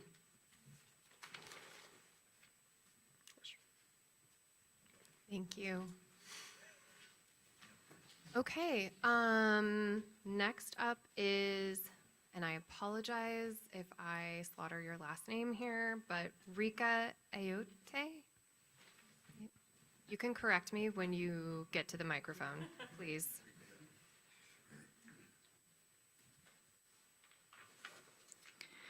Good afternoon, co-chairs, Coates and McCleary, members of the board. My name is Rika Ayotte, and I am the executive director for Deschutes Land Trust. We're based in Bend, and our mission is to conserve and care for the lands and waters of Central Oregon so that communities in the natural world can flourish together for generations to come. I am here in support of the East Paulina Creek Preserve Land Acquisition Project in item 1. Some of you board members may recognize this project. The Land Trust received OWEB funding for the western portion of Paulina Creek Preserve in 2024 and had plans to sell the eastern portion to the United States Forest Service using secured land and water conservation funds. To help pay back a bridge loan we had taken out to purchase the property. When that funding was suspended in 2025, that path closed. While we had relatively few options, selling on the open market was a last case scenario. The eastern portion is the jewel of the preserve. It's the least altered by the ditches, berms, and historic flood irrigation on the property.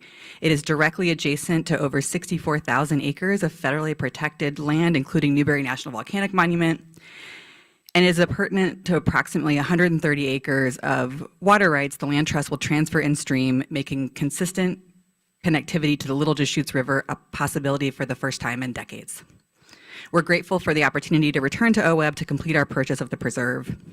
The Land Trust would like to bring a few things to the board's attention for consideration as you contemplate approving funding for this project. First, the Land Trust is sensitive to concerns of purchasing agricultural land for the purposes of ecological restoration. We recognize the value of agricultural lands to our communities and natural resources and have protected over 7,000 acres of working lands through conservation easements and have an additional 3,000 acre easement before the board today. However, this property is no longer viable for agriculture. It's too small to support an agricultural operation. Surrounding public lands offer no grazing allotments, and the socioeconomic composition of Deschutes County has changed dramatically in the last several decades from one of agriculture to one of tourism and recreation. In addition, the property was listed for 3 years and saw no agricultural buyer interest. The landowner was forced to drop the price by $1 million and had begun an application to partition the property. We did not purchase this property in lieu of farmers. We protected it from likely fragmentation by non-agricultural owners. Second, with help from an OWEB technical assistance grant, we have completed a 50% restoration design for the entire property and are currently securing permits. Final design is expected by year end with phase implementation, which is slated for the eastern parcel to begin after funding is secured, likely 2028. Restoration focuses on floodplain connectivity, wetland benches, and fish passage. Lastly, the Land Trust wants to highlight for the board that we have broad community support for Paulina Creek Preserve. Immediately after we purchased the property, we executed a broad community engagement process with over 150 community members that included public meetings, small group meetings, and surveys to ascertain community values for the property. The Land Trust considered these values in drafting our management plan and designing restoration for the property. The Land Trust continues to engage the community in stewardship and volunteer projects. Paulina Creek Preserve offers an extraordinary opportunity to protect a total of 1,100 acres of nearly barrier-free landscape connecting to over 64,000 acres of protected land. With this acquisition, Paulina Creek will be protected along its entire length, source to confluence. We urge OWEB and the board to extend the land acquisition program funding to fully approve this project. Thank you for the opportunity to comment. Thank you so much. Seeing no questions. Okay, Nicole, is that okay? So that wraps up public comment for today, and we are going to move on to item G, right? Okay, we're going to move on to item G, and I'm going to hand it over to Lindsay. Thank you. Okay, we're moving on to item G, which is Partnerships Technical Assistant Grant Awards. This is page 31 on your ebook. And again, all documents are available on the OWEB's website. I'd like to call for Denise and Eric Williams, please.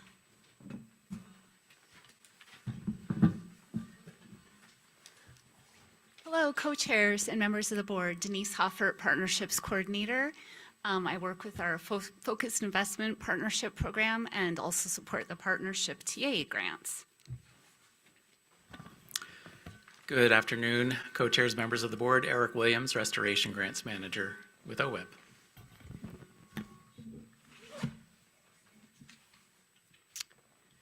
So I'm going to give you just a really brief overview about the Partnership Technical Assistance Grant offering before I start talking about the staff recommendation for funding. This grant offering is one of the more narrow offerings that the agency provides. These funds can only be used for two things, two different tracks. We have partnership development and partnership capacity. Partnership development supports those partnerships seeking to produce a strategic action plan, elevate the partnership's performance through effective governance, or to enhance an existing strategic action plan. Those partnerships seeking partnership capacity funding are those partnerships seeking funds to support the implementation of or coordination of a strategic action plan. So those are the two pathways available for folks seeking these funds. And a reminder that all of our technical assistance funding needs to be in service of future OWEB funding eligible acquisition or restoration projects. So where have we been in this offering? We have had a technical review team meeting, so the applications were submitted, 16 submitted from all 5 regions around the state. We've had our technical review team meeting, and at that meeting, those reviewers provided their rankings of the applications. Staff then looked at the available funding and developed a funding recommendation and a funding line. And then today we will be making that recommendation to you all to make those award decisions. Our review team meeting consists of 2 parts. So first, our reviewers look at our applications using our evaluation criteria, and they decide whether to recommend for funding or not recommend for funding each of those 16 applications. Then of those applications that were recommended to receive funding, they rank them in order of preference. And then it is up to staff to decide how much, where to draw the line based on how much funding we have available. In the 2025-27 board spending plan, there was $1.2 million in the line item for partnership technical assistance. We were anticipating spending about $500,000 in this cycle. These grants have a 5% match requirement, and we received nearly $2 million in requests in this funding cycle. Just a quick look here at our infamous bubble diagrams, which don't look great on the screen up there, but look very different on the screen in front of me. And I'm not sure why the color isn't the color isn't coming through on the screen in the room. But these bubble diagrams should be familiar to folks who are familiar with our grant programs. These indicate the evaluation criteria that our reviewers use when they are looking at each of the applications. They fall into 4 buckets: partner engagement, proposal clarity, organizational capacity, and technical soundness. And we're looking for those applications that hit that sweet spot in the middle, demonstrating that they have met as many of these criteria as they can, demonstrating that they have the most likelihood for success. When we presented these applications at the Partnerships and Capacity meeting, received a really good question from Liz, who couldn't be here today, but I thought I would include the response to her question here in a slide for the board. But she had asked about themes in the applications. And so here are some of the themes from those applications that are recommended for funding. The application describes a clear path to future OWEB eligible acquisition or restoration projects. The partnership includes the partners that are really needed for successful project scoping and future project implementation. The strategic action plan includes outreach to local communities. The application describes the ecological priorities to be addressed through the development of the strategic action plan. And the application considers how partners are considering a changing climate as they're developing their strategic action plan. So today I'm here to recommend the top 5 ranked applications to receive funding. These include applications for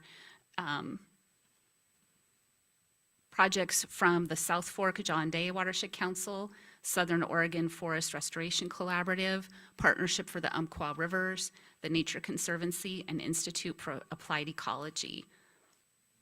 The next slide shows where in the state all of the projects are the applications are located. The ones with the green circle are those that are recommended for funding.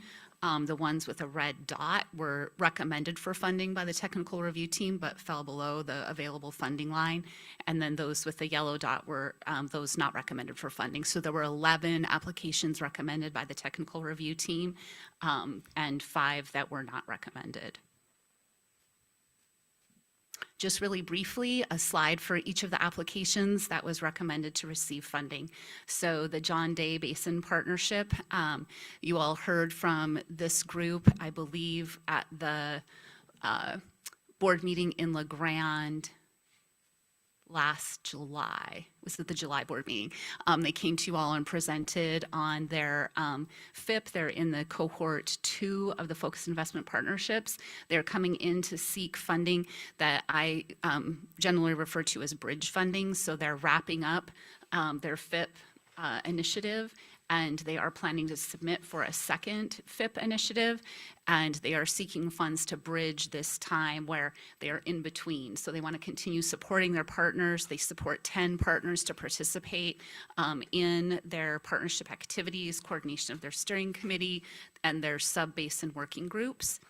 They plan to re-engage their technical and monitoring working group and do some work to improve their adaptive management with lessons learned from their implementation of their FIP. And they are also seeking to incorporate more of their uplands work into the aquatic work that they have already achieved. The second application that is being recommended for funding is from the Rogue Forest Partners. You heard from them just after lunch today. They are seeking funds to improve their document updates. They have been working in their strategic action plan for 12 years, and based on the lessons learned and through the implementation of the many projects that were identified in that existing strategic action plan, they'd like to update it and identify their pathway to meet their new goal of addressing 100,000 acres of treatment into the future. So they're seeking funds to continue their collaborative efforts. The South Umpqua River Coho Action Team, I always have to think a second because they call themselves CAT. They are midway through developing their strategic action plan, and they have recognized a real need to get their governance documents developed. So they are coming in requesting funds to develop their governance documents to finalize their strategic action plan. The Tri-Corner Community Collaborative is seeking funds to develop a strategic action plan, continue the momentum. They have been meeting regularly, but they would like to be able to have support to pay for their coordination and facilitation. They plan to produce a strategic action plan as well as a spatial strategy to identify core growth and impact areas that are impacted by wildfire in our sagebrush, sage steppe landscape. They also plan to develop outreach materials to their key constituency private landowners.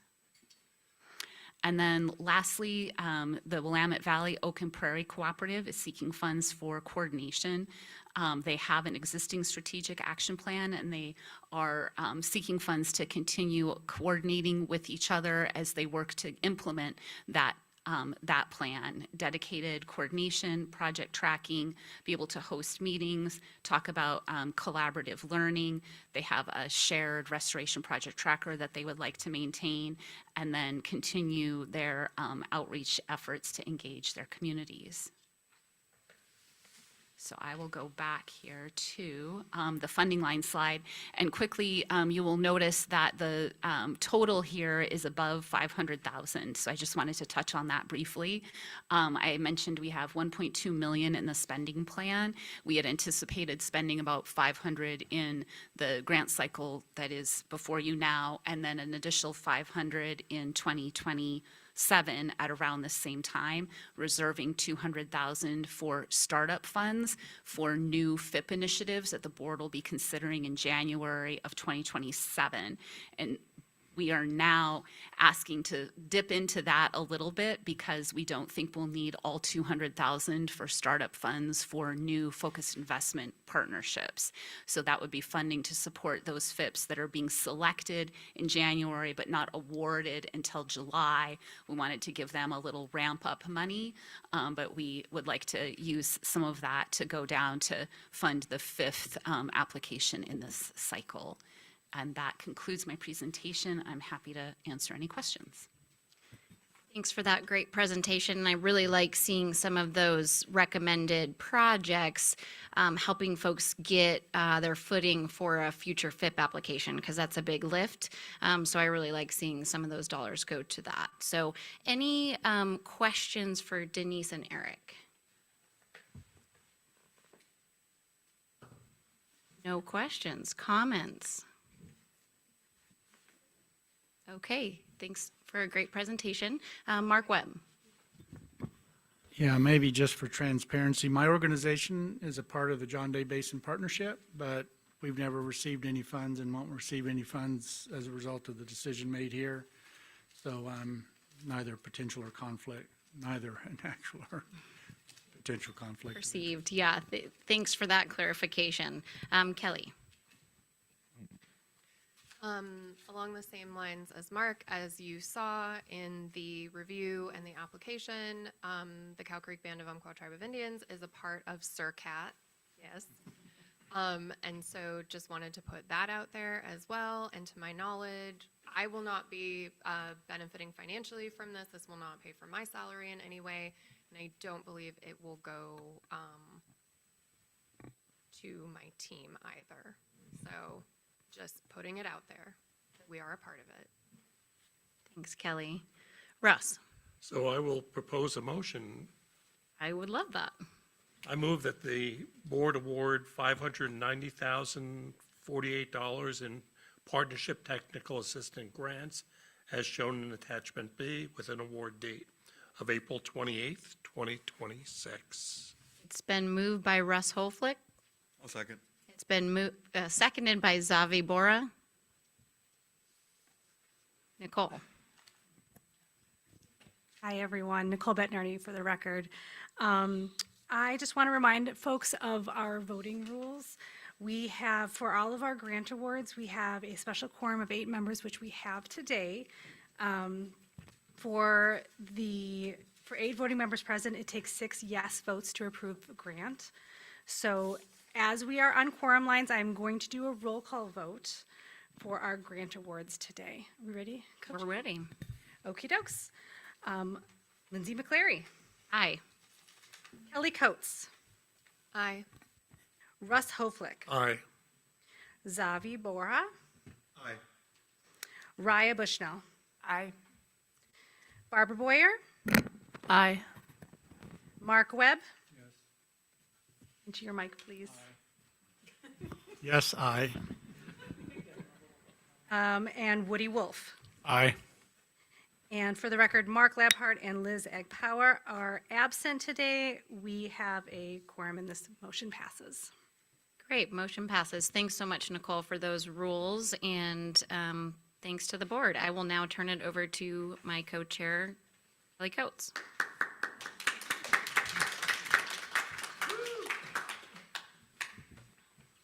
Okay. Moving on to item H, Oregon Ag Heritage Program CE Awards. The information for this is located in your ebook on page 36, and we also have the link to the application evaluations. So I am going to introduce Renee Davis and Robin Meacher and Taylor Larson. There were a lot of people up there for a minute, and I was trying to get everybody. So I will introduce them to discuss this agenda item. Thank you. Well, thank you, co-chairs. My name is Taylor Larson, and I'm the coordinator for the Oregon Ag Heritage Program. And so we're here to talk about the...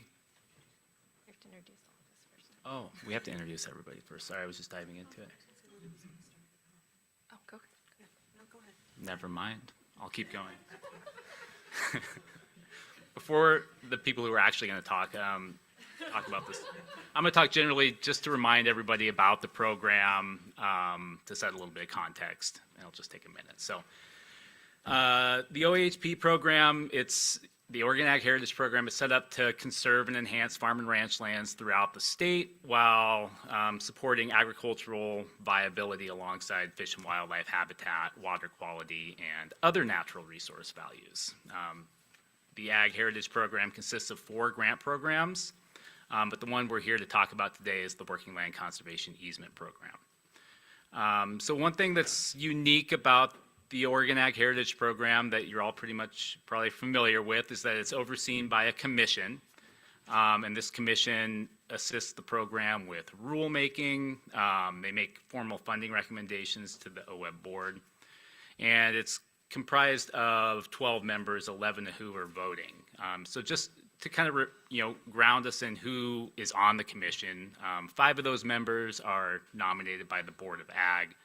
Two of the members are nominated by the Fish and Wildlife Commission, and then we have 1 member nominated by the Land Conservation and Development Commission, 1 nominated by the Director of OSU Extension, and then 3 are directly appointed by the OWEB board. So we have 1 representing natural resource interests, 1 representing tribal interests, and then there's always 1 non-voting member that is a member of the OWEB board itself, and that is Mark Labhart, who unfortunately is not here today.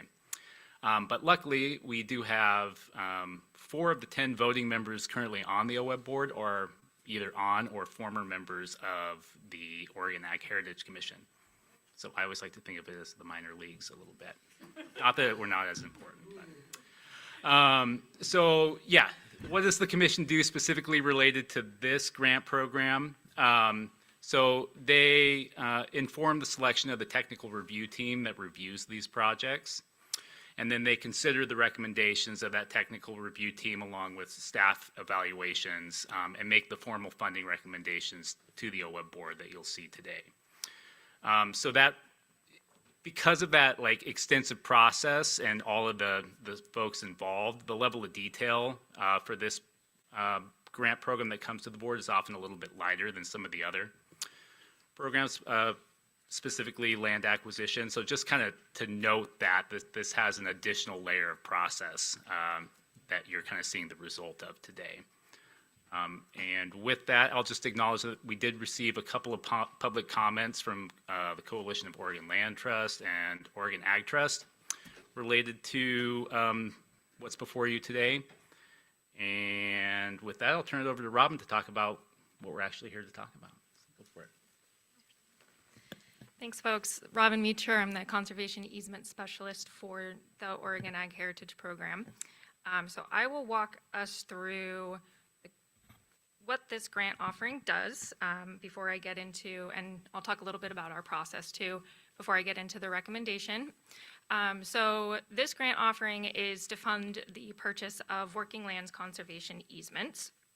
And those are to accomplish certain goals. Those are to protect the continued use of working land for agricultural purposes, while also maintaining or enhancing fish or wildlife habitat, maintaining or enhancing water quality, and maintaining or enhancing other natural resource values on the land.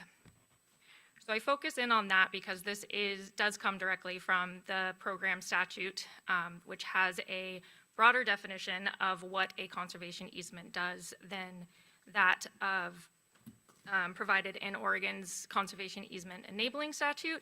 And that is essentially, it kind of combines the multiple purposes within that statute into what I just described there. And then to note as well that the projects do have to be on a working land, and that is defined in statute as well. So we do have a threshold requirement that staff reviews as the applications come in to make sure that every piece of property that an easement is being proposed on meets that definition of working land before we send those projects on to our reviewers for consideration. So into this cycle, just a bit about our funding available. So for the cycle, we had about $1.76 million available.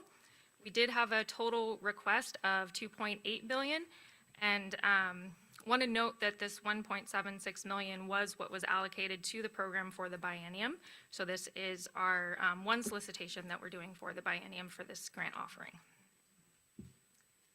And so for our process, because it is a little bit different, starts off the same, where we get applications that come in through our general OWEB grant application system, and then those applications do come through staff. We do our eligibility reviews for those, and then we send those on to our technical review committee, which Taylor mentioned earlier, where they then review the applications and provide a ranking to staff after a technical review committee meeting. And then those discussions and ranking goes into an evaluation that staff provides, and along with the funding line, that gets forwarded to the commission, and then the commission evaluates the applications along with that evaluation and that ranking, and puts all of that together to form a funding recommendation that they then send to you, the OWEB board. So we do kind of, as staff, put that together, and that's what we bring forward to you today. And so that review process is built off of statute and rule, but we do, being a relatively new grant type, this is only our third solicitation, though they've been pretty successful so far. We, in the effort of OWEB's continuous improvement, do some updates each year to our application and our process, and those are really focused on feedback we get from our applicants, as well as from our review committee, and then from the commission as well. So this year, our updates really focused on comparing our application requirements with that from the NRCS ASIP AIL applications, to make sure that we weren't really going off the mark from one of our primary match funders in this program. And then we reviewed our applications for redundancy and tried to reduce where possible. And also adopted a flexible approach to what we considered acceptable required documents, recognizing we ask for a lot of required documents. And so we're really working with our applicants and to help them kind of, get in the door if the quality of the material is good enough and provides us really with what we needed. And then our technical review committee is a host of experts that really kind of bring together what this grant offering is trying to do. And we have a great set of reviewers. I'm not going to list them all because there's quite a few. And many of these have done either all or most of our cycles to date. So we do have folks that have seen the applications come through, worked through the process, and are really starting to get their feet under them. And really, we couldn't do this without them. Statutorily, we couldn't do it without them, but just in reality, we couldn't do it without them either. And these reviewers are tasked with a lot. They review the applications, and then they do participate in virtual site visits, as well as the technical review committee meetings to discuss the applications. This was our first year doing virtual site visits, so each applicant had the opportunity to present their project directly to the technical review committee, and then engage directly in questions and on those projects. And that was for a number of reasons. We've done a whole host of attempts to try and do site visits for these applicants, but given the logistical challenges with a statewide program and reviewers that are all around the state, we landed on this, and I think that we've had really good feedback from both our applicants and from the review committee members on just being able to really conceptualize the applications better than just reading them on paper. And I'll touch on this because we love our bubble diagrams, but I do want to point out that this program has a lot of evaluation criteria, and so I just wanted to touch on it so that you get a sense of what our technical committee and what our commission works with to bring together this funding recommendations for these projects. And even to note at this, many of these are the high-level evaluation criteria. There's many that have sub-criteria that have additional considerations to bring forward in this. So there is a lot that goes into making these recommendations and rankings. So for the projects that we got this year, this is a map of all applications received. Again, we did get a good representation of projects across the state, showing the significant interest we have in the program from across the state, and just gives a nice understanding of the geographical distribution of all of it. Okay, so this is our application ranking, and as I mentioned, so our review committee, they put together a ranking that goes to the commission. And a little bit of a note there in that our committee does not do, they're not tasked with doing a fund or a do not fund recommendation. So really they forward along a ranking to the commission, and then it's on staff to put together any concerns and considerations in those evaluations and bring any of that to the commission for their deliberation. So here we have the ranking of the top 3 ranked projects are kind of separated from above the funding line, and that is the Sealy Farms Phase 2 Sealy Mint Farm, which was an Oregon Agricultural Trust project, and that was ranked number 1. Following that was Genocchio Ranch. That was also an Oregon Agricultural Trust project. And then following that one is Aspen Valley Ranch Heartbreak Tract, and that is from Deschutes Land Trust. So these projects are all above the funding line, and staff recommended the commission recommend the board fund these projects. So these higher ranking projects were considered to address all of the evaluation criteria that I just showed you for the OHP Conservation Easement Grant Program to the best and broadest extent among the projects presented. The applications in the bottom tier of the ranking, though acknowledged as meeting basic requirements for the program, were forwarded to the commission from the technical review committee with some qualifiers.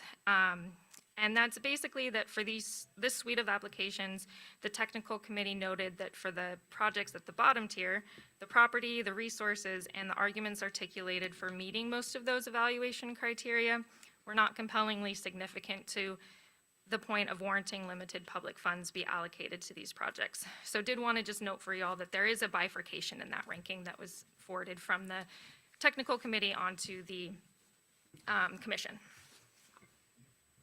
So moving on to now the commission's recommendation to you all. So that really does just capture those top 3 ranked projects. And in a second, I'll go over the recommended projects in a little bit more detail, but I do want to just point out that we're not going to go into detail on those that were not recommended for funding, though happy to answer questions if you do have any of those on the specific grant applications toward the end. So our first project recommended for funding, Sealy Farms Phase 2, Sealy Mint Farm. Sorry, I left off the whole title because it got a little bit long. Again, this is an Oregon Agricultural Trust project. This is in Columbia County. It is for a perpetual conservation easement on 484 acres. And I point out perpetual because the program does fund covenants, which would be termed. None of these applications are for covenants, but just want to make sure folks understand that.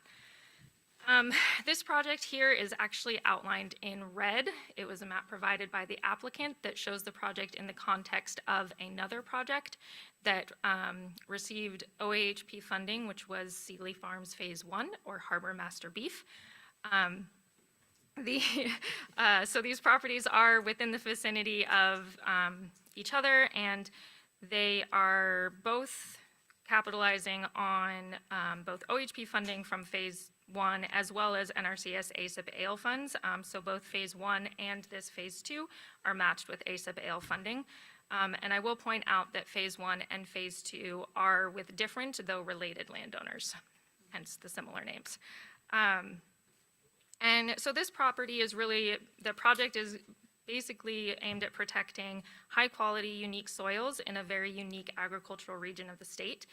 It will also protect native shoreline on the Columbia River and build in habitat management areas through management planning that is expected to result in approximately 66 acres for improved habitat and water quality. The conservation easement will protect these tracts, which will serve to help protect the agricultural land base in this region. So this sits within a drainage district, and to not get too specific on it, but essentially the more land that's in ag, the more land there is to support the drainage district. And so as each piece went out of ag, the more threat you would have to the drainage district. So that was noted as a really important part to continue to see these properties functioning in agriculture.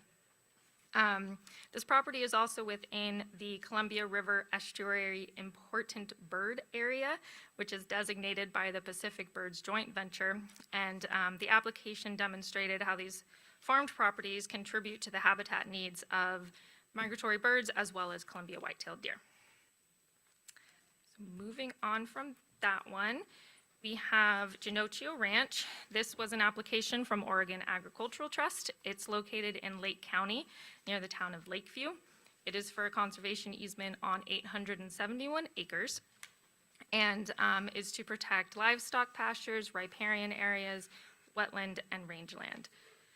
This also does build on previous OHP and NRCS investments in the Goose Basin. Though not shown on this map, it is in the vicinity of Albertson's Ranch, which was a project that was funded last year, kind of down in your right-hand corner of the screen. And there's also an NRCS WRP easement within this basin as well. The ranch is used for grazing with cattle rotated seasonally between the property and other leased pastures in the basin. There's over 300 acres of irrigated land, and the irrigation rights were considered rare and an important feature in this region by the technical committee. There's also 500 acres of sagebrush-dominated rangeland. This property is fully within winter range for deer, and a large portion of the property also falls within an ODFW priority wildlife connectivity area, contributing to a key habitat corridor for species movement across the state. This one is also matched with NRCS funds through the ASIP AIL program. And our third project is the Aspen Valley Ranch Heartbreak Tract. This is a Deschutes Land Trust application located in Crook County. It's for a conservation easement on approximately 2,397 acres, and it is to protect livestock pastures, rangeland, sage steppe, juniper and aspen woodlands, ponderosa pine, and mixed conifer. This project also builds on previous NRCS and OHP investments, as well as ODFW funded portion of the Phase 1 project. So this is Phase 3 of a multi-phase project that seeks to conserve the full 16,000 acre ranch. Phase 1, the Butte Tract, was completed in 2019. Phase 2, the Rim Tract, is in the process of finalizing due diligence requirements and expected to close in Q2 of this year. This is within a landscape that's experiencing significant pressure from non-agricultural uses, including residential and private recreational retreats. The easement will protect the diverse landscape that I just mentioned, and will provide connectivity with grazing leases on federally managed land between the Ochoco and the Maury Mountains. And this connectivity in geography as well as use is important for the wildlife as well, for the pronghorn antelope, Rocky Mountain elk, and mule deer, and the property is important range for the winter range for the latter two. This project is also getting match funding from NRCS ASAP.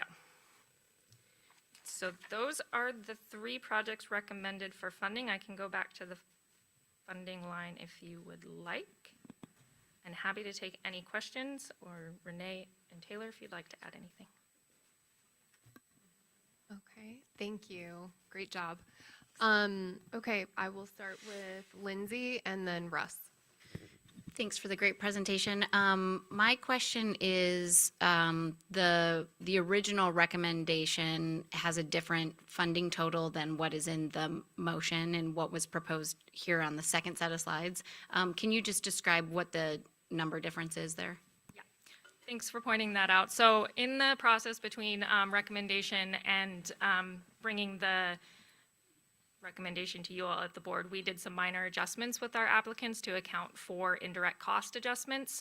When the applications came in, they came in at the 10% indirect cost rate, with the agency-wide approach to kind of adjusting the up to 15% federally recognized indirect cost rate. We did some adjustments with the application and the applicants that were recommended for funding, so that's why you see the difference. Thanks, Russ. I would just like to disclose that before we get into deliberations on this agenda item, I would like to share that I have a previous working relationship with Jim Wood, the owner of the Aspen Valley Ranch. That relationship goes back to 1987, when the Nature Conservancy facilitated the acquisition of the adjoining Juniper Hills Preserve. And that relationship continued for the next 39 years as I've been given advice and counsel to Jim and on stewardship-related issues over time. I reconnected with Jim when I joined as director of Thousand Friends of Oregon, where he served as a board member for about a dozen years. However, this does not constitute a conflict of interest according to Oregon's ethics laws, as I have no financial interest in the project. Therefore, I am allowed to vote and participate in the ongoing deliberations, as I understand. Thank you, Russ. Mark. I don't know if I need the answer today, but are conservation easements different in this context than they are in the acquisition context? Because they sound like they do different things, and I'm happy to answer that today. So in a technical sense, in terms of statutorily for the enabling statute that allows conservation easements to exist in Oregon, no.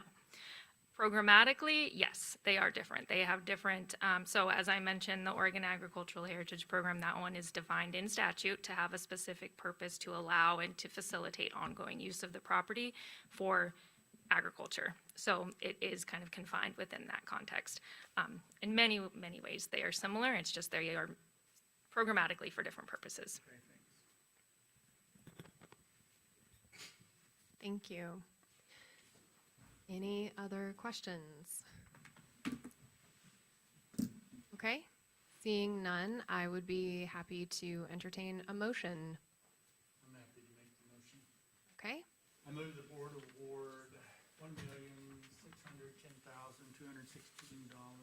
in OAHP grants, as shown in attachment A, as recommended by the OAHC, with conditions detailed in attachment C, with an award date of April 28, 2026. Second. okay, Mark Webb made the motion And Woody Wolf seconded. Is there any discussion? Seeing none, I will hand the mic over to Nicole. Excellent, thank you. Okay. Lindsay McCleary, Yes. Kelly Coates, Yes. Russ Hoflick, Yes. Xavier Borja. Yes, aye. Either one is totally acceptable. Remember to speak into your mics, folks. Raya Bushnell. Yes. Thank you. Barbara Boyer, Aye. Mark Webb. Aye. Thank you. Woody Wolf. Yes. Thank you. And Mark Laphart and Lizak Power are out. Motion passes.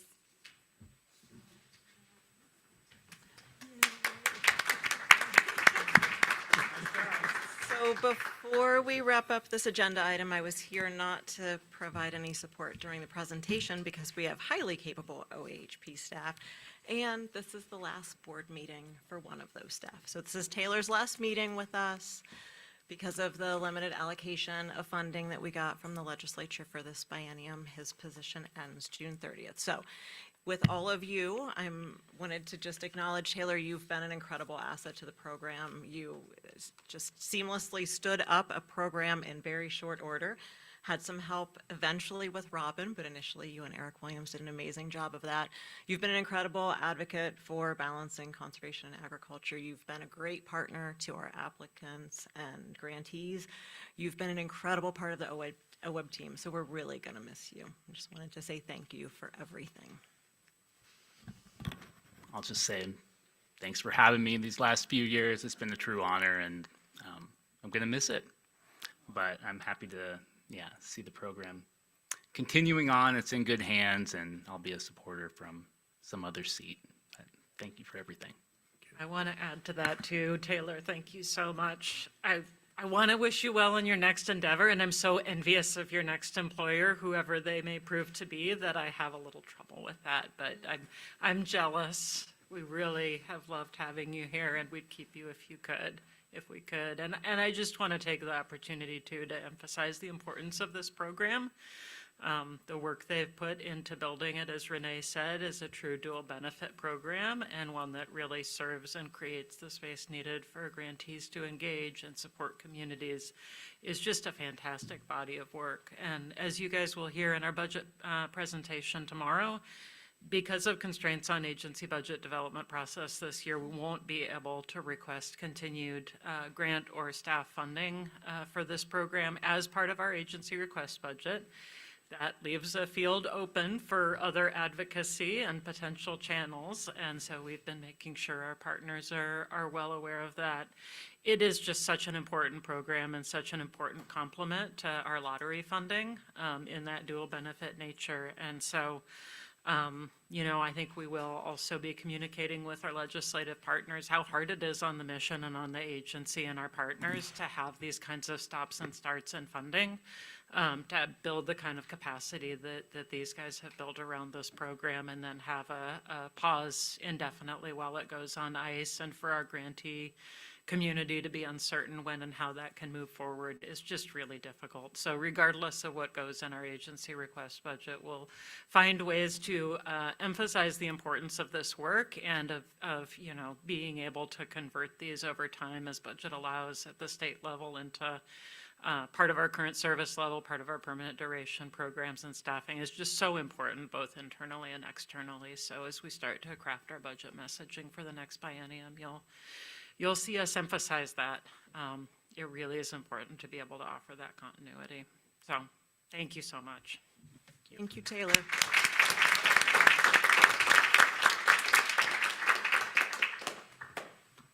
Thank you so much, and thank you, Taylor. Okay, I am going to hand it over. We're ahead of schedule. Guys, I'm really proud of us. Really proud of us. So I'm going to hand it over to Lindsay. Thanks. We are ahead of schedule, which is great, but we are going to be mean co-chairs and skip the break and just push through the last item here. So we're going to move into item I, Land Acquisition Grant Awards.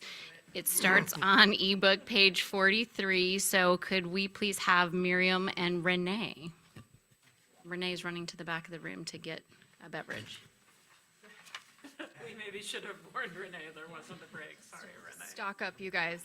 Get water, stay hydrated, grab a snack. All right, I'm gonna stay here because I'm gonna have papers to spread out. I'm probably not going to say anything at all.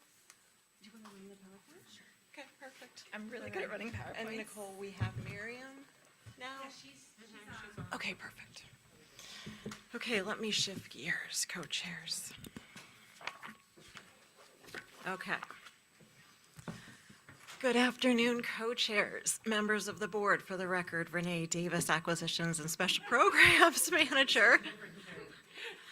I am joined by Miriam Forney, our Land Acquisition Coordinator. Miriam's with us virtually today.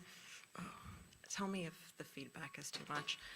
I'm also joined by Audrey Squires, our Drinking Water Source Protection Specialist, and Robin Meacher, who you talked with during the last agenda item, our Conservation Easement Specialist. So just an early glimpse into the team effort that we used for the land acquisition grant offering this year. So we're on agenda item I, which is the land acquisition grant awards. We're on page 43 of your ebook.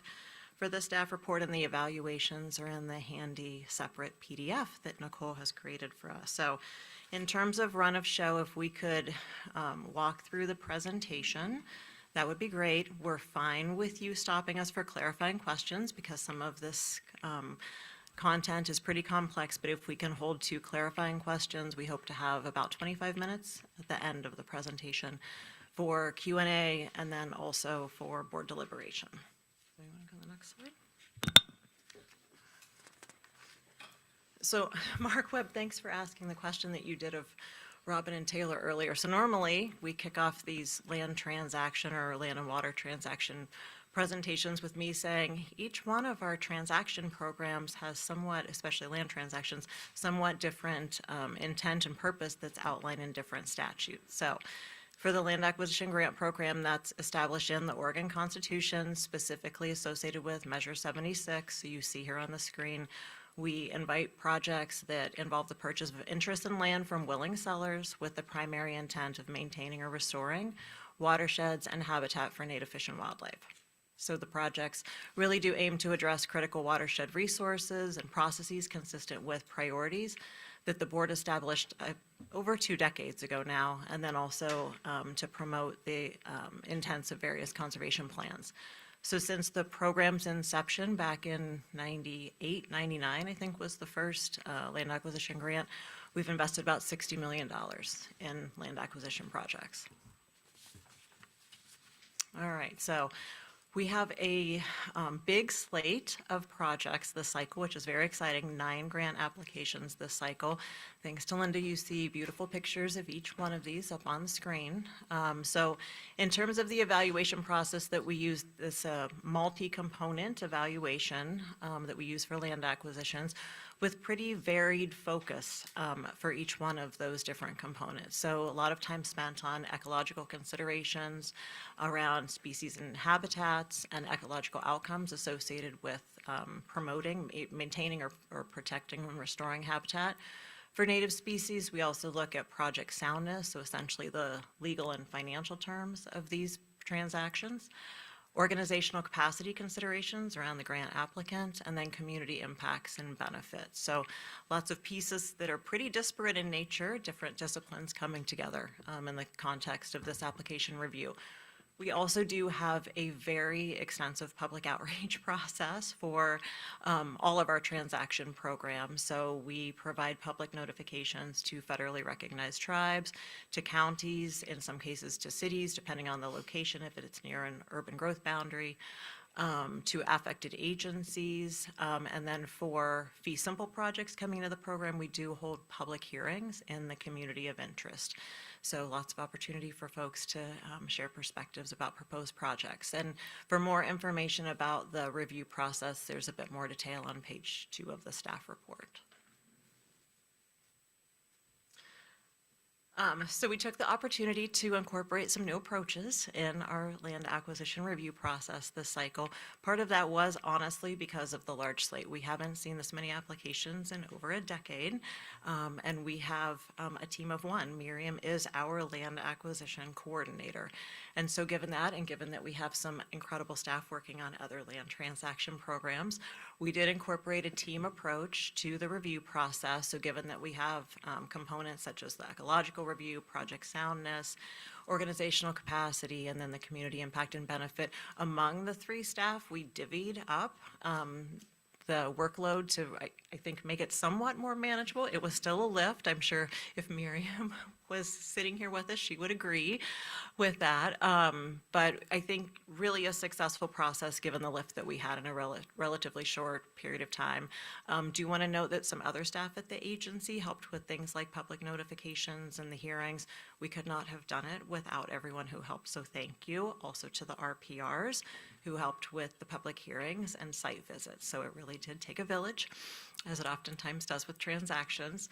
A few other changes. We did increase the elevation of the project soundness review, so the legal and financial terms.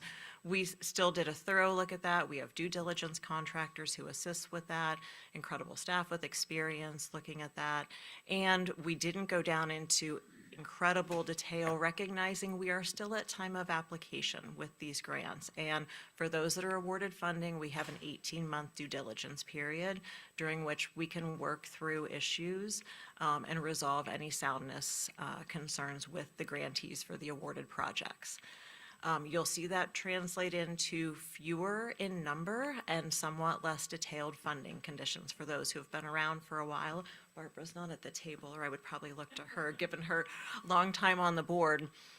You'll see when you look at the funding conditions in attachment B, which Nicole emailed to you maybe last Friday, Thursday or Friday, there are fewer than what you've seen in the past, and some of that is recognizing we're relying more on early identification of some things and really an iterative process with the folks who are awarded funding under this cycle. As issues come up during that 18-month due diligence period, having an iterative process to collaboratively resolve any soundness issues that come up rather than trying to guess what all of those might be up front. So I think that covers it with that slide. All right, available funding. We'll do some quick math here. So we have 2 land acquisition grant cycles, each biennium. We draw currently from the combined land and water acquisition line item in your spending plan to support those. We also do have a water acquisition program that we'll be talking about tomorrow, but right now we are still relying on that separate water acquisition line item that was legislatively allocated 4 years ago to support water acquisitions. We do recognize as we get close to the end of this biennium and given demand on both programs, we probably are going to be drawing on the combined line item before we know it, either during or after the next annual grant cycles. But nonetheless, we currently have $6.5 million in that line item. The expectation is an additional $2 million. There's a typo on this slide, I apologize. $2 million addition to that during the mid-biennium rebalance that normally happens in July. Sarah did note earlier today, we have question marks about when the rebalance will occur because we do not have the Pacific Coastal Salmon Recovery Fund, NOFO, out yet. So that would ultimately mean $8.5 million for the full biennium. We typically divide that by 2 to develop a target for the land acquisition grant cycle. That would put us at $4.25 million for this grant cycle. So just keep that number in mind. We'll come back to it.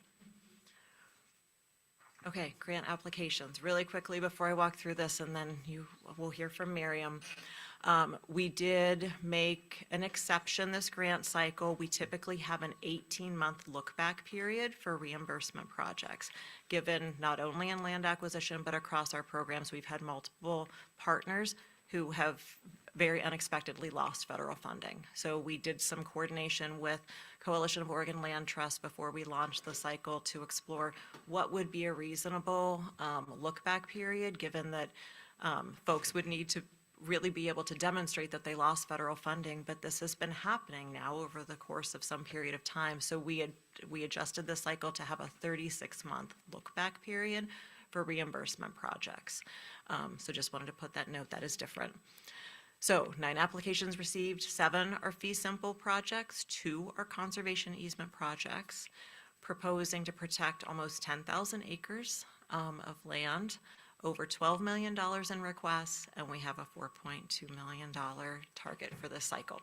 So with that, I will turn it over to Miriam to walk through the 9 projects.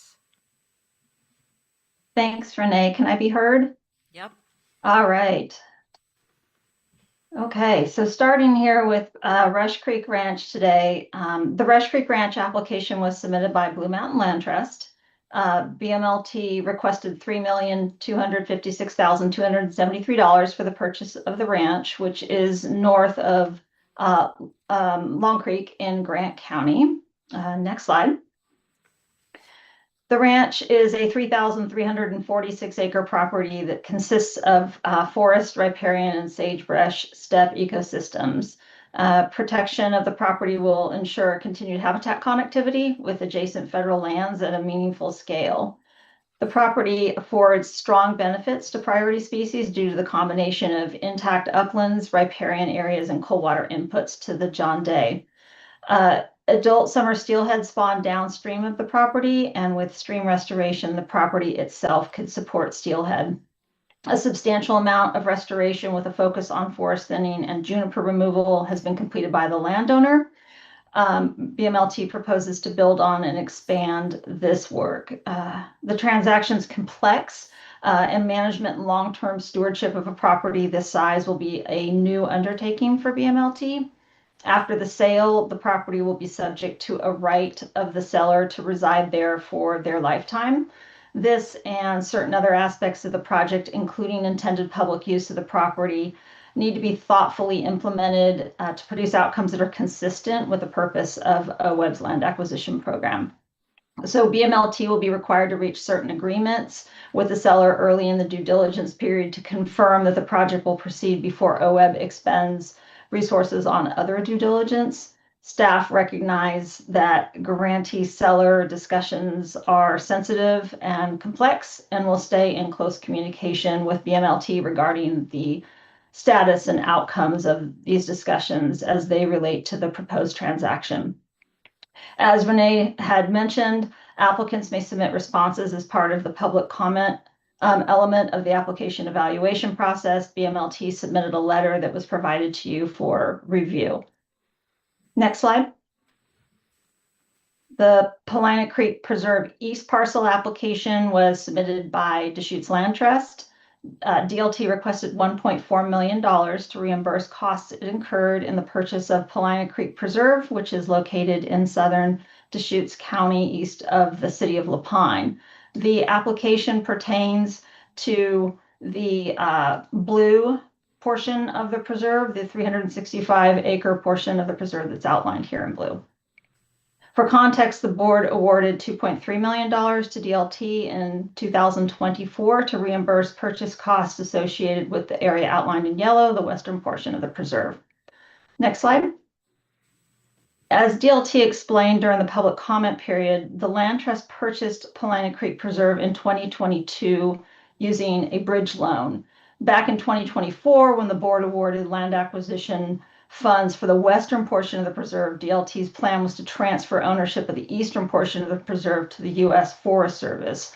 However, the Forest Service was unable to use the funding that it had planned to provide to DLT in exchange for the eastern portion of the preserve due to shifts in priorities for the federal administration. So this unexpected loss of funding left DLT with ownership of the eastern parcel that it hadn't planned on, subject to the bridge loan.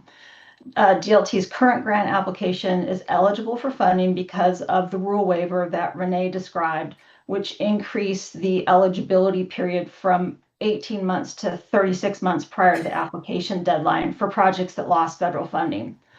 The current grant request will enable DLT to pay off the bridge loan and then ensure permanent protection of the eastern portion of the preserve. The property was altered by past uses and acquired by DLT to accomplish large-scale restoration of stream, meadow, and forest ecosystems. DLT demonstrates capacity and partnerships to own and restore the property. OWEB awarded $300,000 for technical assistance for stream and meadow restoration design. And as you heard from DLT during the public comment period, that work is underway. Protecting the property and its senior water rights will maintain habitat connectivity, and improving the ecological function will benefit a variety of priority species, including western toad and red band trout. Public use and trespassing may impact the property's value for fish and wildlife, and therefore need to be thoughtfully addressed during the management planning process to ensure that the outcomes are consistent with the purpose of the land acquisition program. Lastly, you were provided with a letter from DLT, which was submitted in response to public comments. Next slide. The Epstein Family Forest application was submitted by Pacific Forest Trust. PFT requested $1,012,000 for the purchase of a conservation easement on this property, which is south of Ashland in Jackson County. Next slide. The Epstein ownership is a 405-acre working forest property that consists of forest and riparian ecosystems. The property's been managed for 35 years by the current landowners and consulting foresters, and as a result, the property shifted away from fire-prone forest into a healthier, more diverse, mixed-age forest with increased resilience to wildfire and climate change. There are a high number of priority species associated with or potentially associated with the property, most notable being a small population of coastal martin that's present in the adjacent Ashland watershed. An easement that protects habitat health and function would help to secure long-term habitat values for the martin population and for other priority species. The application explains actions for ongoing forest management, and the easement includes performance goals and restrictions with adaptive monitoring for climate impacts and invasive species. And these are appropriate for producing meaningful outcomes. However, easement revisions are necessary to align the easement terms, for example, property partition, with the purpose of OWEB's land acquisition program and OWEB's required conservation easement language. Additional work's also needed to ensure that fuels reduction actions on the property are compatible with wildlife species habitat needs. PFT will be required to reach certain agreements with the seller regarding easement revisions to confirm that the project will proceed before OWEB expends resources on other due diligence.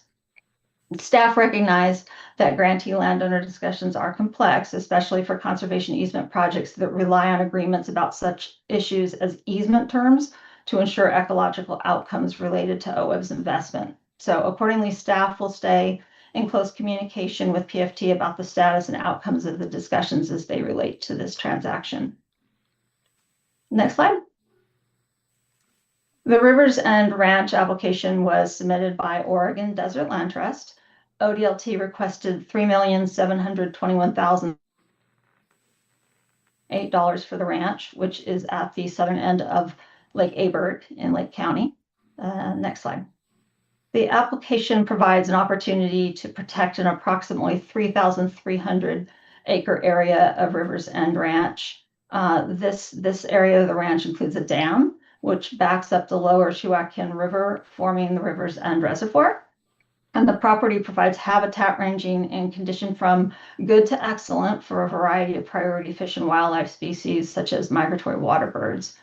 ODLT intends to purchase the entire ranch and form partnerships to determine the best management strategies for the property. Ownership and management of the ranch will involve addressing complex issues ranging from water rights disputes to cultural resources impacts and lawsuits to widely differing opinions about how best to manage the property's reservoir for fish and wildlife. Some of those issues need to be resolved to allow for due diligence and the release of OWEB's funds for the transaction. ODLT has a track record of undertaking complex transactions and property management issues. However, the extent of the transaction-related issues facing Rivers End Ranch, diverse perspectives about future management of the ranch, and the potential resource implications of addressing all these factors raised concerns about whether the OWEB transaction could be completed in a timely manner. The project has the potential for significant ecological outcomes, but needs more development to demonstrate that a grant-funded transaction can be closed in the 18-month period that's required by administrative rule. Next slide. The CIN, Southern Clatsop application, was submitted by the Chinook Indian Nation CLCT. CIN requested $614,420 for the purchase of a property at the southern end of the city of Seaside in Clatsop County. Next slide. This Southern Clatsop property is 85 acres. It consists mostly of riparian and wetland ecosystems in good to excellent condition. Sitka spruce wetlands comprise over half the property. The property's creeks provide habitat for coho salmon and Pacific lamprey. The property is located adjacent to a site previously protected with OWEB land acquisition funds and near other protected areas. The overall condition of the property is good. However, some level of management is needed to maintain the condition. The application outlines stewardship actions that could be taken but doesn't commit to taking them. This made it difficult to evaluate whether management strategies would be sufficient to achieve the anticipated ecological outcomes. CIN is a first-time applicant to OWEB. An application doesn't provide information about CIN's business processes or prior land transactions, and CIN doesn't have a performance track record with OWEB. So these factors made it difficult to evaluate CIN's organizational capacity. The application does state that CIN will partner with North Coast Land Conservancy to implement the project. NCLC has a good track record of completing transactions, but the details weren't provided about how the two organizations would work together. Parties that received email notice of the application included Oregon's 9 federally recognized tribes and the Nez Perce tribe. Following tribal notifications, OWEB received feedback expressing concern about this project from a federally recognized tribe in Oregon. Concerns expressed by a federally recognized tribe may impact whether the transaction can be completed within the 18 months required by administrative rule. Staff did have a follow-up meeting with CIN at their request to discuss the project evaluation and give them information about how to provide written and verbal comments to the board. Next slide. The Surf Pines Prairie South application was submitted by North Coast Land Conservancy. NCLC requested $311,140 for the purchase of a property on the Clatsop Plains. Next slide. Surf Pines Prairie South is a 2-acre property that's been partitioned into 2 developable lots. The property consists of coastal prairie and riparian ecosystems in the Neocoxie Wildlife Corridor. The evaluation states that Surf Pines Prairie South includes non-native trees planted in the riparian area. This information doesn't apply to the property and was intended only for Surf Pines Prairie North. NCLC has obtained matching funds and proposes to manage the property with the other lands they already own or manage in the habitat corridor, amounting to approximately 35 contiguous acres. Surf Pines Prairie South is in good ecological condition. Mowing and targeted weed removal are proposed and will prevent invasion by woody vegetation such as Scotch broom and blackberry, as well as suppress vegetation height to allow forbs to compete with non-native pasture grasses. And these actions are likely to be sufficient to maintain conditions. Retaining connectivity to that wildlife corridor is important, and preventing development adjacent to Neocoxie Creek would avoid additional water quality impacts.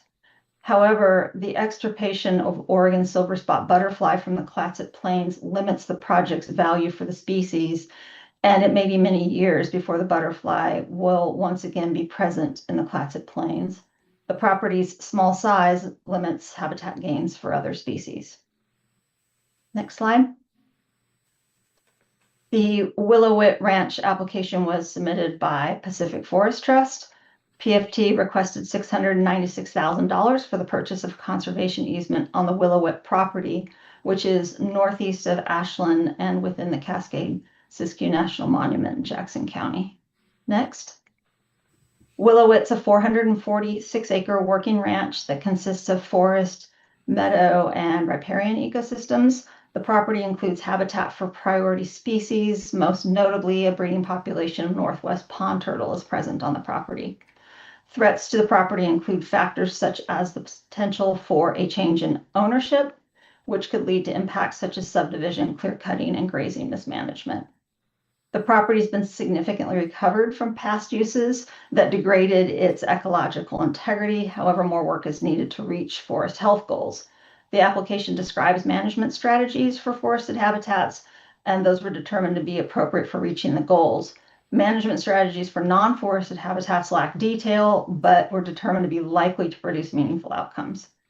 PFT has good capacity to complete the project. However, the easement is structured with zones to allow for a wide and complex range of commercial and non-conservation uses, such as cemeteries, camping, trails, running races, and educational programming. The uses, together with the ranch's relatively small size, raised concerns about limited benefits for wildlife. Next slide.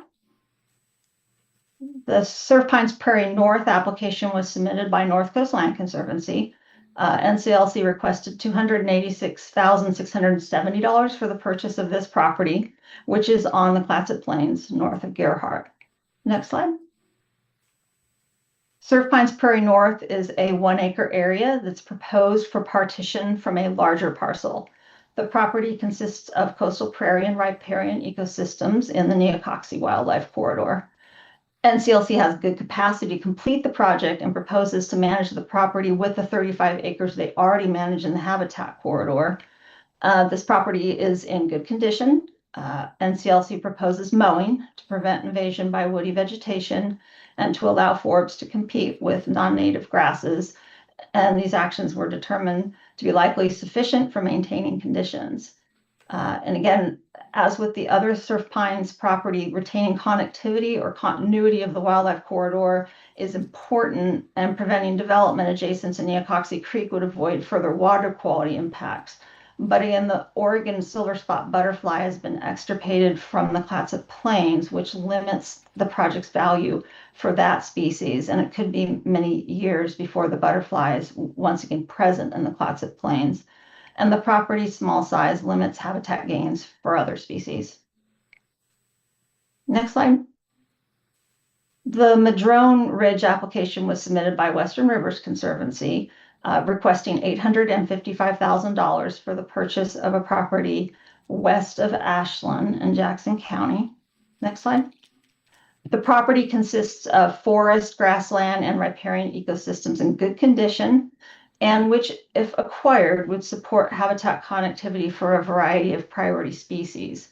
The application doesn't include a complete description of the property's priority ecological systems or plant communities, or address the project's alignment with conservation plans, which made it difficult to completely evaluate the ecological portion of the application. Western Rivers is an accredited land trust with the capacity to complete the transaction. OWEB's funds would be matched by a large grant that's pending from the Forest Legacy Program. The city of Ashland is the intended owner of this property, but hasn't completed the public process necessary to accept ownership. The city has good experience with owning properties for recreation and wildfire risk reduction. However, this acquisition would be focused on fish and wildlife habitat and would more than double the acreage under the city's ownership. Long-term stewardship costs for the property will be significant. Funding sources for the stewardship are currently unknown, and the city's existing budget is of concern based on information included with the application. And although fuels reduction work previously occurred on the property, additional restoration work is needed. The application doesn't contain details about that work. The property is proposed for public use, including new hiking and biking trails, which would require significant management capacity on the part of the city to align with the protection of fish and wildlife habitat. A campground was also suggested for the property. However, this level of recreational development isn't consistent with the purpose of OWEB's land acquisition program. Renee, back to you. Thanks so much, Miriam. So before we transition to the ranking, did want to remind you of the 77 pages of public comment, some of which is about land acquisitions. You also heard extensive verbal comment earlier today. So just wanted to remind you of that, to ground you in the really helpful feedback that we've heard, both in support of and in opposition to some of these projects. So important point in the process. Do you want to go to the next slide, please? Okay, so I promise we'll get to the ranking soon. So in terms of funding lines, again, few touch points from earlier. Highest demand that we've seen in over a decade for the program. We have a target of $4.25 million for this grant cycle, with a total currently available within the full line item of $6.5 million. So a few things as we were thinking through the staff funding recommendation, and honestly balancing a few realities. One is that any amount of funding that we propose to you for consideration of awarding above $4.25 million does definitely cut into the next grant cycle. We are sensitive to that, as all of our open solicitation programs are. That said, we also have a reality of we have seen demand unlike anything that we've observed in a decade. There are some really fantastic projects in this slate. So you are about to see the funding line, which also is an attachment A, that really does try to balance these two realities. And you are the decisional board. So we're simply making staff funding recommendations and presenting you with an option. So do you want to go to the next slide, please? Okay, so here are the 9 projects in rank order.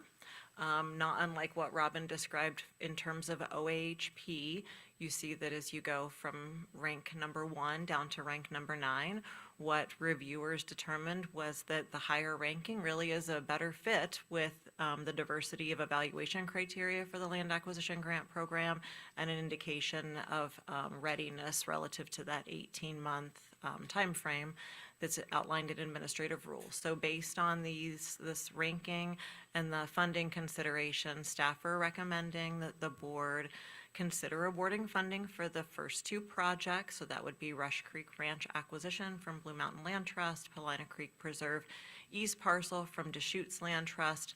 The total for those, I can't read that far away, is just about $4.65 million. That is a little bit above the $4.25 million target, and we recognize that we are seeing great demand, and funding 2 projects is probably worth consideration by the board, given the slight increase above the target.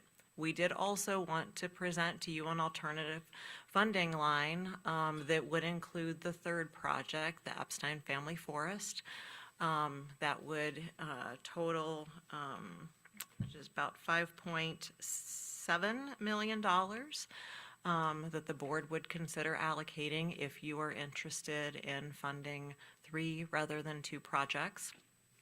Again, sensitive to the potential impact on in-development projects that folks might be considering proposing to the next grant cycle, and also recognizing that a lot of hard work went into development of some pretty great projects in this slate.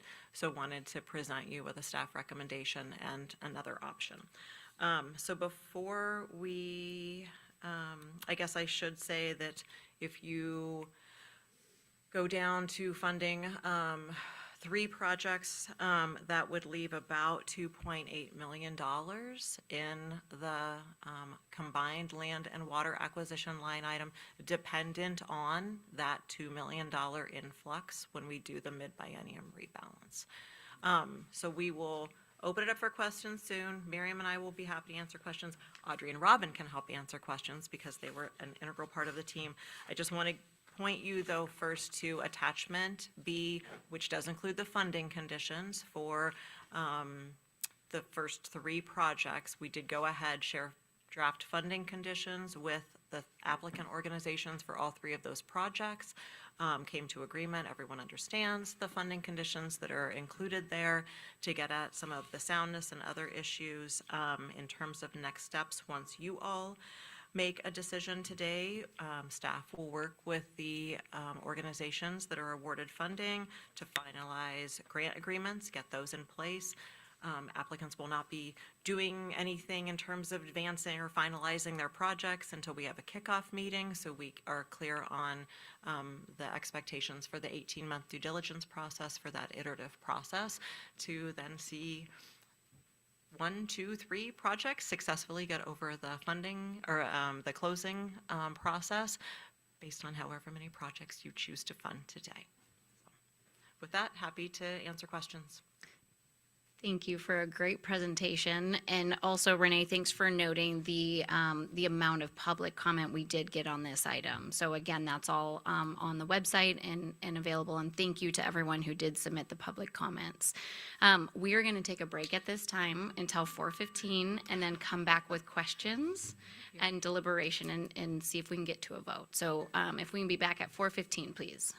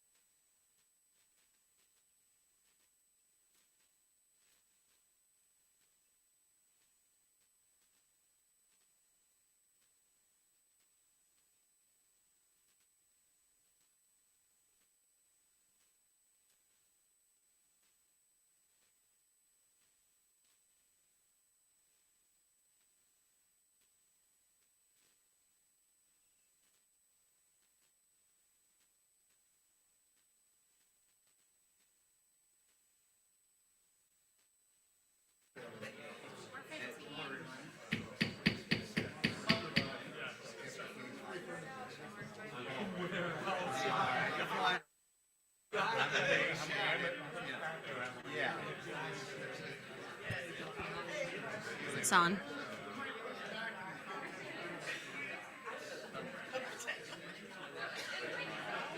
Testing, testing. The yell. Okay, we're going to get started. If folks can return to their seats, we're going to get started. All right, folks, we're going to get started. Go ahead and take a seat, please. Thank you.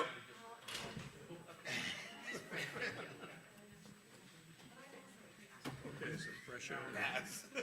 I can support anytime.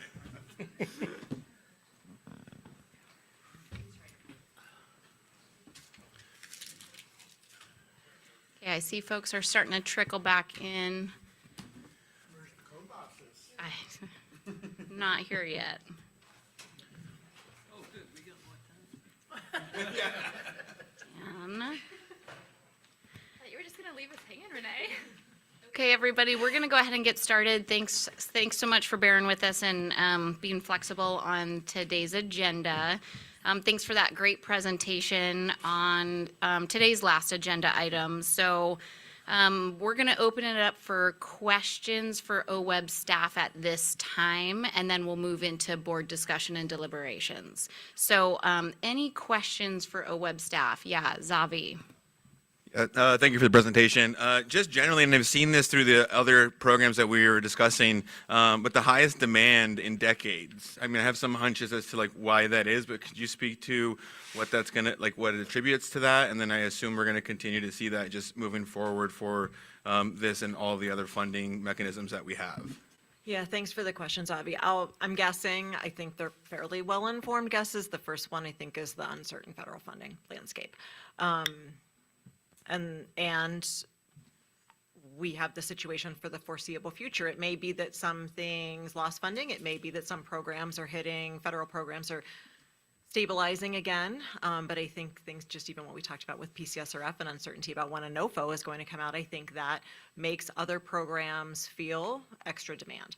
I do think that because we're in the midst of the land acquisition modernization process, I think that for some folks that feels as though, okay, maybe I will re-engage with this program. Maybe folks who haven't come to the program in several years. I think that there are some folks, we had one applicant that was brand new, another applicant that we hadn't had in the door for maybe 15 years. So it could just be increased awareness about the program too. Thank you. Other questions for OWEB staff? Mark Webb. So in public comments, we're asked to consider two additional projects. One of those is the Rivers End Ranch. And when I was reading the application, I took away uncertainties around a number of important facets. So that's one reason it wasn't ranked as high. And then at the end, and I don't have the application with me, there was a comment that the majority of the purchase price would go towards not the ground, but infrastructure. And that surprised me because it just seemed inconsistent with what we're talking about. And I wonder if you could speak to that. Did I read that right? Yeah, Miriam, do you want to take the second question and then maybe we can tag team the first if needed?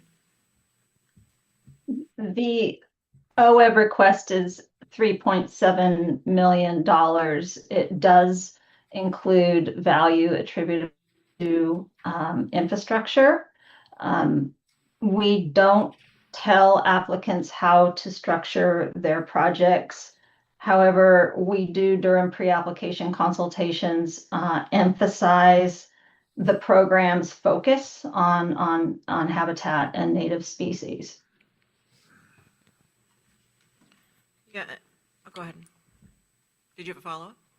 No, I just, so I appreciate for some properties, you're going to purchase a house or something that goes on the property, but when it's the primary or the majority of the purchase price, I don't know if we should have a conversation. It just seems to me inconsistent with statutory, constitutional sort of mandates. I could be wrong, but I just wanted to clarify that I did read that right.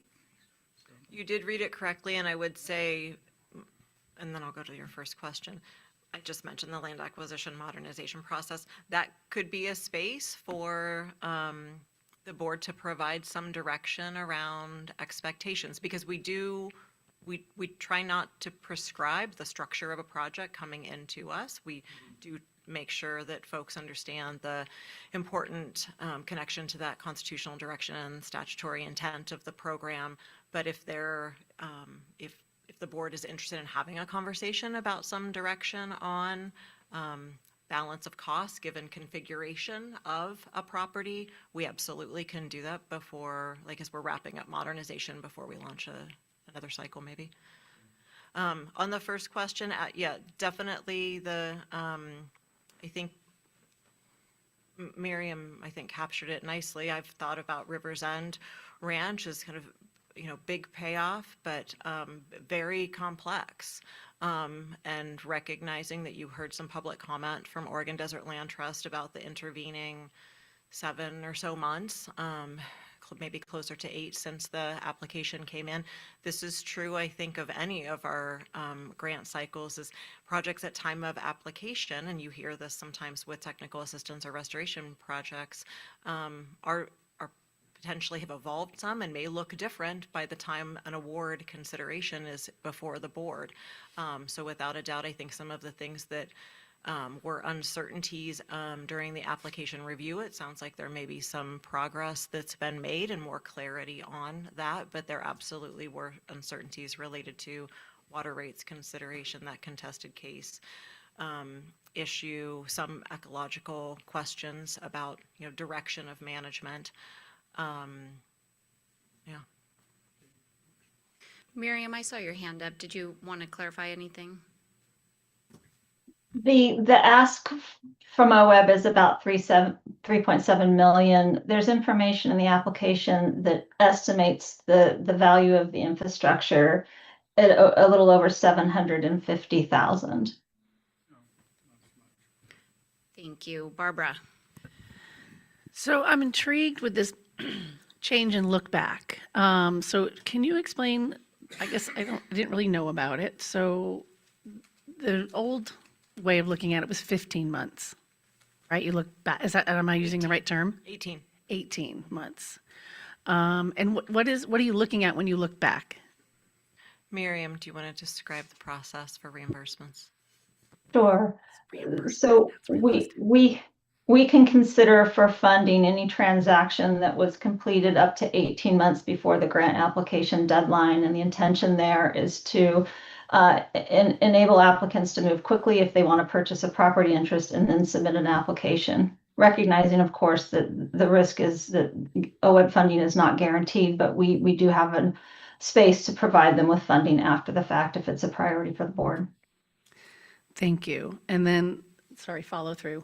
With the change in 36 months, how many applications fell underneath that? And we ended up only having one. Okay, thank you. Dan. That was my. Okay. Barbara just asked my question. Perfect. Thank you. Other questions for OWEB staff? I have one. I have a question on the next solicitation before the 2027 biennium spending plan is out. So when would applications be due and when would the board be making another funding decision? That's a great question, Co-Chair McCleary, since we are also in the midst of the land acquisition modernization. So our collective current thinking is that we will bring recommendations from that process from the ARE committee to the board in July. That may be a fairly diverse set of recommendations. I don't think that we probably can pause a grant cycle to implement all of those, so that likely would be a staged process such that we would open a cycle probably sometime in August, September, with a hope of bringing a funding recommendation to you at the April 2027 board meeting. That would keep us close to target, but recognizing, depending on the board's expectations of how quickly some of those modernization changes are incorporated, I think that would be the biggest question mark on timing. But at this point, we would aim for April of 27. Thank you. Okay, not seeing any other questions. Oh, go ahead, Kelly. That's okay. Kelly Coates for the record. Again, I keep forgetting. So my question is, if you could just walk me through again, the funding and the unknown with Pacific Coast Salmon Recovery Fund dollars. So understanding I am living right where you all are with Pacific Coast Salmon Recovery funding and not knowing what's going to happen with that or when we're going to find out. And in a typical year, we would find out in May, June-ish, right? Which is why at the July board meeting, it just really, it lined up nicely in a normal year. But my question is, if we don't end up receiving the PCSRF funds this year, right? We can't get it in this fiscal year. How does that impact how much we're going to have left in land and water? Also factoring in that we have that separate water acquisitions piece, but that will be running out and we will be dipping into land and water. So my concern here is if we spend as much money as we want to here or can, right, up to our spending line item for this biennium, then are we going to have any money in the future for land acquisitions or water acquisitions? So maybe I'll start with the pieces that are within our realm, and then I'll turn it over to Sarah. So, the PCSRF funding typically would be incorporated into the overall spending plan at the July even year meeting, so at our July meeting. And I think what you heard from Sarah is that may be pushed to, say, an October board meeting, maybe a January meeting. That does not have implications only for land and water acquisition. Those are implications across our grant program. So I think that's important to state. Depending on the board's action tomorrow for water acquisitions, we likely would have 1.3 million remaining in the separate water acquisition allocation that would then be the source of funding for the 2026 to 2027 water acquisition cycle that would be awarded in April of 27 also. Depending on what demand looks like, we have no predictability. Tomorrow we'll talk about a high dollar project that came in for the first time. We saw an irrigation modernization project. That's great. And they're big ticket projects. So we don't know what demand will look like for water acquisitions and if it would be above $1.3 million next cycle. We also don't know what demand will look like for land acquisitions. My guess, probably not poorly informed and coordinating with Coalition of Oregon Land Trusts, is anyone who is not funded this cycle may come in again for next year's land acquisition grant cycle. There might be some reconsideration if they were farther down in the ranking, and might question if this program is a good fit for their project. So I think I'll stop there and see what Sarah has to say about bigger funding questions. So I guess all I think I can add to that, unless Stephanie starts to approach the table at some point, is that if the PCSRF funding is delayed, then presumably, I mean, it is delayed. If it's significantly delayed, we're not able to do a major rebalance like we had planned in July. We will still know more about our state revenue forecast, and we'll look for an opportunity to do sort of a lighter rebalance. We've talked about this with Miriam Scher, and she'd be able to speak to that in more detail tomorrow. Recognizing that we set aside a significant amount of unallocated funding to kind of hedge a lot of this. We entered this biennium with a great deal of uncertainty.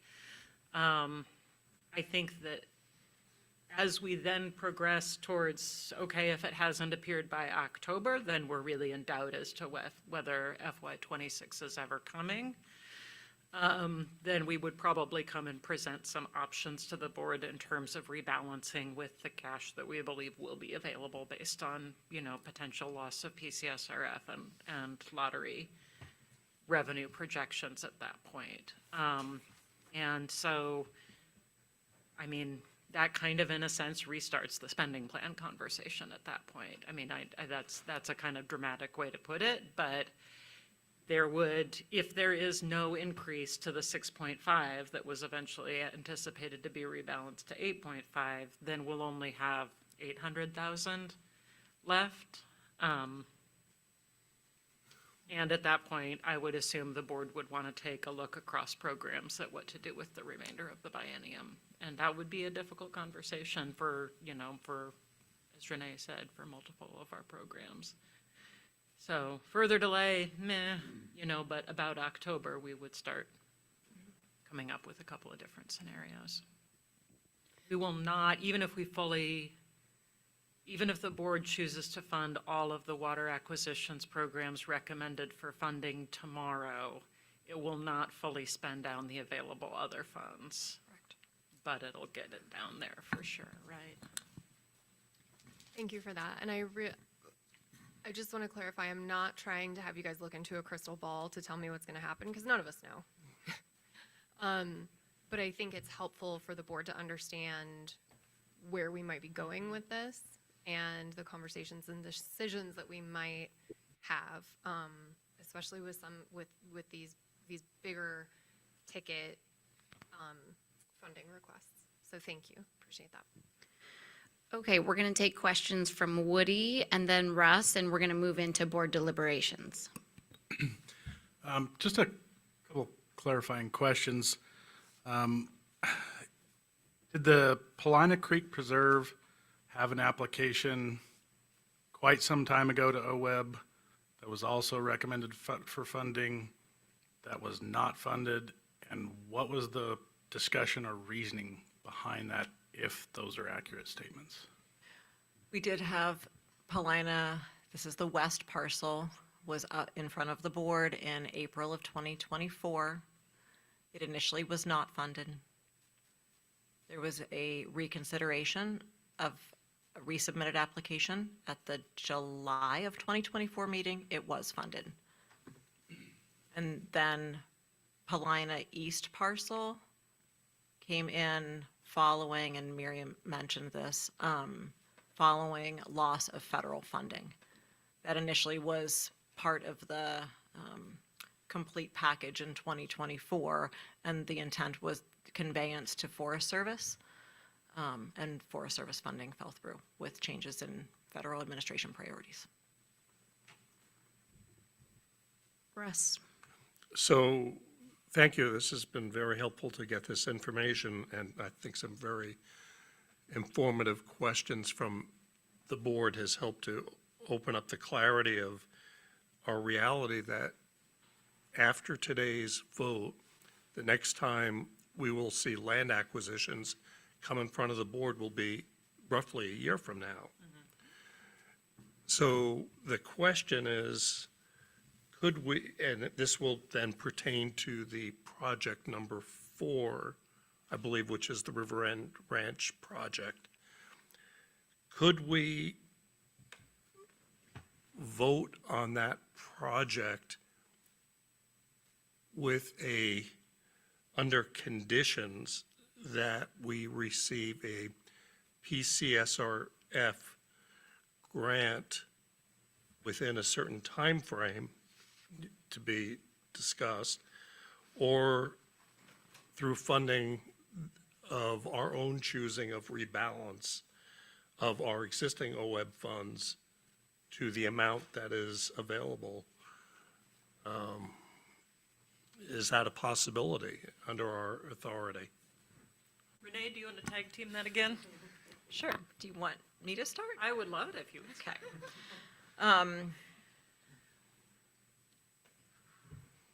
It would be precedent setting in an open solicitation, because land acquisition still is in the open solicitation bucket category section of your spending plan, to conditionally award funding based on a rebalance that has not occurred. That would be precedent setting for the board. There have been some times, Miriam, Sharon, and I talked about the Klamath River Renewal Corporation grant that you made 3 years ago, 4 years ago almost. That was targeted, unique investment that the board made in coordination with the request from the governor's office. It was not part of an open solicitation. So that would be precedent setting. And there is uncertainty about the timing of the PCSRF award, given that the NOFO is not out. And that is unusual. Typically, Kelly's right. And usually on Memorial Day, we would get word about our allocation. So maybe I'll stop there and see, Sarah, what you want to add. Okay. I would add to that both a concern about what it means to set that precedent. And there is always somebody right below the spending plan line in every one of our programs, or the funding line in every one of our programs, that we should be kind of considering whether that would be something that the board would be prepared to continue to do in the future. And Renee, I may need you to check my math here yet again, but because we've been through this before, but it would still only be partial funding of the project. So of the, let's say, roughly $800,000 that we have in the spending plan, I mean, in addition to not having that authorized in the spending plan, we actually don't have the cash on hand. We don't have it to spend. So, but you were talking about a contingency. It would still be a partial funding of, it would be less than $3.7 million. It would be $2,800,000. I think it would be about 900,000 short. Which, as you all know, is something that makes us uncomfortable, because then we worry about the ability to, complete the project, and that's something that OWEB has traditionally shied away from. So those are the concerns that staff's discussed about that scenario. So I'm going to take one more question from Brian. I see his hand up, and then I'm going to kick it back over to Russ to open up deliberations. Yeah, just a comment. It seems like Russ's questions are a little different in the sense that being contingent upon a third party funding coming forward is a little different than whether the board itself uses its discretion to rebalance at another time. It seems like the consequences of those are different. In the case of the board, you're almost like forcing it to make kind of a decision now without having the discussion about the rebalance, versus saying we're in as long as our third party is in. That's, to me, those are different. I would just encourage people to think about it that way, but unless I'm missing something. I think there. that's correct, Brian, and I think we would effectively be doing both of those things at the same time if we attempted partial funding of the project. Yeah, that's great clarity too. Russ. Okay, so thank you for that. I just wanted to make sure we had good conversation there and understanding the weight of the options. We are in unique times, however, and that's why I was exploring it. But before we get into the final deliberations, I want to disclose that I would like to share that I have a previous working relationship with one of the grant applications on a property that we're discussing that is going to be the Rush Creek Ranch, specifically in the years 2015 and 16. We overlapped in our service and served as board members for the World Forestry Center board, so I had a conflict there. At the time that the owner, Raji Goti, and her previous husband, Robert Goti, when they acquired the property in 1997, Robert was a member of the Nature Conservancy Board at the time that I was director and vice president of the Nature Conservancy nationally at the time, and he became chair of the board during that period. But again, after going through a review of the ethics law, I have no financial interest in this project. Therefore, I'm allowed to participate in the deliberations and the voting for this project. But I wanted to disclose that background. Russ, I just want to note, I think that was exactly accurate, except at one point you actually said, I have a conflict, which you don't. You have a source of potential bias, and it's been cleared as not being a conflict. Thank you, I'm sorry, I misspoke. It's a normal word to use. But. Yes, thank you. Thank you, Russ. Okay, thoughts? Mark Webb, please. before deliberations, and then a request. So before we begin deliberations on this agenda item, I'd like to share that I have a previous working relationship with one of the grant applicants and properties to be discussed today. So I currently serve on the Blue Mountain Land Trust Advisory Board as a volunteer, so no compensation or anything like that. Also, over the years, I've done a lot of contract work for Raji on Rush Creek Ranch, mostly forestry related. But I met in February with the OGEC and OWEB staff to discuss these relationships in detail, and it was determined that there's no conflict of interest according to Oregon ethics law. So I'm allowed to participate in deliberations and in voting, and in fact, I'm obligated to, and I don't want to. Nice. Thank you, Mark. Okay, other thoughts, opinions, or proposed motions? Do the request. So I was fine with the top two and just letting the others reapply, but after reading the letters of recommendation, particularly from Paul Henson, who I know well, former U.S. State, U.S. Fish and Wildlife, I'm inclined to include the Epstein project in this and move that well, I won't move it, I just think we should consider it. Thank you. Barbara? I want to make a recommendation to vote on these three individually today. If I can make a motion for that, please. So, Because in our motion, they're bulked all together, and I'm curious if I can make a motion to put them all separately. sure, I'll pause that quickly because I saw Kelly's hand go up. Do you have a comment on that or another comment? Okay, yeah. I do. I think procedurally, it makes me a little bit nervous to vote on individual projects. Oh. And I think it's a little bit precedent setting. And it kind of, I feel like it might set us up for things in the future that we just want to be considerate of. Puts me in an odd position because I support some, but not all. Thanks. Sure, thank you. So I did hear a potential motion. At this time, Mark, I'd love for you to make it and just kind of see where the discussion goes. So I don't have the dollar amount, but I would move that we fund the top three projects. Is that There's it? the dollar amount. That we fund Rush Creek, what's the other one? I already forgot it. Lina, and then Epstein Properties, or $5,668,273. As shown in attachment A. Is it shown in attachment A also? Yeah, Okay. it is. With conditions detailed in attachment B with an award date of April 28th, 2026. So it's been moved by Mark Webb, Second? seconded by Russ Holflick. Any further discussion? Okay, Nicole, please. Okey dokes. Lindsay McCleary. Yes. Kelly Coates. Yes.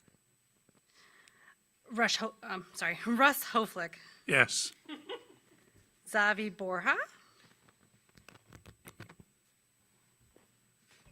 Yes. Raya Bushnell. Yes. Barbara Boyer. Seeing as I support two of the three, the pendulum swings to a reluctant yay. Mark Webb. Seeing as I'm obligated to do it, but don't want to, yes. We appreciate you. Woody Wolf. Yes. Okay, and Mark Labhart and Lizak Power are out. Motion carries. Wonderful. Thanks, everyone. That being our last agenda item, I'll go ahead and call this meeting to adjournment at 4:45 p.m. Oh, Dan. Thank you, sorry. So Dan Brown for the record, representing EPA. I misspoke this morning in my update regarding permit requirements for air curtain incinerators. Are you correcting yourself? I am, yes. The EPA proposed a rule to not require air curtain incinerators used for wood waste only. And it's still open for public comment. Public comment closes on May 4th, so not too many days left. And so, yep, thank you. Thanks, Dan, and adjourned at 4:45. But, can we get some information on the dinner this evening and logistics with that?